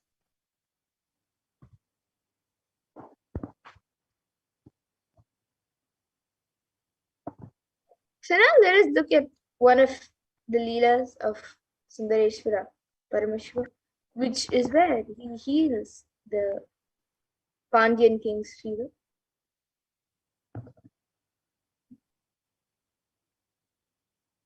So Sundareshwara Paramashiva has 64 Leelas that have been documented. And the Tiruvilayadal Puranam is a collection of the 64 Leelas from the 16th century, and it is a Shaivite devotional epic by Paranjoti Munivar. And they describe the actions of Paramashiva, Bhagavan Paramashiva on earth in a number of disguises to test his devotees. So each of Sundareshwara's dimensions are recorded as one of his leelas. And in the Vedic tradition, we have 64 different arts. And each leader, a complete being, has to master the 64 arts. And that includes horse riding, astrology, the mastery of medicine, mastery in surgery, mastery in painting, mastery in dance, singing, and much more. And each Leela of Sundareshwara proves his mastery on each art. And there was never ever such an amazing imagination or visualization of the ultimate without reducing his Ananta Kalyana Gunas into human level. So if you would like to watch this video about Swamiji speaking on the Shiva Leelas, you can visit YouTube and watch the video on YouTube itself. So the Nayanars, or the Nine Mars, were a group of 63 saints living in Tamil Nadu during the 3rd to 8th centuries who were devoted to Paramashiva. The list of Nine Mars was initially compiled by Sundara in this poem, and he sings in 11 verses the names of the Nayanar saints up to Karagal Ammayar and refers to himself as a servant of servants. The list goes into the detail of the lives of the saints, which were described in detail in works such as the Devanam. And Paramashiva assumed the physical body 11 times in Madurai just to perform his divine leelas. And each action that is performed, divine energy and an independent entity. And if you connect with that energy, he gives you that same blessing. And Bhagavan Sundareshwara is the energy of leelas, playfulness. So the best way to connect with Bhagavan Sundareshwara Paramashiva is through the Leela Dhyana. So today let us meditate on the 22nd Leela, which is the Leela of healing the Pandyan king's fever.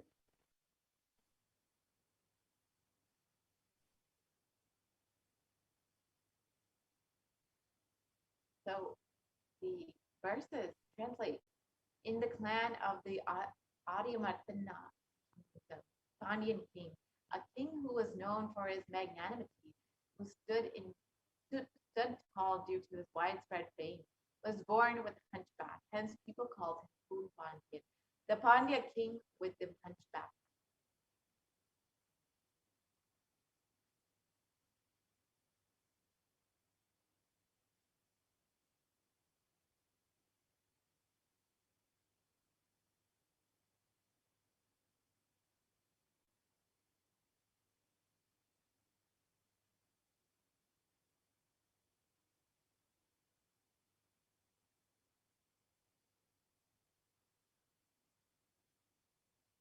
And though King Kunpandian took birth in the Pandya clan, which had deep devotion for Paramashiva, due to the ill effect of the long association with the summoners, the people who used the misunderstood ideas of Jainism to spread violence, he had not only fallen into their trap, but had received the initiation too.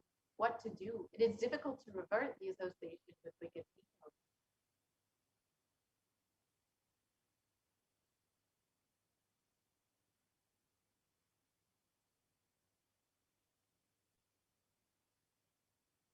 And in a clan consisting of great devotees of Paramashiva, which were quite sincere and integrated in observing the truth revealed in the Vedas and performing the duties prescribed in the Vedas without any hindrance, a boy named Jnanasambandha was born.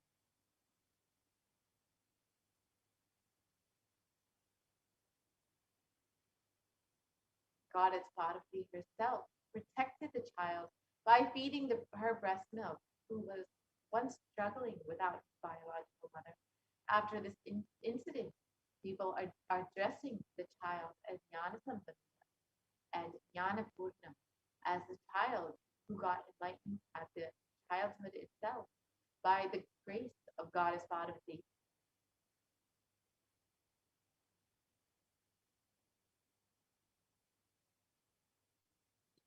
The child who was the pride of the Brahmin community was the reincarnation of Lord Muruga. During the childhood itself, he learned all the scriptures, and keeping the Upanishads, the scriptures which reveal the underlying truth as the testimony, he clearly explained the supremacy of Lord Paramashiva.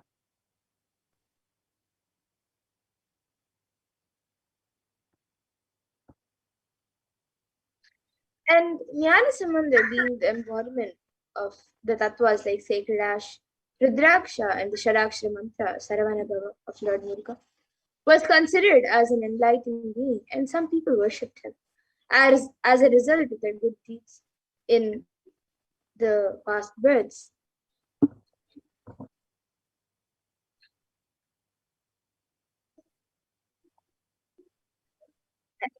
And won over the evil attacks of the Kali Yuga.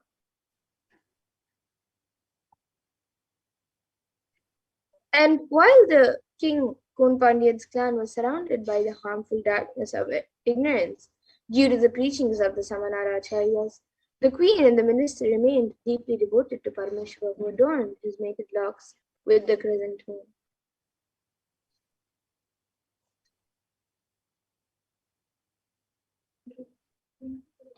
Both the queen and the minister, who had incomparable and deep devotion at the lotus feet of Jnanasambandha, explained to him about the position of the king and tried to save the king, who was drowned in the heat of the dilapidated well in deep ignorance. And once King Kunpandian was attacked by extremely high fever and was struggling. All the efforts taken by the Samanaracharya, but the king was all the efforts taken by the Samanaracharyas for the king to heal was unsuccessful.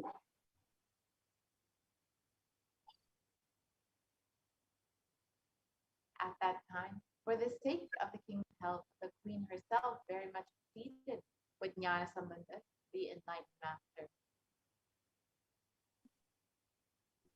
The enlightened master Jnanasambandha, who entering the king's palace, remembered the form of Shiva, who always remains cool due to the oozing out of the nectar from the crescent moon, adorning his crown, and meditated upon the sacred truth, Shivoham, I am Shiva, in his inner space for a moment, and looked at the king, who was affected by that high fever, by the heat of high fever. He showered his grace on the king, through his eyes.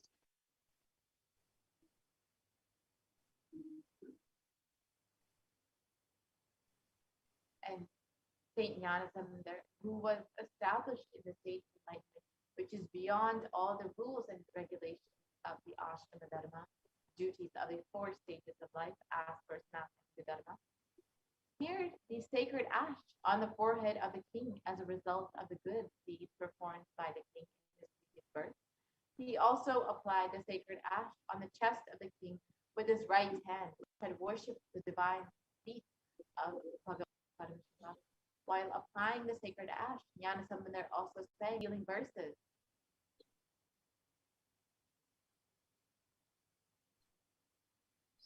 And on receiving the sacred touch of the divine hands of Nyanasambandar, which is described in the Rudram, the Vedic chant of Virtue, as the most auspicious, the most holy and the healing medicine for 3 worlds, the king got rid of the high fever instantly.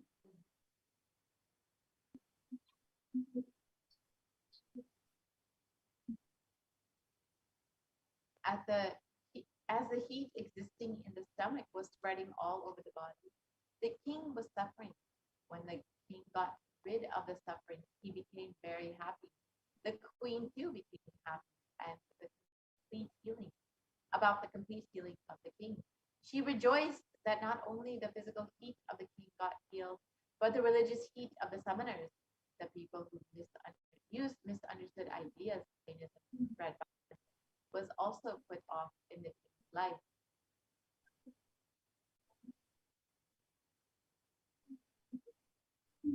And the physical heat which got removed from the king's body by the graceful eyes of Nyanasambandar got doubly evolved in the hearts of the Samanars, the people who had misunderstood the ideas of Jainism to spread violence.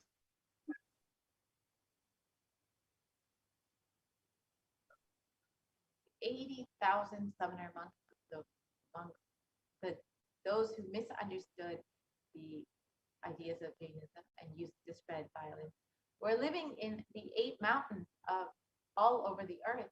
They were adept in many various forms of pranayama. They got defeated by Nyanasambandar while curing the physical illness of the king.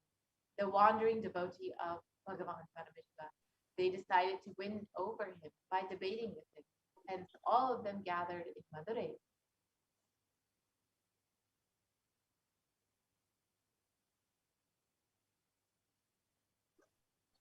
And Nyanasambandar was an expert in various fields like Vyakarana, Mimamsa, and Tarka, and was well versed in all the philosophies, of Upanishads.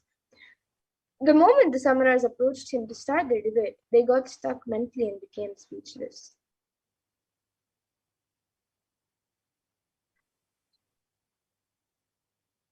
The Vedic religion is proved categorically right by the justification of the philosophy, like Mimamsa Shastra, and is well established by the inquiries of the Tarka Shastra, leaving aside all the valuable justifications the summoner monks those who misunderstood Jainism and used to spread violence, wanted to win over Nyanasambandar just by their mere faith.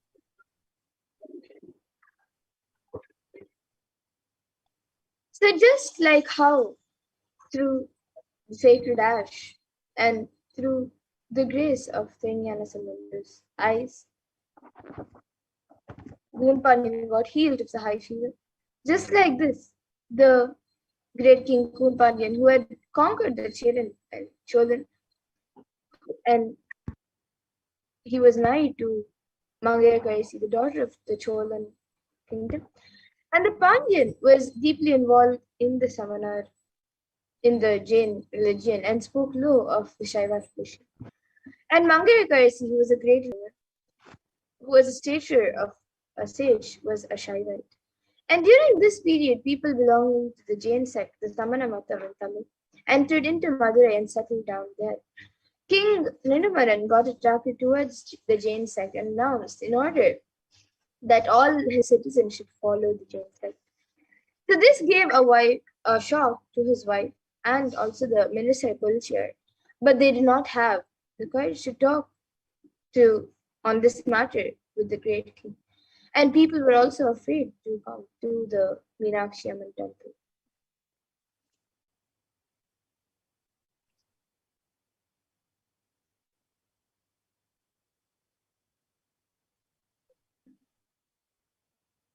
We decided to pray to Bhagavan Sundareshwara and talk to him on this worst state of affairs. She took the minister along with her to the temple and prayed to God. At that moment, a Brahmin came inside the shrine. The Brahmin saluted the queen and said, "O queen, I am residing in the Chola country. I am on my visit to various divine places. I came here thinking of worshipping Bhagavan Sundareshwara of Madurai.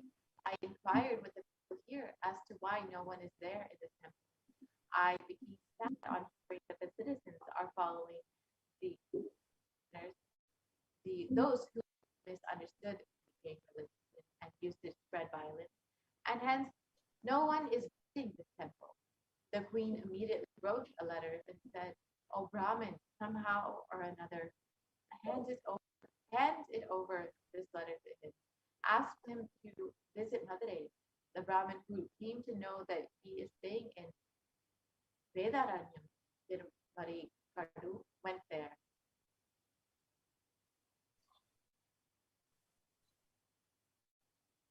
So immediately after, Tirunavukarasar went to Vedaranyam to give the letter to Thirugnana Sambandhi. After reading the manuscript, Samandar decided to visit Madurai. Tirunavukarasar said to him, "O Lord, you may not be knowing the Jains. I, the one who was affected by them, know about Jainism. Further, the planetary positions are not conducive for journey. Please start on an auspicious day." Samandar replied to him, "O Lord, we are the slaves of Paramashiva. When Paramashiva is there behind us, what these planets can do?" He immediately sang the song, Veyuru Thodi Pangan, Vidamunda Kandan, Nalla Veenai Tharudi. And even today, those who feel that they will be affected by the adverse positions of planets in their birth chart sing the song. And without bothering about the planets, Samandar immediately left for Madurai. Mangaya Karsi felt very happy on the arrival of Thirugnana Samandar, but the Samanas got angry, burned the house, and killed Samandar. Samandar got infuriated and immediately sang the collection of songs, the Padikams, beginning with the lines, Chenne Tirualavai Neviya.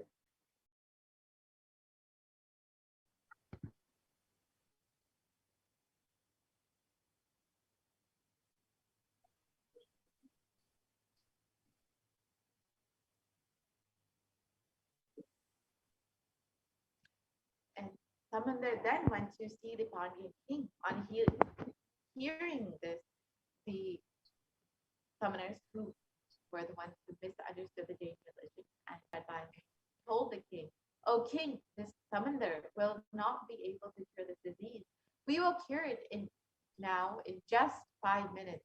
The king shouted, "O Jains, just remain aloof. Let Samandar alone give me the treatment." Samandar said, "I do not want any other thing. Just bring some ash from the kitchen of the temple." The ash was brought. Samandar makes the king understand that your consciousness does not need to shrink. Because of this idea, everything is going to become ash. Listen, but your consciousness is beyond anything you see. Initiating him into the tattva of life and giving ash as a prasada, when the tattva started spreading, expanding in Pandyan's consciousness, the shrinking body stood up, the hunchback was reversed, and he expanded and became Nindastir.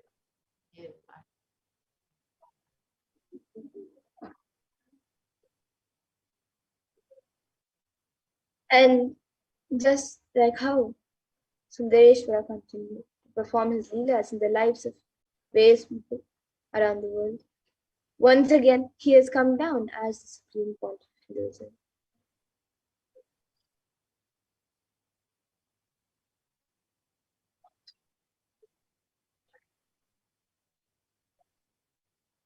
Sundareshwara has once again come down as the Supreme Concept of Hinduism, and Jnana Sambandhar's embodiment of Meenakshi Sundareshwara heals Gunpandian today for all of humanity. Out of the billions of people on planet Earth, we are the most blessed people. For us, Sundareshwara is not a history, he is a happening. Sundareshwara Paramashivoham himself has come down in the form of the Supreme Concept of Jagat Guru Maha Sanjiranam, His Divine Holiness Bhagavan Nithyananda Paramashivam, as Swamiji, just to continue his legacy and Leela, to continue being available to all of us, playing his divine Leela, performing miracles in the lives of his devotees, attending to our prayers, and continuing the legacy as the ruler of the whole of Madurai, Shamala Pita, Satyakam, as the 293rd Jagat Guru Maha Sanjiranam, and as the Supreme Concept of Hinduism, guiding the whole of humanity.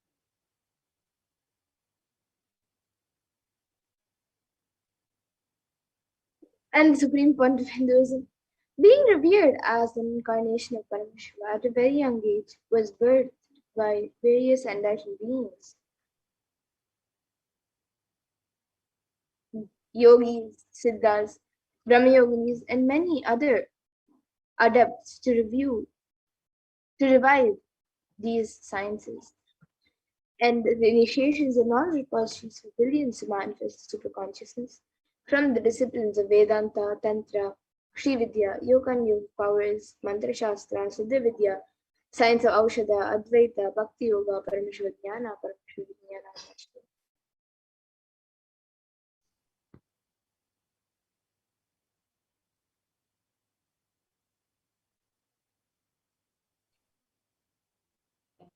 The Nadi readings are an ancient science of Akashic reading in Hinduism, and they were established by Paramashiva in the form of Bhagavan Vaidishvara, the Lord of Healing.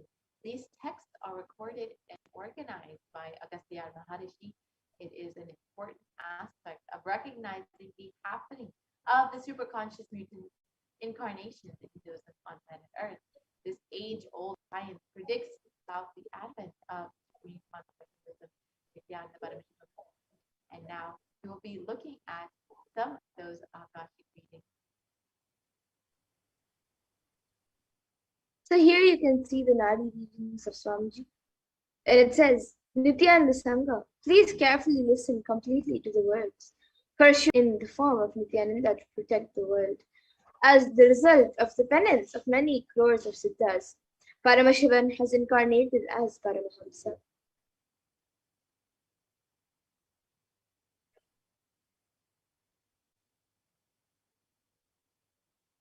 And the Jivanadi continues on. By his teachings, even many sinners became virtuous. Many scores of people became blissful. Just by thinking about him, they achieved bliss. The people who have experienced this truth of bliss are followed by him, or he follow him. And the next reading also says, so all the life forms in the world are his life. He considers all the people of the world as his people, his children. He lives as the Jagat Guru, as pure Shiva, Sadashiva, as the sun and the moon.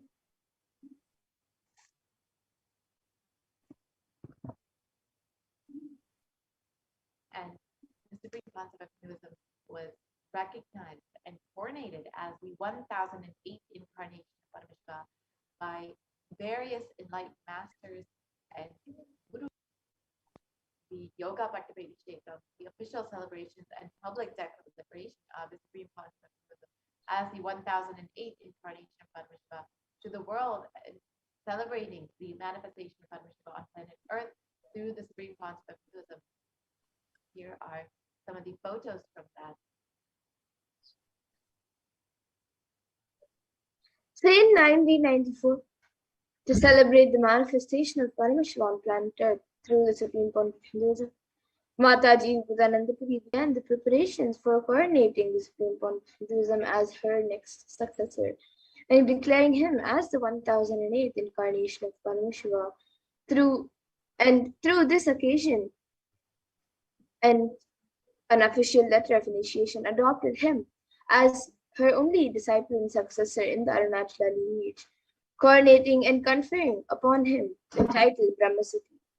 His gurus thus coordinated him when he was 16 years of age in 1994, and immediately after which the avatar commenced the expansion work of Kailasa. And it is thus 27 years of the public life till date. And the avatar stepped out of Tiruvannamalai the very next year in 1995, which is the same year that his gurus left their body, and the purpose of their life was complete.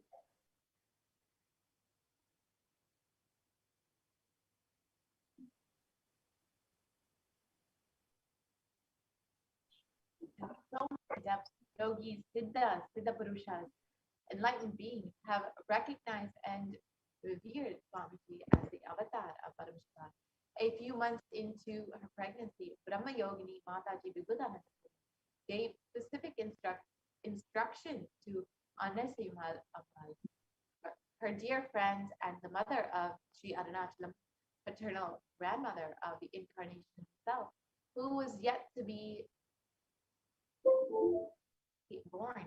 Obeying her commands, Anasayumal took her daughter-in-law, Ma Lokanayaki Swami Amma, to receive Pundi Mahan, a great seer, revered as the incarnation of Paramashiva near Tiruvannamalai. As Ma Lokanayaki Swami Amma bowed down to Pundi Mahan, he showered her with flowers and akshata, the turmeric rice, and declared to her heartily, Ammayappane Tiriyappan, blessing her that Paramashiva himself will be born to her as the divine mother and father of the whole cosmos.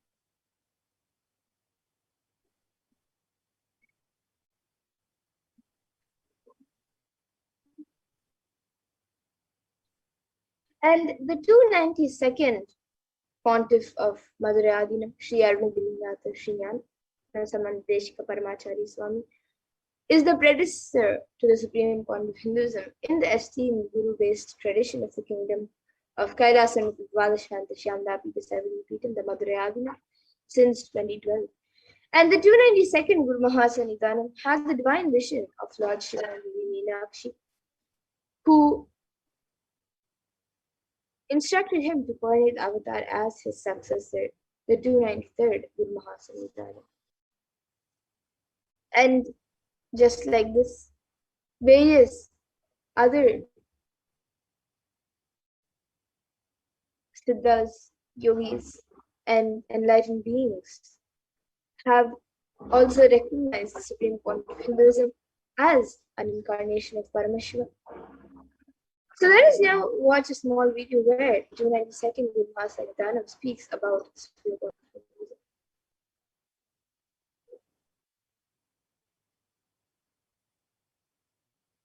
291st Guru Mahasannidhanam, the 290th Guru Mahasannidhanam, the 289th Guru Mahasannidhanam, all were genius and sages and saints. Therefore, we thought we had a great mind that our successor should be a genius and a saint and sage.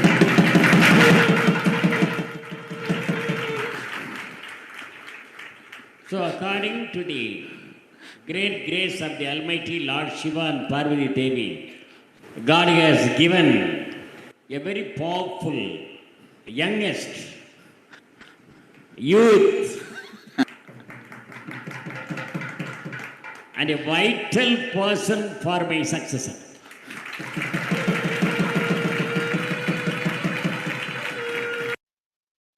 The 291st Guru Mahasannidhanam, the 290th Guru Mahasannidhanam, the 289th Guru Mahasannidhanam, all were. Yes, and this video is available on YouTube, so you can watch it.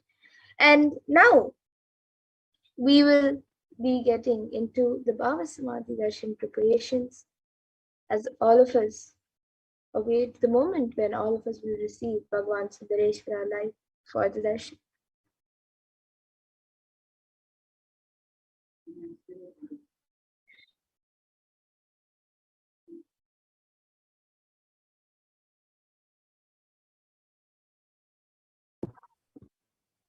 And as we get ready for the Bhava Samadhi Darshan of Bhagavan Sundareshwara, go ahead and take a few moments to join as a member of Kailasa's HDH Nithyananda YouTube channel. And it's a very simple process. You can just go to YouTube and go to live any video of Kailasa's HDH Nithyananda. And you can go ahead and click the join button next to the video.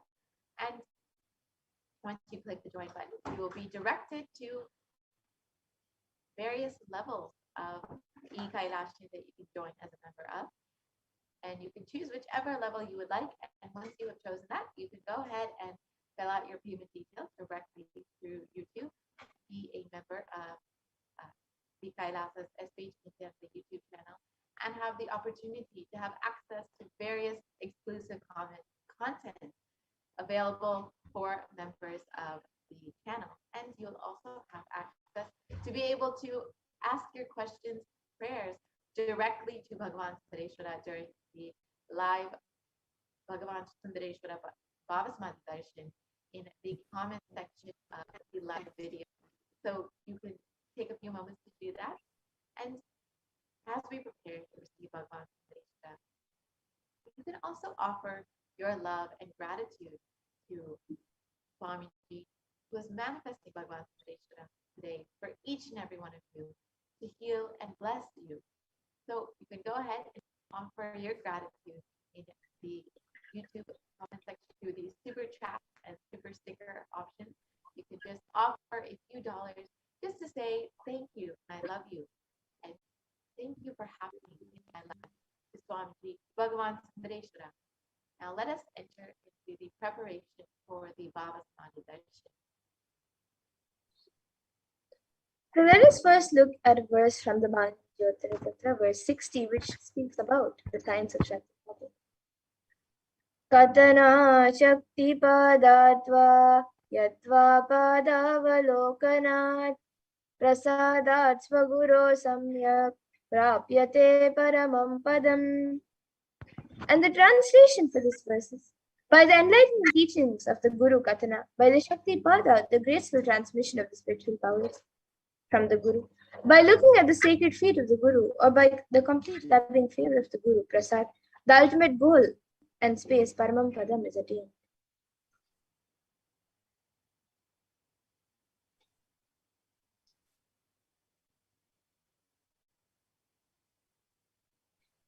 And the Bhava Samadhi Darshan is not an event that takes place in time and space. Rather, darshan happens at the moment when we are lifted out of time and space. And during the Bhava Samadhi Darshan, our neurons mirror that of the avatar. The Bhava is defined as directing and activating the emotional and spiritual energy that is created through meditation on the avatar. And the brain neurons mirror, activate, and process all the observed movements or information of the avatar just by seeing, without the physical act of imitation. That is, our entire body silently and without movement recreates what is happening distances far away, experiencing the superconscious energy radiated by the avatar. And the science of Bhava Samadhi Darshan knows no distance, and it is a phenomenon that modern science is just discovering and terms it as quantum tapping.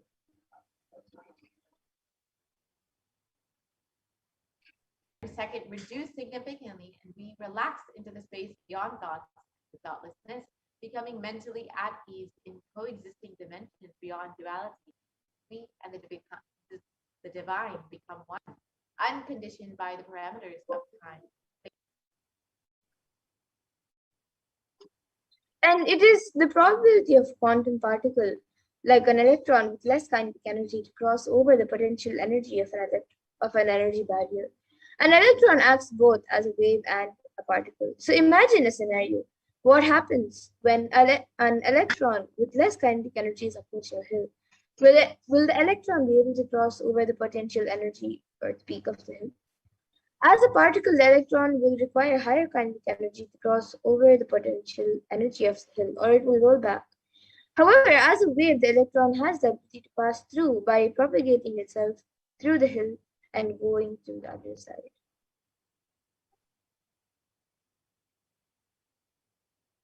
And this is the science behind quantum tunneling. And this is the same science that each and every one of us will experience when witnessing the Bhavasmani Darshan. This is because our neurons are able to mirror the neurons, the divine, immediately. Through quantum tunneling, we are able to travel through the divine energy and mirror the exact same neurons. So now you can understand more about the science about Bhavasmani Darshan. So actually, there's a beautiful description when Krishna once saw his own extraordinary sweetness reflected in a jeweled wall.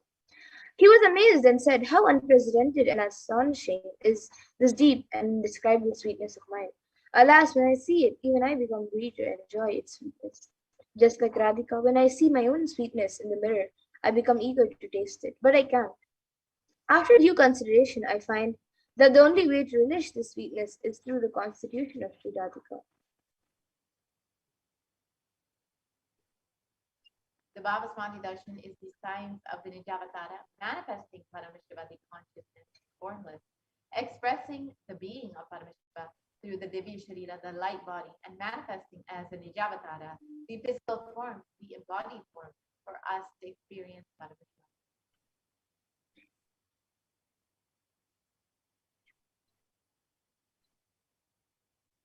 So here you can also see an example of how Devi Parashakti expresses through the being of Rajarajeshwari and manifests as Nijavatara to Devi Parashakti.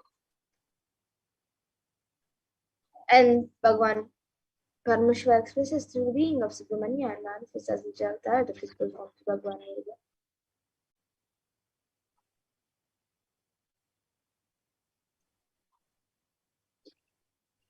And Bhagavan Paramashiva expresses through the being of the Adnigiri Yogeshwara and manifests as the Nijavatara, the physical form of the Supreme Consciousness, His Divine Holiness, Bhagavan Nithyananda Paramashivam. And Bhagwan Parandama expresses the being of Mahavishnu and manifests as Nijavatara, the physical form to Bhagwan Venkateshwara.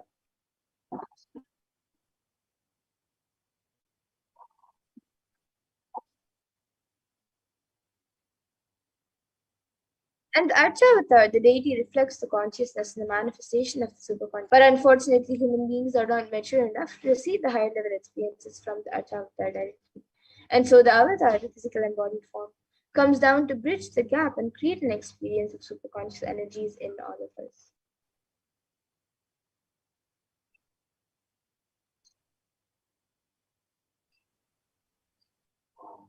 We have the Bhavasmali Darshan of the Nijavatara manifesting beings of various dimensions of Paramashiva. The auspicious components and the powerfulness of those dimensions of Paramashiva are awakened in us. So now let us see the dimensions of Paramashiva manifesting in Nijavatara for us to experience Bhavasmali Darshan. So the Bhavasmali Darshan is the direct experience of causeless bliss. And during the Bhavasmali Darshan, our being comes alive and celebrates with the energy. Our very muscles learn to imbibe and radiate Paramashiva, and the Bhavasmali Darshan is like a window to the infinite expanse of consciousness, allowing us to glimpse the formless in a way that we can understand. And even without much effort from our side, our very biomemory awakens to the space of Paramashiva, the ultimate consciousness, during the Bhavasmali Darshan. And when you have a glimpse of the avatar, you get a glimpse of the karmas of lifetimes, and it creates a deep lasting transformation in us. And gratitude enables the reflection of the consciousness in all levels, the physical, psychological, and ultimately the conscious levels. And the darshan meditation as a preparation helps us to fall into the space of gratitude. And it is during that time when we drop the conscious resolution, the Satya Sankalpa, of anything that we want or need in our life. So be ready to reflect the consciousness of Paramashiva, and that is all you need to manifest the best of your life and the lives of people around you. And the right context to hold to receive the darshan is that I know that you are the source of everything. You are everything, and you are embodied. You are in the embodied form of the Supreme Point of Hinduism, and you are in this body. You are the source for both. Let me connect with you. That you reveal yourself to me. Let me be in the Bhava Samadhi of you. So now, all of you can take a few minutes and set up for the Panchopachara Puja. You can get some sandalwood paste powder, a few fresh flowers, then the incense stick, and a lamp, and a food offering that you would like to offer to Bhagavan Sundareshwara. And we will now be getting ready for the Paramashivoham.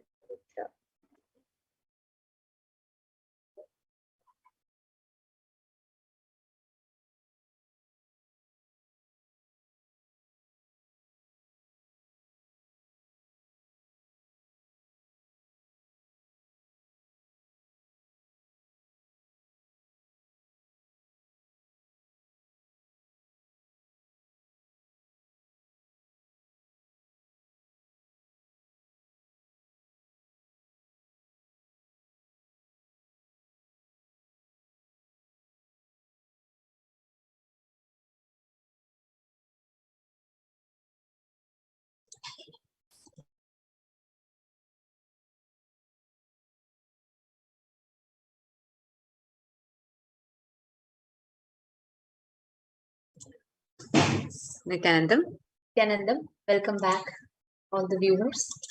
And as each and every one of us are preparing for receiving Hirayanath Sundareshwara Paramashiva Paramburu, receiving the Paramashiva Sayuja Samadhi Darshan of Bhagavan Sundareshwara Paramashiva, let us all get ready by preparing ourselves with the Paramashiva Dhyana Mantra, the Paramashiva Dhyana Mantra prayer service, which is going to be offered now.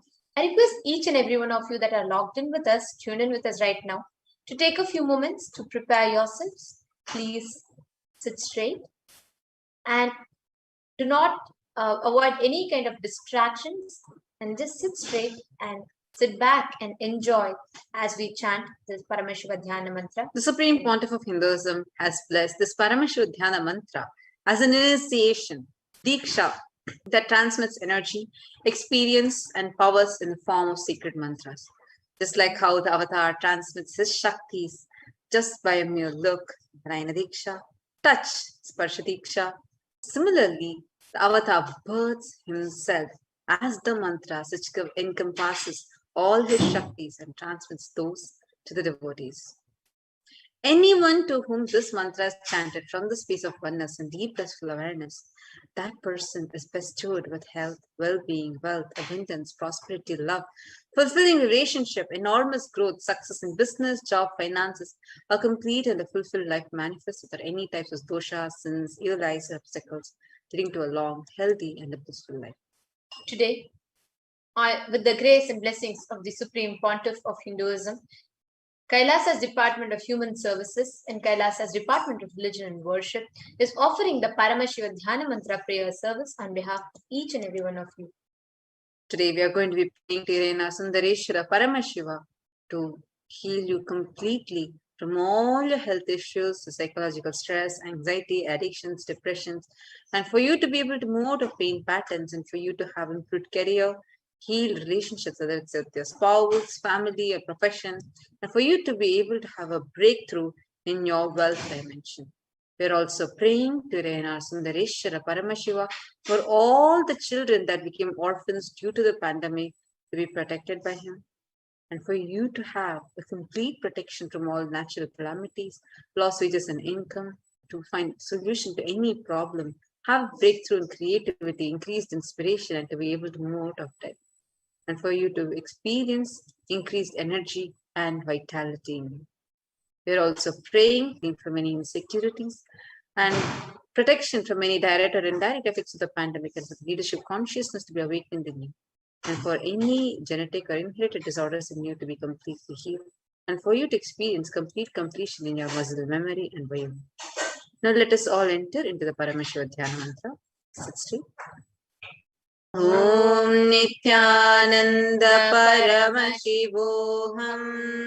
Om Nithyananda Paramashivoham. Om Nithyananda Paramashivoham. Om Hrim Nithyanandaya Namaha. Om Ham Ham Shivaya Namaha. Om Nithyanandam Paramasukadam Kevalam Jnanamurtim Dvandvatitam Gagana Sadrisham Tattvamasyadilaksham Ekam Nityam Vimalamachalam Sarvadhi Sakshi Bhutam Bhavatitam Trigunarahitam Sadgurum Tam Namami. I surrender to that Sadguru who is eternal bliss, the bestower of supreme happiness, the one whose embodiment of wisdom, who is beyond duality, who is omnipresent, to whom the supreme goal is giving the enlightenment experience, who is eternal, pure, silent spectator of all thought processes, who is beyond any emotions, who is without the three qualities called Sattva, Rajas, and Tamas. When you make a conscious resolution in the presence of the avatar, the power of the Sankalpa itself will deliver the experience and manifest your reality. Om Mamo Pata Samasta Duridakshaya Dvara Bhagavashi Nithyananda Paramashiva Prityartham. I am taking this conscious resolution today for destroying all my karmas and sins, and in order to please Bhagavan Shri Nithyananda Paramashivam. Asya Devadevasya Mahadevasya Akhilanda Koti Brahmanda Nayakasya. Who is the God of all gods? Who is the greatest of gods? The Lord of universes and multiverses. Who is the Lord of the cosmos? Sakala Jagat Srishti Sthiti Samhara Tiro Bhava Anugrahakya Panchakritya Parayanasya. The one who does the cosmic actions of creation, sustenance, rejuvenation, pulling out of delusion and liberation. Adimadhyantarahitasya Prameya Parakramasya Tattvartha Gocharasya. The one who is the beginning, middle, and end. The one who is immeasurable. Akara Ukara Makaratmaka Pranavatmakasya Vrishabharudhasya Mahadevasya Kamikadivatulantha Mahatantrakya Shivagamaswarupasya Sakala Nigamagamaswarupasya Shuddhadvaita Shaiva Swarupasya Nithyananda Padastasya Nithyananda Swarupasya Shuddha Sachidananda Vigrahasya Rupa Rupati Tasya Sakala Nishkala Swarupasya Nitya Niranjana Niramaya Nirvikara Akarandadi Visheshanasya Shri Nithyanandeshwari Parashakti Sameta Shri Nithyanandeshwara Paramashivasya Shri Nithyanandeshwari Parashakti Sameta Shri Nithyanandeshwara Paramashiva Avatara Bhutasya Sarvadeva Devi Swarupasya Bhagavataha Shri Nithyananda Paramashivasya Cha Prityartham Shubhe Shobhane Muhurte Adya Brahmanaha Ditiya Parade Shri Shvetavaraha Kalpe Vaivasatamanvantare Ashtavimshati Tame Nitya Yuge Pratame Padhe Jambu Dvipe Bharata Varshe Bharata Kande Meroho Dakshine Parshve Shakabde Asmin Vartamane Vyavaharike Prabhavadinam Shrishyaha Samvatsaranam Madhye Shubhanama Samvatsare Shubhayane Shubharatau Shubhamase Shubhapakshe Shubhatitau Shubhavasare Yuktayam Shubhanakshatra Shubhayoga Shubhakarana Evam Guna Visheshena Vishishtayam Asyam Shubhaditau. During the auspicious time, during the second half of the lifetime of Lord Brahma, during the Kalpa called Shvetavaraha, during the regime of Vaivasatamanu, during the first quarter of the Yuga called Nitya Yuga, in the island called Jambu, the continent called Bharatavarsha, in the Indian subcontinent called Bharata Khanda, in the southern side of the Mount Meru, in the Shaka era, during the auspicious year, which is one of the set of 60 years, which is in practice of which Prabhava is the first year, in the auspicious Ayana, in the auspicious season, in the auspicious month, in the auspicious Paksha, on the auspicious Tithi, auspicious day, on the auspicious Nakshatra, auspicious Yoga, and auspicious Karana, during such an auspicious moment, Adikailhase Kalpavrikshasya Dhaha Nithyananda Nagare Smrita Smritana Muktidayake Mahakshetre. Now, we request all the participants, whether you are offering this mantra for yourself or for someone else.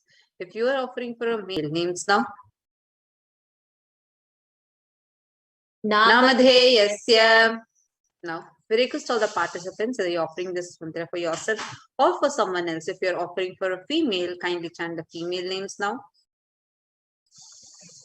Namnah cha yajamananamavayoho sahakutumbanam bandhuvarganam mitravarganam dayadivarganam sodaravarganam samesham. For all those who are participants, hosts, and me with their families, relatives, inheritors, friends, brothers, and everyone. Sarvabhishta siddhyartam sarvamangalavapyartam uttarottaranavachinna sthiralakshmi prapyartam. Always let there be unbroken flow of auspicious, good and auspiciousness. always let there be unbroken flow and steady flow of abundance, prosperity, and wealth. Kutumbe sarvesham sarvabhishta siddhyartam chintita manorathavaapyartam. Let The family always have all kinds of auspiciousness, and anything which is desired be fulfilled. Samesham adhivyadhi nivrityartam samesham chiradhipada paryantam vidyamananam sameshu angeshu janita janishyamana sakala vida nana vida roganam vyapohartam tadvara rogadridagatravapuhu siddhyartam. Let all the chronic diseases be healed. Let all the diseases and disorders in the body, starting from head till toe, which has occurred or which is yet to occur in various parts of the body, be healed. Let a strong, diseaseless, healthy, handsome, and graceful body be obtained. Samesham parekartribhischa kridakarishyamana sakala vidha mantra tantra yantra vishachurna abhichara stambhana marana uchchathana vidveshana vashikaranadi mantrika prayogebhyah rakshana praptyartam tadvara samesham sarvabhishta siddhyartam. Let protection be obtained from all the evil effects of acts performed by people either in the past or yet to be performed in the future through the use of mantras, tantras, yantras, poisonous pills, employing spells for malevolent purposes like making a person immobile, killing a person through vomiting, diarrhea, upsetting and ruining the health, poisoning, hypnotizing, etc. Apamritidosha nivrityartham kala mrityu akala mrityu dur mrityu nivrityartham. Let all the doshas or ill effects related death like sudden death, unnatural death, fatal death be removed. Samesham antadrishti, bahi drishti, krura drishti, vyapara drishti, anukula drishti, pratikula drishti, ityadi. Sakala vida drishta dosha nivrityartham. That all the evil eyes of known and unknown sources, the cruelty filled eyes, evil eyes of business enemies, effects of evil eyes of people who may project as if there are well wishers, and the effects of the evil eyes of people who are against our well-being be removed. Samesham anta shatru, bahi shatru, krura shatru, vyapara shatru, anukula shatru, pratikula shatru, ityadi. Sakala vida shatru badha nivrityartham. That all the effects of inner enemies and outer enemies, fierce enemies, business enemies, enemies who project themselves as good, enemies who work against our well-being be removed. Samesha matrusha sakala vida shapanam vyapohanartham. Let all the effects of curses right from the mother be removed. Anadi avidya vasanaya pravartamane asmin mahati samsara chakre vichitra bihi karmagati bihi chitrasu yonisho punah punaha anekada janitva. From time immemorial, due to ignorance, we get caught in the vast cycle of birth and death. Due to the effects of our action, we take birth again and again in various bodies in this quiet state. Kenapi punya karma visheshena bhagavataha Shri Nithyananda Paramashivasya aparimitaya kripaya idanintana manushya janma praptavatam. Yet due to some good with the extreme and the immeasurable compassion and the grace of Bhagavan Shri Nithyananda Paramashivam, we have been blessed with a human body. Samesham iha janmani purva janmani janma janmantareshu sarvaihi kritanan shiva ninda devi ninda guru ninda dosha vyapohartam shiva parada devya parada guru parada dosha vyapohartam. Any kind of abuse we may have done to Paramashiva, Parashakti and Guru in the present birth, past birth, or in any of the births be removed. Any kinds of crimes or offences committed against Paramashiva, Parashakti and Guru be removed.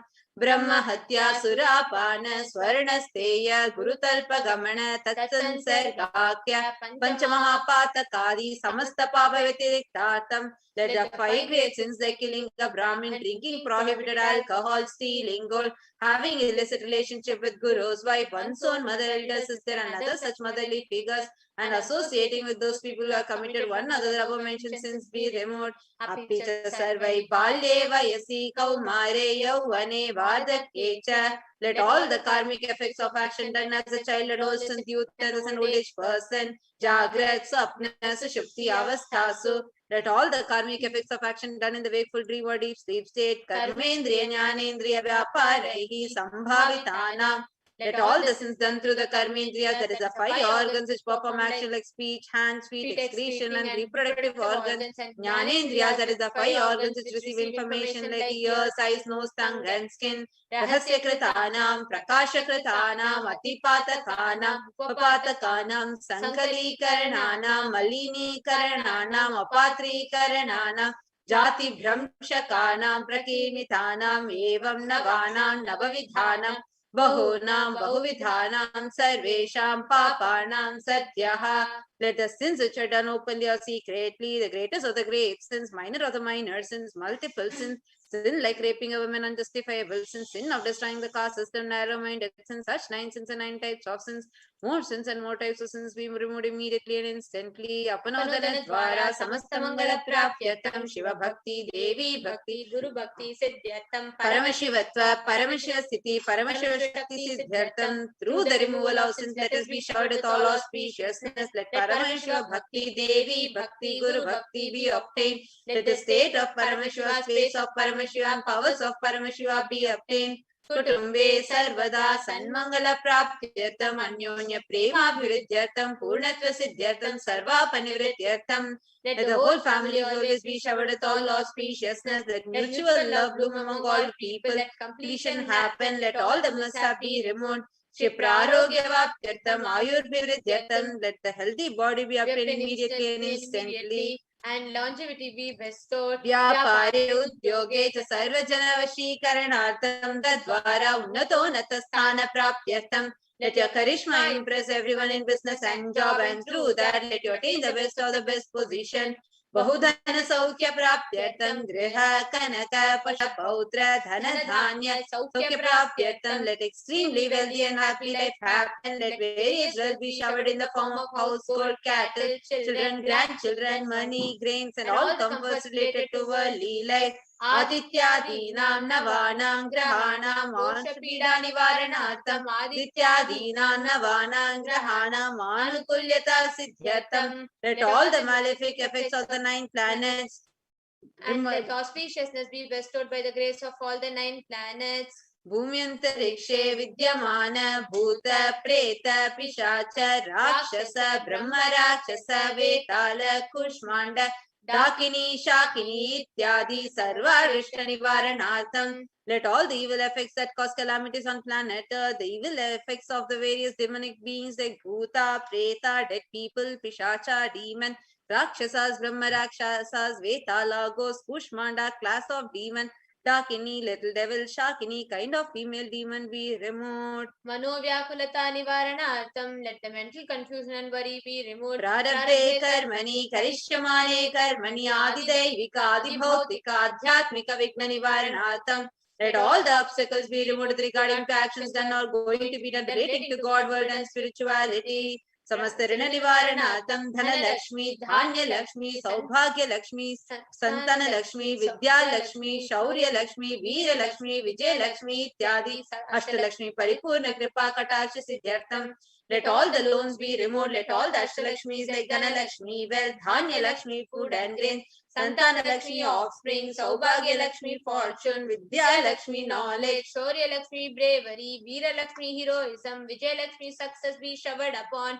Pariksha Sunnata Sthane, Vijaya Praptyatam, Sarva Vidya Parangata Siddhyartam, Medha Shakti, Grahana Shakti, Abhivridyartam. Let the top rank be obtained in the examinations. Let all the excellence be acquired in all fields of knowledge. Let the mental power and understanding ability be increased. इत्यादि सकलविध सन्मंगलानि गुरु कृपा कटाक्षेण प्राप्त्यर्थं by the grace of Guru let all the auspiciousness be showered upon Shri Kailasonada Dvadashanta Shyamala Pita Ruda, the one who has ascended the Madurai Adinam Shyamala Pitam, the Pitam established by Devi Meenakshi, the incarnation of Shyamala Devi, which is the supreme place of Kailasa, where Parameshwar resides in the whole soul, the cosmos, and Kailasa. Shri Meenakshi Sundareshwara Bhinna Swarupa Parashyoputra Ratna Kumara, the one who is no different from Meenakshi Sundareshwara, the most beloved son of Paramashiva, the young boy.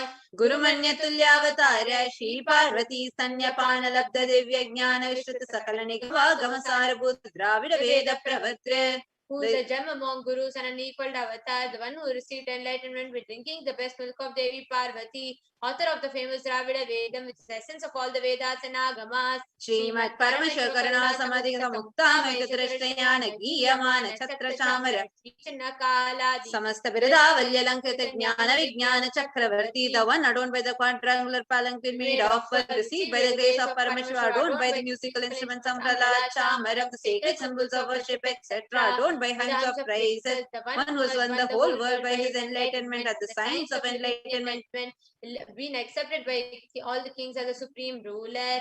Sarvajana Sangha Sadhyo Nirvana Diksha Vyapa Varga Varsha Vishrana Jimuta Paramata Kalaba Kesari, the showerer of Videha Mukta, an immutable state of enlightenment immediately by Nirvana Diksha to all people, the one who creates bliss, protecting leader, the roaring lion and trumpeting young elephant for other religions. Shaiva Siddhanta Sthapana Acharya Shri Raja Dhiraja Pandya Maharaja Guru Shapana Shakyadi Mahanda Karanivarana Jnana Bhanu Dikshana Narhara Dvajochedana Purvaka Srimad Rishabhadvaja Sthapaka Shaiva Samaya Kartre Sarvajna Pitha Ruda Shri Jagat Guru Shri Jnana Sambandha Deshika Swami Vagisha Sundara Manikya Vajaka Swami Nam Avatara Bhuta Shri Jnana Sambandha Swami Punaradrita Shamala Pita Sarvajna Pita Trinavadyuttara Dishatama Guru Mahasannidhana, the one who is the ruler of Sarvajna Pita, the seat of omniscience, O the avatar of such with above mentioned attributes, the Guru of the whole world, Shri Jnana Sambandha Deshika Swami, Appar Sundara and Manikya Vachaka Swami, O the ruler of the kingdom of enlightenment, the Shamala Pita Mahasamastana, which was revived by Jnana Sambandha Swami, O the one who has ascended the seat of omniscience, the 293rd Guru Mahasannidhana,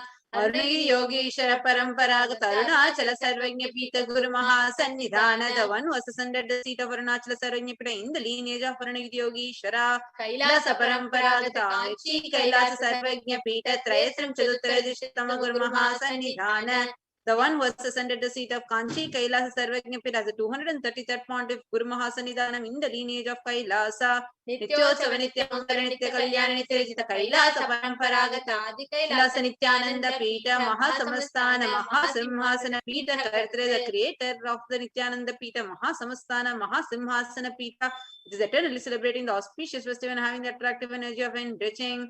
Sakshati Parameshwar Samudbhuta Kailasa Paramparagata Vaivasatamanikshakare Chandra Bhagirata Shri Ramachandra Shurasena Ityadi Anavachinna Sarvabhauma Chakravarti Paramparagata Chatushashti Yogini Mandita Chatushashti Sampradaya Pravartaka Manudharma Shasana Surya Vamsha Prapta Sarvajna Pita Surangi Samraja Murda Abhishikta Chudamani Sakshat Shri Parameshwar Samudbhuta Kapila Mahaguru Punaradhrita Mahanirvani Pita Ashtota Sasra Shri Mahamandaleshwara, the 1080 Mahamandaleshwara of Mahanirvani Pita, established by Bhagavan Paramashiva himself and revived by sage Kapila. Sakshat Shri Parameshwar Simhasana Abhishikta Samasta Ganayaka Shri Mahaganapati Samarambha Anavachinna Pitadishwara Guru Parampara Prapta Atala Pita Ashtotara Sahasratama Ashtotara Sahasra Shri Atala Pitadishwara, the 1008 Shri Atala Pitadishwara of Atala Pita, which is unbroken lineage of pontiff starting from Bhagavan Mahaganapati, who is the leader of the Ganas, who was coronated by Bhagavan Paramashiva himself. Dharma Mukti Swargapura Swarna Pita Trayo Vimsha Guru Mahasannidhanam, the 23rd Guru Mahasannidhanam of Dharma Mukti Swargapura Swarna Pita, Kailasa Paramparagata Adi Pita Sarva Pita Jagat Guru, the Jagat Guru of Adipida Sarajñapida in the lineage of Kailasa, Shri Kailasa Punaruddharaka, Shri Kailasa Paramacharya, Srimat Paramahamsa Parivrajaka Varya, Sachidananda Pranava Swarupa, Shrotriya Brahmanishta, Srimat Jagat Guru, Srila Shri Bhagavad Shri Nithyananda Paramashiva, Shri Jnana Sambandha Deshika Paramacharya Swami Nam Prityartham. Who is in the state of Paramahamsa, the Acharya of all sannyasis and parivrajakas, the embodiment of pure truth, consciousness and bliss, the embodiment of the sacred syllable Om, the knower of the Vedas, the one established in superconsciousness. Tesham Padara Vindayoho Bhakti Siddhyartham, Guru Kripa Kataksha Siddhyartham, Shema Saidya Vijaya Vijaya Rogya Aishwarya Takama Moksha Palapurushartha Siddhyartham, Mama Samasudrito Pashantyartham, Samasta Mangala Vaptyartham, Bhagavad Shri Nithyananda Paramashiva Prasadena Sakutambhasya Jnana Vairagya Jivan Mukti Praptyartham Cha, Shri Nithyanandeshwari Parashakti Sameta, Shri Nithyanandeshwara Paramashivasya, Shri Nithyanandeshwari Parashakti Sameta, Shri Nithyanandeshwara Paramashiva Avatara Bhuta Sarvadeva Devi Swarupasya Bhagavataha, Shri Nithyananda Paramashivasya Cha Jnana Shodasopachara Sarvopachara Archana Radhana Pujam Prarthanam Karishye. Om Ananda Gandharilaya Namaha, Om Bhavaroga Veshajaya Namaha, Om Kalpatarave Namaha, Om Pashupataye Namaha, Om Pasha Vimochakaya Namaha, Om Ipsita Paladayakaya Namaha,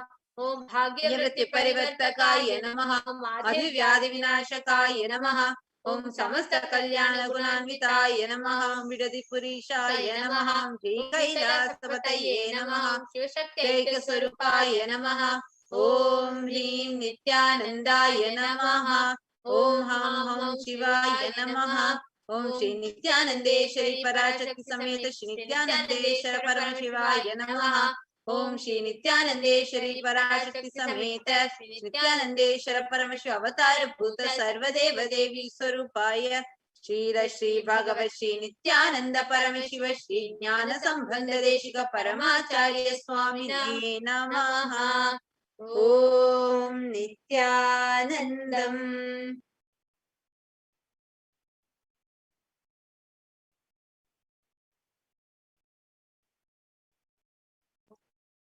In the same space, deep gratitude.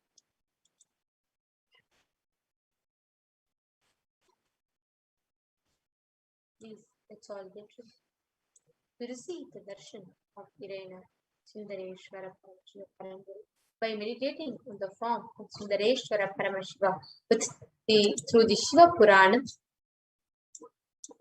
Namah Shivaya Varga Nadantal Varga Imai Purudum Yen Nenjil Ningadantal Varga Namah Shivaya Varga Nadantal Varga Imai Purudum Yen Nenjil Ningadantal Varga Kogariyanda Gurumanidantal Varga Kogariyanda Gurumanidantal Varga Agamam Maginindra Annipantal Varga Egan Anegan Ireivan Nadi Varga Vegan Kedathanda Vindan Nadi Velga Egan Anegan Ireivan Nadi Varga Vegan Kedathanda Vindan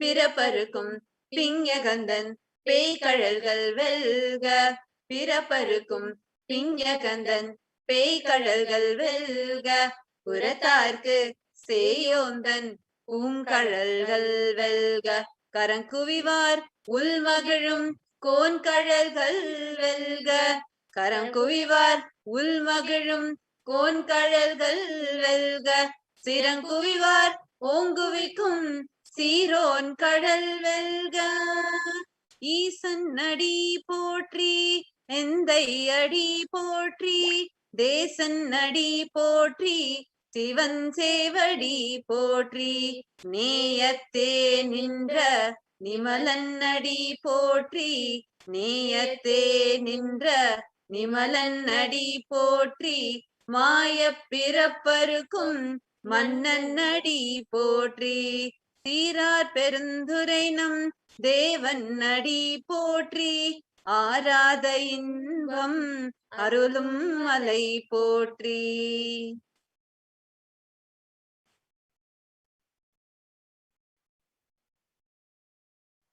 The meaning of this verse, the Shiva Purana, which is sung in the praise of Bhagavan Sundareshwara Paramashiva, goes as follows. Long live Namah Shivaya, long live the feet of Shiva, long live the feet of him who does not move away from my mind even for a second. Long live the feet of my Guru who ruled over the Tiruvavadurai. Long live the feet of him who became holy books and comes near us. Long live the feet of the God who was one but appeared as many. Long live the feet of Paramashiva who stabilized my mind. Let the feet of Paramashiva who stabilized my mind be victorious. Let the valorous anklets of Paramashiva who cuts off the cycle of births and deaths be victorious. Let the flower-like anklets of Paramashiva who is scars to those who stand away from him be victorious. Let the anklets of King who happily lives in the mind of those who salute to him be victorious. Let the anklets of that great one who uplifts those who bend their head to him be victorious.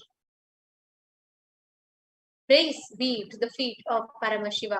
Praise be to my father. Praise be to the feet of my friend. Praise to the red feet of Bhagavan Paramashiva. Praise be to the feet of the pure God who stood in love. Praise the feet of the King who cuts off the illusion called birth. Praise to the feet of the God who is holy in Tirupperumdurai.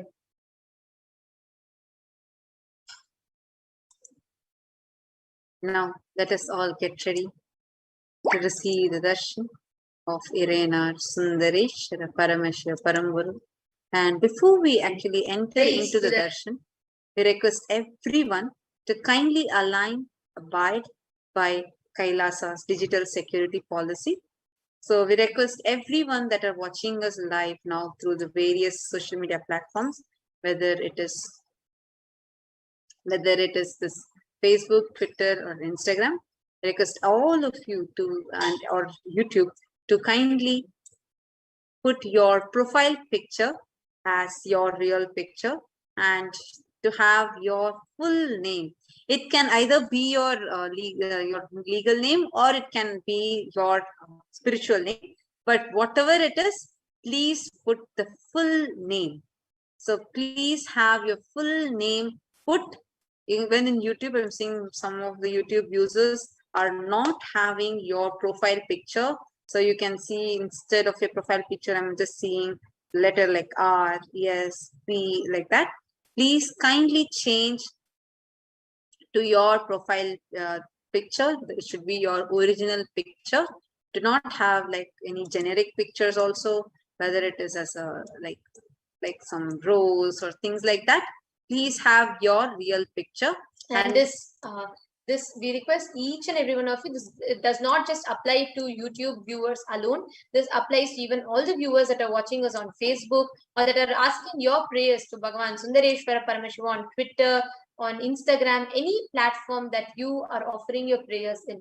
Please make sure that you abide by the Kailasa security policies, and for the ease, for having the blissful darshan and having a comfortable darshan, please make sure you abide by these security guidelines, and so that you have a blissful experience. If there is any breach in this security guidelines, we would have to maintain the security policy, we would have to be removing you from the channel or removing you from so I request each and every one of you to kindly take a minute or two to align yourself by the security policy, Kailasa's national security policies, which requires each and every one of you to put your complete name, your original name, your complete name. It can be either your spiritual name or your legal name, but you're required to put your complete name along with your profile picture. So your profile picture can't be a generic picture like a bike or a rose. It can't be like that, or it can't be just no profile picture. You are supposed to have your original picture as your display picture. And before you ask your question, please make sure you abide by this. And there might be some names who are in Chinese, who are in French or different languages. And we request each and every one of you to put your names in English, so such that it can be read out. So please make sure each and every one of you are putting your name in English language, your original name fully, and having your original picture as your profile picture. We request each and every one of you to take a few minutes to abide by this so that you can have a blissful experience of the Paramashiva Sayajya Samadhi Darshan. So we're going to be entering into the meditation shortly. So we're requesting everyone and meanwhile to kindly abide by this. So now let us all sit. You can spine a straight line. Close your eyes and chanting the Mahavakya. Om Nithyananda Paramashivoham. Om Nithyananda Paramashivoham. Om Nithyananda Paramashivoham.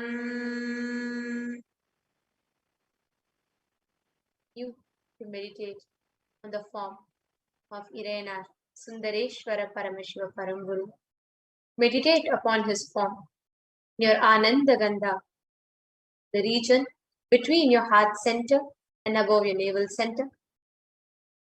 Meditating upon the form of Irena Sundareshwara Paramashiva Paramburu as he resides in the form of the Nija Avatara, the supreme pontiff of Hinduism, in your Ananda Gandha. Avoid any kind of distractions. Relax from all the restlessness.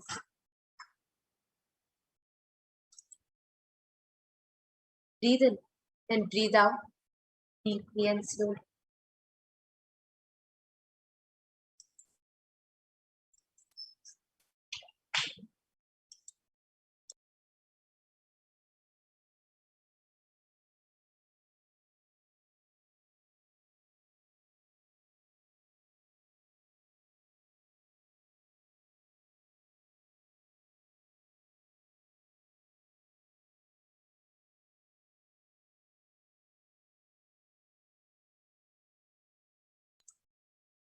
Continue to be the deep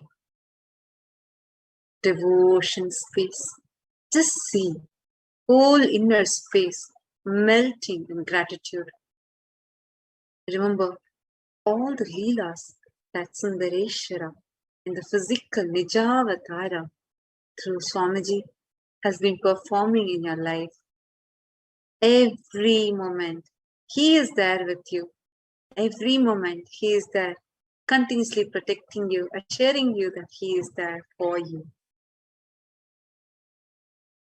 Remember all your sweet moments. It might be that moment when you heard Swamiji call out your name, or just that moment when he gave that gaze from the corner of his eyes, or that smile, or just the curtains opening and immediately he just entering into your inner space, flooding you with tears of bliss, flooding your whole body with divine nectar.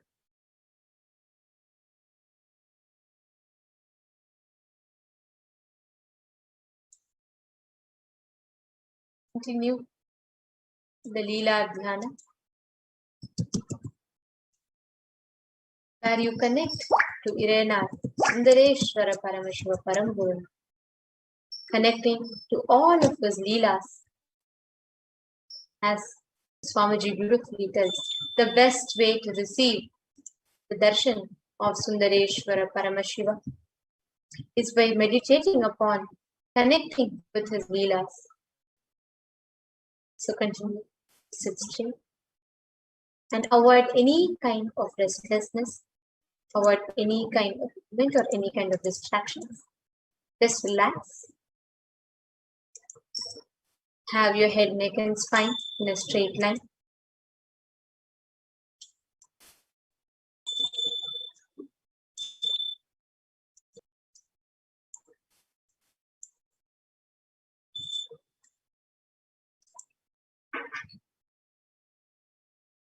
Just remember the first time that you met Swamiji, how that divine intervention happen in your life, just remember how the avatar just beautifully manifested in your life.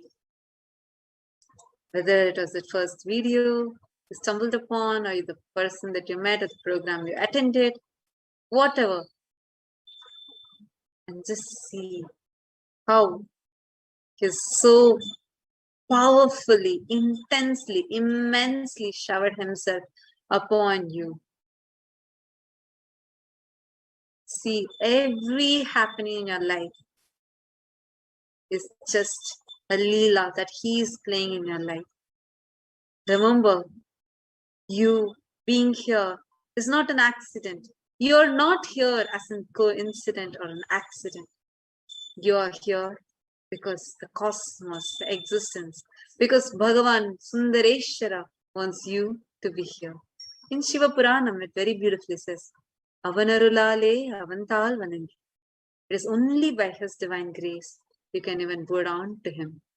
And here you are today, out of billions and billions of humans. It's you who has been chosen today to receive his darshan. Feel that immense gratitude overflowing and just flooding your entire nervous system with that divine nectar. Just feel the Ananda Gandha, the region between your heart center and navel center, just flowering just by mere remembrance of Irenar Sundareshwara Paramashivam. Sundareshwara, the very embodiment of beauty and grace of cosmos in flesh and bones, is Sundareshwara Paramashivam. And he himself is coming down to give darshan for you, exclusively for you.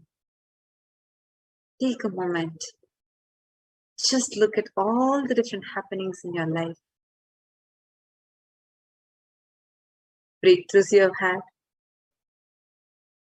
the miracles that you've experienced, that sweet moments that you have seen Sundareshwara playing Leelas in your life, whether it was a simple desire for you to see Swamiji, just turn and give a look at the camera,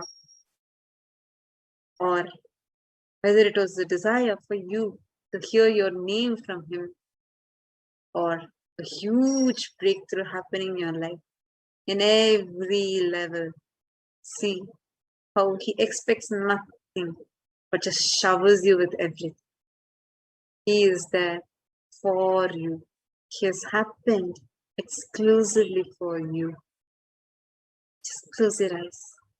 Enter into the deep meditative space and see your inner space just flooding. Understand? When the river is shallow, even in Ganga, you will see huge rocks. But the moment it is flooded, all the rocks will disappear. Same way, flood your inner space, the deep gratitude and devotion. All other incompletions, your wants, needs, conscious illusions, Satya Sankalpas will just disappear. Understand? He himself is coming down for you. Just continue to be the deep meditative space, waiting to receive the darshan.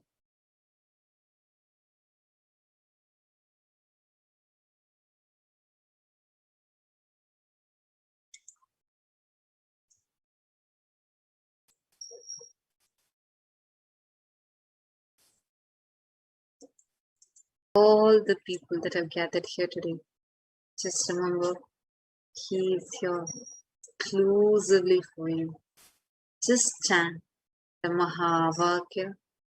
Om Nithyananda Paramashivoham. Om Nithyananda Paramashivoham. Om Nithyananda Paramashivoham.